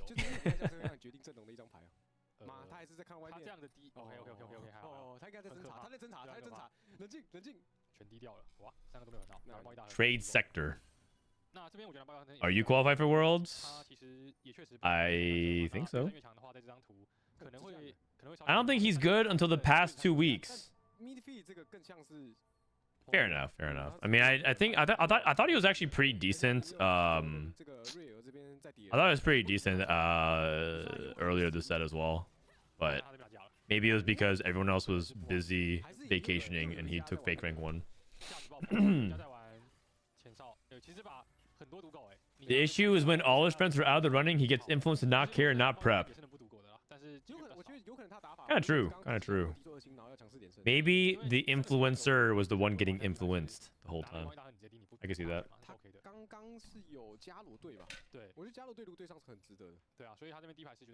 Yeah, maybe he'll play Dominators. This Soju guy low-key loves Silco. I think Silco's his favorite champion. He just plays so much Silco. What is APAC stand for? Stands for Asia Pacific. Asia Pacific.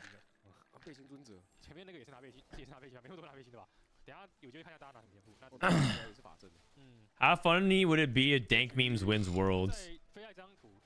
I mean, it'd be pretty funny. I actually think it'd be kind of a cool story more than a funny story, but it'd be funny as well. The thing is, I hope he takes the interview seriously because Dank Memes is pretty unserious about a lot of things. He's like, someone called him TFT XQC, and now I can't unsee it. But he basically is. He's kind of like TFT XQC. But I hope he like doesn't use that opportunity to just like do his usual trash talking flaming bit, and he just like ends up being semi-serious for a little bit for one interview.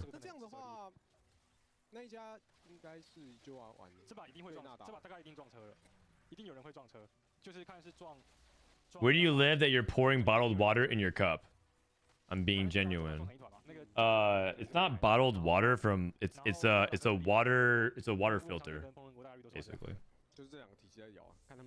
It's a sparkling water filter system. So basically you put water in and then you insert sparkling gas into it, and then I pour it into a cup that has ice because the bottle. Okay. Basically, you uncap and then you stick this bottle into the thing, and then it shoots a bunch of gas into it.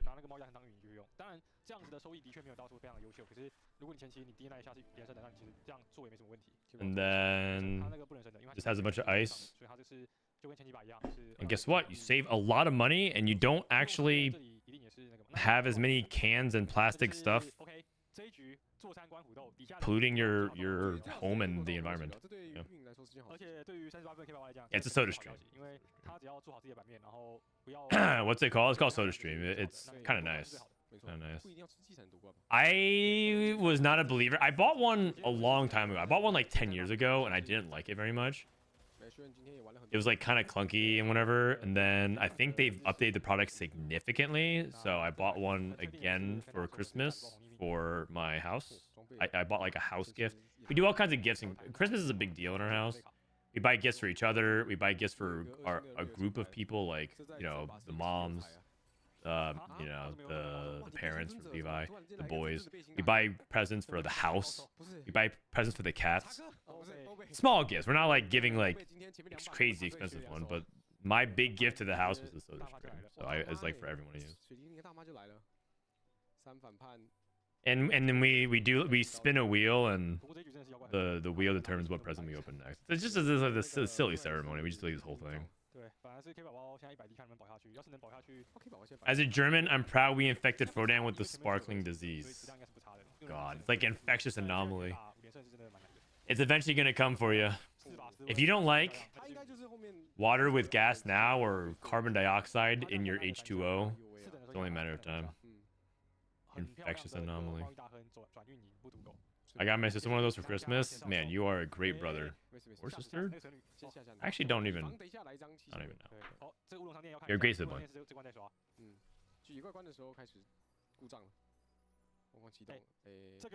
I used to be one of the people that bought, dude. I used to buy the straight up. This is my worst carbon footprint, I admit. I don't own a car personally. And I generally don't really feel like I have that big of a environmental impact. But I used to order like these boxes of Pellegrino,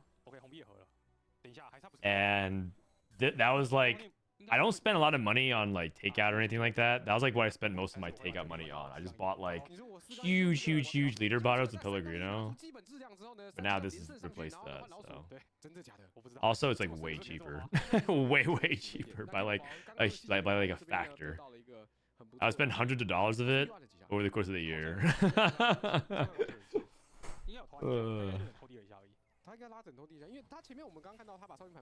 You know what?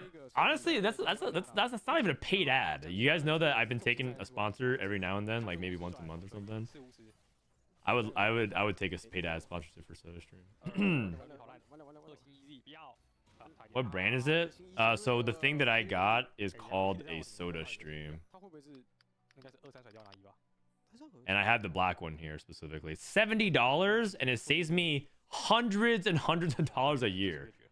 Basically what you do is you put, like I said, you inject a thing into it, and then you press down, and you press as many times as you want, and then you just put in a cup of ice, and boom, it's done. It literally takes like 3 minutes. Not even. It takes like 2 minutes, and you have like an entire liter if you want. It's not the same.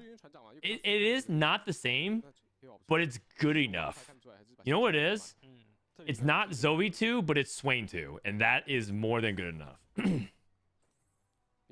It's more than good enough. You guys are complaining. If you say it's not, if it's not Zoe 2 and you really want Zoe 2 and it's Swain 2, then I can't help you. But it's great.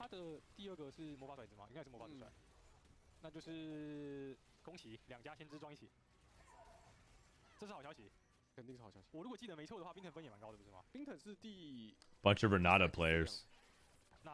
2 Renata players. Binteum playing Renata.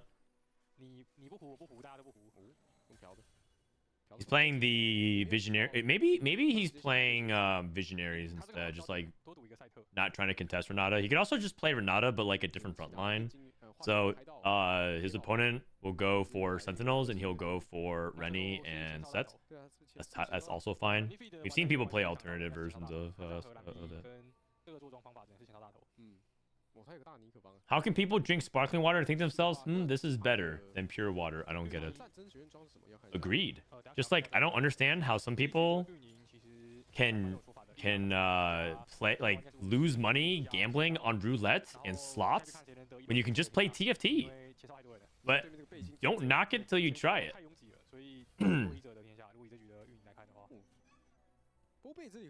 Why mess with like the manufactured version of it? We can get the pure dopamine of TFT gambling. You don't even need to spend money.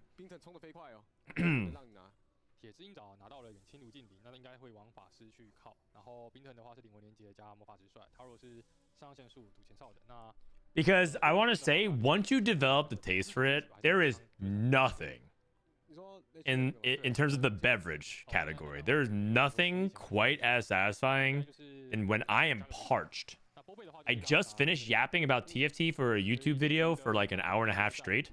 Because that's how long it takes to do a YouTube video for me, about an hour and a half. I yap for an hour and a half. And I am parched. I am thirsty. It is hot as balls outside.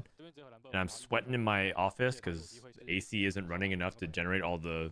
Like, there's a lot of lights in my room and stuff like that. And the PC, it heats up. And I have the perfect Pellegrino with ice. Oh, man. It just... Nothing hits like that, man. Nothing hits like that. I know a whole glass of water can also do it. But if you develop... the palette for the sparkling water, it hits even harder. It's up there with sensations you can experience drinking a beverage.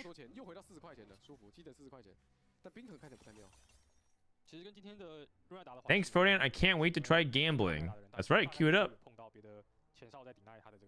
Cue it up. Is this Trade Tracker or Magic Roll? I think this is Magic Roll.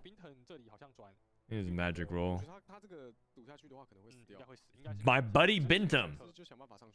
You know, when I was flaming Binteum during set 10, when he said NA was bad, he didn't even say NA was bad, by the way. He actually just said that he doesn't like that NA deafens after calling comps, which is actually a completely fair thing to say. But when I was flaming Binteum, I found out that he had a Twitter account, and he only followed like 2 people, and I was one of them.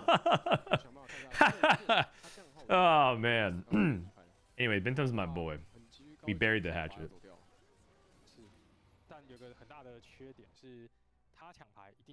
Binteum's my boy. What do you think is the strongest trait in the set right now? Probably 10 Enforcer. If you get 10 Enforcer, I don't think it's possible for you to lose.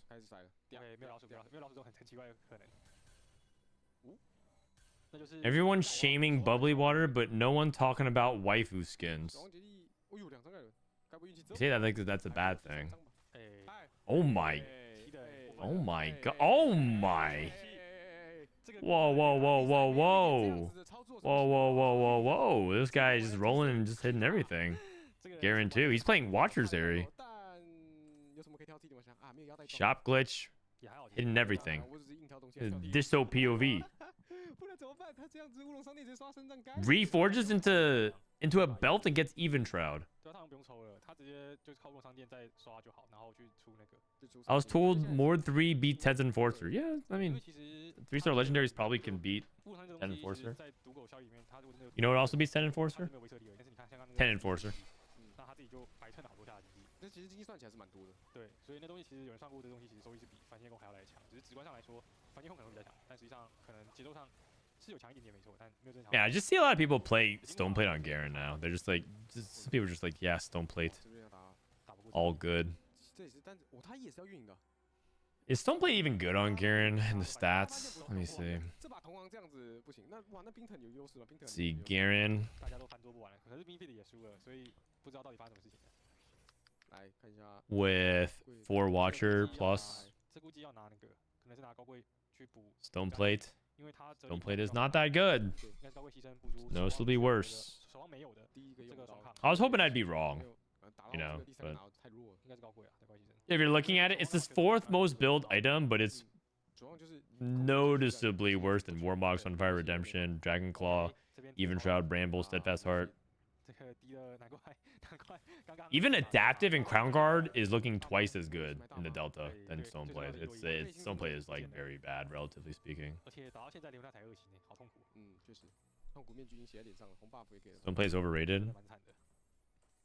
Agreed. But the thing is, sometimes you don't get to choose when to slam Stoneplate. especially if you're in the early mid game, and also sometimes you have that's what your components are saying. You have bow, rod, cloak, vest, no reforger. You're probably slaying the stone plate if you need to. 所以导致他使者的这个节奏严重被抵赖到。Kbaobao 倒是在烧，Kbaobao 的画面感觉有点。What happens if 10 Enforcer fights 10 Enforcer? Man, Whoever I'm has getting mugged off it's the like a cat. positioning slash unit quality difference, and augments usually determine it. Ever, thanks for the prime. OK，安比萨2星在纠结要不要放使者，没盖伦，盖伦可能一辈子找不到。Thank you. What is this? 这样好抽了，可能不是那么好。 Ooh, 但他拿了3张一罗伊 Chipotle sandwich. 这里猜4把吗？4把。 My wife got me a sandwich. 这样会比较强。I really am the ninja of TFT. 质量上来说，看起 My 来。 wife got me a sandwich that I didn't ask 可 for. 是有比较强，我还真的不确定。 That's a really old meme. 效益摆在那边的。 That's a really old meme. But basically, a long time ago, Ninja was bragging that his wife brought him a sandwich one time when he was playing League of Legends. 还行吧，有个基本的破防了。可能是怕前排站不住吧，然后就让比较他有心太重要。他现在确实是缺了前排坦装，因为前排是一体坦装。对，他这样放质量也是 OK 的。哦，但是能不能来再一个绳子牵出去 Blazing Soul Sorcerers. 关键的一个绳子，好像。 He's braless wife. That's true. His wife with no bra. 这样 Kbaobao 其实也不用急着真的说他这边质量，他就是靠贸易大亨，真的想急就提一下。其实我觉得他这边可以考虑上等。他应该会想要把3线做高去拉的。 Did Ninja inspire you to dye your hair blue? I dyed it before Ninja. 他这边上九是可以的，而且他现在84滴血，他前排又不是。 So the answer is obviously yes. 他是4费2星的，对，也是能用啊。所以我们这里应该是有机会。 My hair was blue since 2015, 2016. 赛区的 Kbaobao，希望可以。那这边也要看一下铁镜招，铁镜招很难想象。 Oh my god, I've been dyeing my hair for 10 years. 打到现在32。 That's crazy to think about, actually. 前排是2星的赛特。其实。 Yeah, Binteum push levels. That's smart. Just not. Don't play contest. Wait, both of them push levels? Oh, Temple Visionary. Remember Soju played this yesterday? Went, bought 4 and flamed Precedent for telling him that it was good. APAC playing it. 但没有办法，大家都这样子搞，那你不跟着这样玩，大家都先做了，你没办法，你只能跟着。没错。 Is NA behind? 啊，什么东西？携手在大妈身上。哦，他应该是刚刚选秀回来拿腰。 Or was Soju right? 他剩大剑，但他还有那个安比萨，所以他对他来说当坦装用。他有可能觉得安比萨应该是不如大妈。嗯。 Why'd you dye it? My hair? The first time? It's a pretty long explanation, but the short version is there's a combination of peer pressure and I liked it. What's up? Did Soju make it regionals? He did. He did. Aren't we all proud? 就有点难去到时候再变。只要他没有柔一，他有柔一的话，他应该会想要拿这样子，因为他有。 I feel like he was like yapping though as he made it. 很纠结，他现在非常纠结。我就可以低了。我觉得他如果 Like I couldn't tell if he was even happy about making regionals, you know. 龙魂连杀，犯罪，犯罪预告，还要再一个 coin card， 感觉是可以拿可以拿。纳米是必出的呀，反正有纳米必出的，这就是巫师最开心的时候了。对，纳米必出。其他人都担心可能会甩不到，就只有我呢，不用担心。All right. 上去就是6巫了。Ooh, Center of the Universe to Fate, very good. 塔罗这里的极速前少符了，逆命有3，阿卡丽那都3了。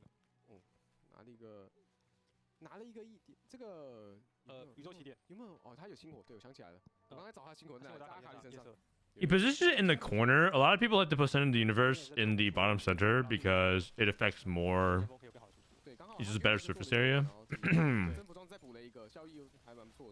He also doesn't have AP on the TF. But his tempo is really high. He should still be competitive.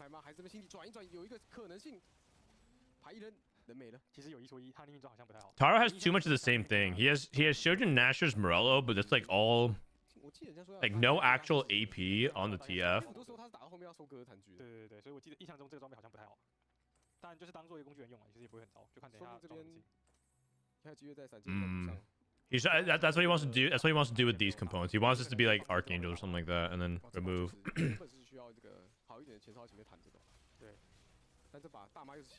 Why is APAC doing a tournament at 4 a.m.? Well, 4 a.m. U is not local to APAC. 那就舒服了，这样就有4前哨了。没看到，用不到，再见。对。Do you think EU has Masters the same MMR as NA Masters? Yeah. Yeah, I would say that Masters NA and EU are very similar.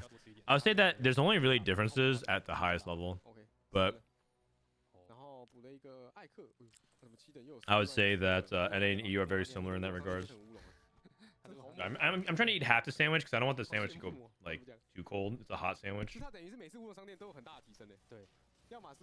I'll eat half and I'll eat the other half later. 那他这里斯卡3了的话，就没有理由不放野火帮了。虽然野火帮可能就 All right.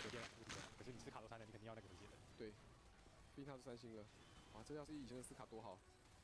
但这个位置遇到了月影先知，打不过哎，他自己都不太相信打不过。铁之映照19滴顶住了。K 宝宝拉到9等，但是场上盖伦可能不多。6守望硬上，盖伦应该是很。 That's 4 a.m. in CN Taiwan. What's your point? Well, the other point is that I'm watching a VOD. 应该是没办法下，应该到最后都不会卖，因为 Why are you so hostile and antagonistic? What the heck? 除非他是后面 And I feel like you're looking to fight somebody. Did you go 8th just now? 就看因为低到了该上40，那个全队加成太高了。看他这波上9之后能不能锁住吧，因为刚刚应该是在划水，那拿了发球预告应该是想划水上9。哦，遇到对手这家杰西有了，就是 Midfeed 哨兵大头，有养过的雷欧娜，然后靠浮夸登场，铁之映照，铁城这边的。 盖伦还在，哦，对面的坦克 Zoe 2, long distance pals, Blazing Soul. Holy cow, this setup's crazy. 难赢得了人，真的很难赢。 I wasn't to you? Oh, okay. Well, then we're cool then. 顶住这一 Flaming another chatter? All good. Flaming me? Unacceptable. 是，好，我就没记错。 All good. 所以如果第2名 Midfeed 嘛 Midfeed 这边直接老八的话，那 Now we're cool. We're cool. We're cool. 对，因为他们2分数很近，我记得差1。 Okay, these guys are playing for the tournament win, right? So Ironbog's 31 points, so I don't think he can win, but I think he is playing for the top 4 spot. And all these guys are playing for world spots too, right? So he's trying his best to win. Zoe going up against Malzahar. So I'm actually really curious how well this visionary board is going to stabilize. All these like visionary boards just playing for tempo. Because Soju was saying how it sucked yesterday. Oh, okay. Clan loses. Ironbog's going 9. His board's pretty good. He doesn't have LeBlanc though, but his board's pretty good. Well, Binteum law. Oh, it's really close. Binteum, Binteum's playing the visionary tempo as well. Touch of Frost. Fireball. Okay. K 宝宝这边能有提升？输吗？还是时间提转吗？这么抽象，这都很难。对， When are regionals? Regionals are in a week and a half. Went straight to full screen to appreciate Frodian's beautiful hair. All right, man. If you're trying to gas me, ooh, oh, oh man, did he win the game? That's Jinx 2 playing Rebels. 1, 2, 3, 4, 5 Rebels. He needs. Where's the 7 Rebels? He's playing 5 Rebels, 4 Sentinels. Wow. If it's Jinx can get to a 3rd cast, oh, but he needs 7 Rebels. It's actually a really big deal. Actually, a really big deal.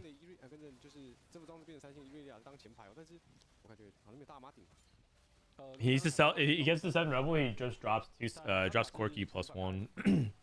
Oh wow. That Jinx did nothing. That Jinx did nothing. He's gonna die? Is he gonna bot 4 from here? He locked for the Rumble? I don't know about this. I think playing Bulky Buddies. Dude, it's so close. Oh my god. Look at it. Binteum went 8th. Oh no, the return of Binteum with an 8. It's instead of the B. People would always, when Binteum was going 7-8, they would be spamming Binteum, but instead of the B, they would be typing in 8.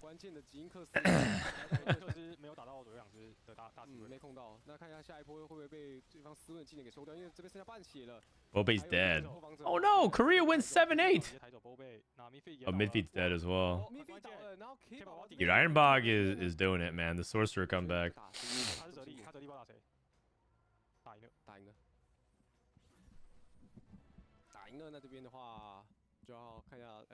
I think that you need 7 Rebel to pull this off. I think Jinx 2 with 5 Rebel is a lot worse than 7 Rebel. The stun is a huge deal. And also because I think that he was on Zoe 1. He was basically all in on Jinx carry. Like, Rumble can do something, but it's not particularly amazing. 对，我很好奇快王现在实战版面到底长怎么样了，因为这个蝶学院没什么能变的，他就顶多补一件装。有维克特 Don't tell Milk about what? 朱美尔有盖伦， Don't tell Milk about Binteum? About Korea? Oh yeah, Korea going 7-8. 大家不想抽了，多个用费， Warwick, 3换水 Victor, 那这边前面 Warwick. 哇 Oh, he has an experiment emblem. 哎，前面还有个，前面还有个。 Which one to put? Do you want to put Mbessa on the experiment hex instead of Vlad? Kbaobao? 大哥，你还有一个先提转没吃， Kbaobao? No, we're just gonna keep the Vlad there. 太多事情要做了。 Okay. 不过现在整个场面看起来是非常的变态啊。嗯，打到了对面这一家。 Feel like that might matter? 现在唯一可以挑剔的就是 Because Warwick's already dead. 不太够肉，哇，被对方给跨过去了。前排有点小。 LeBlanc 2. 多一个的话，其实有机会多谈蛮多伤害的。有没有机会再一次技能？ Oh, you guys, I think 杜三枝还没倒。 the experiment might have mattered. Because then he would have had an extra body in front of the sorcerers again, and then he might be able to cast, and then TF versus Swain. Heads up. TF LeBlanc Swain. I think that's kind of. I think that made a diff. Close enough that I could have made a diff. 看起来不是那么的容易。对，先提转给到谁？蜘蛛吗？对，蜘蛛踩。 I had 7 Rebel Jinx 2 Bis time today, and I went bot 4. Oh, well. 怎么了？哦，没事。我刚刚 Disso 第一排 第一排 Dissop has Jinx 2, 7 Rebel, and he won every game in the cup. So might just be 那就是两个人总有一个要先走。 might just be a player difference.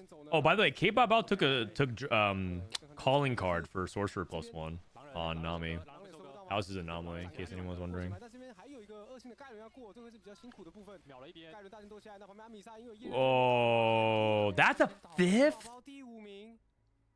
That's wild.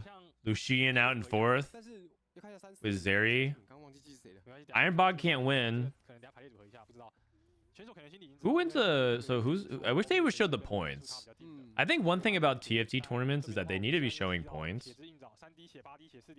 to like understand what is at stake. Because right now, all I know is Lucian was doing well, Binteum was doing well, but Binteum went 8th and Lucian went 4th. And I don't know where Clan. I know Ironbog was last in the lobby, so he can't win. So it's like between Clan and Taro, I guess. 就是先知的大哥啊，一个头在甩，一个手在摇。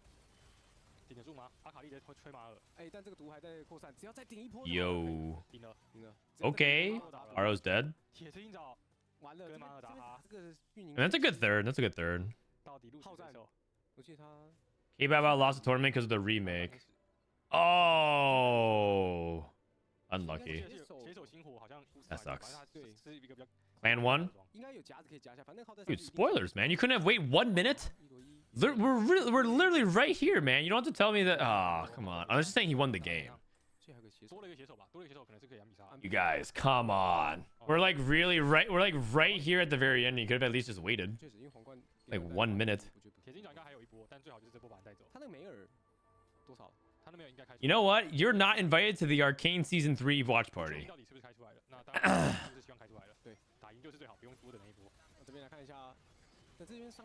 Ban. I don't think they meant it bad. It was just because I was asking like who's gonna win.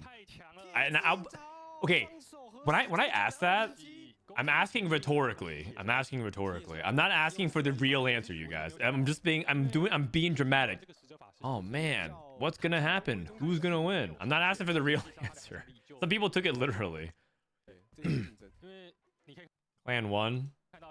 Kbaobao 2nd place. Ironbog 3rd place. Taro 3rd place. Midfeed all tied for 3rd place. And Lishuian Bobae. Wow, very close. Very close. Binteum in 8th. I mean, top 8's pretty good. It's just funny for the memes. It's just funny for it. Binteum went 8th in the tournament.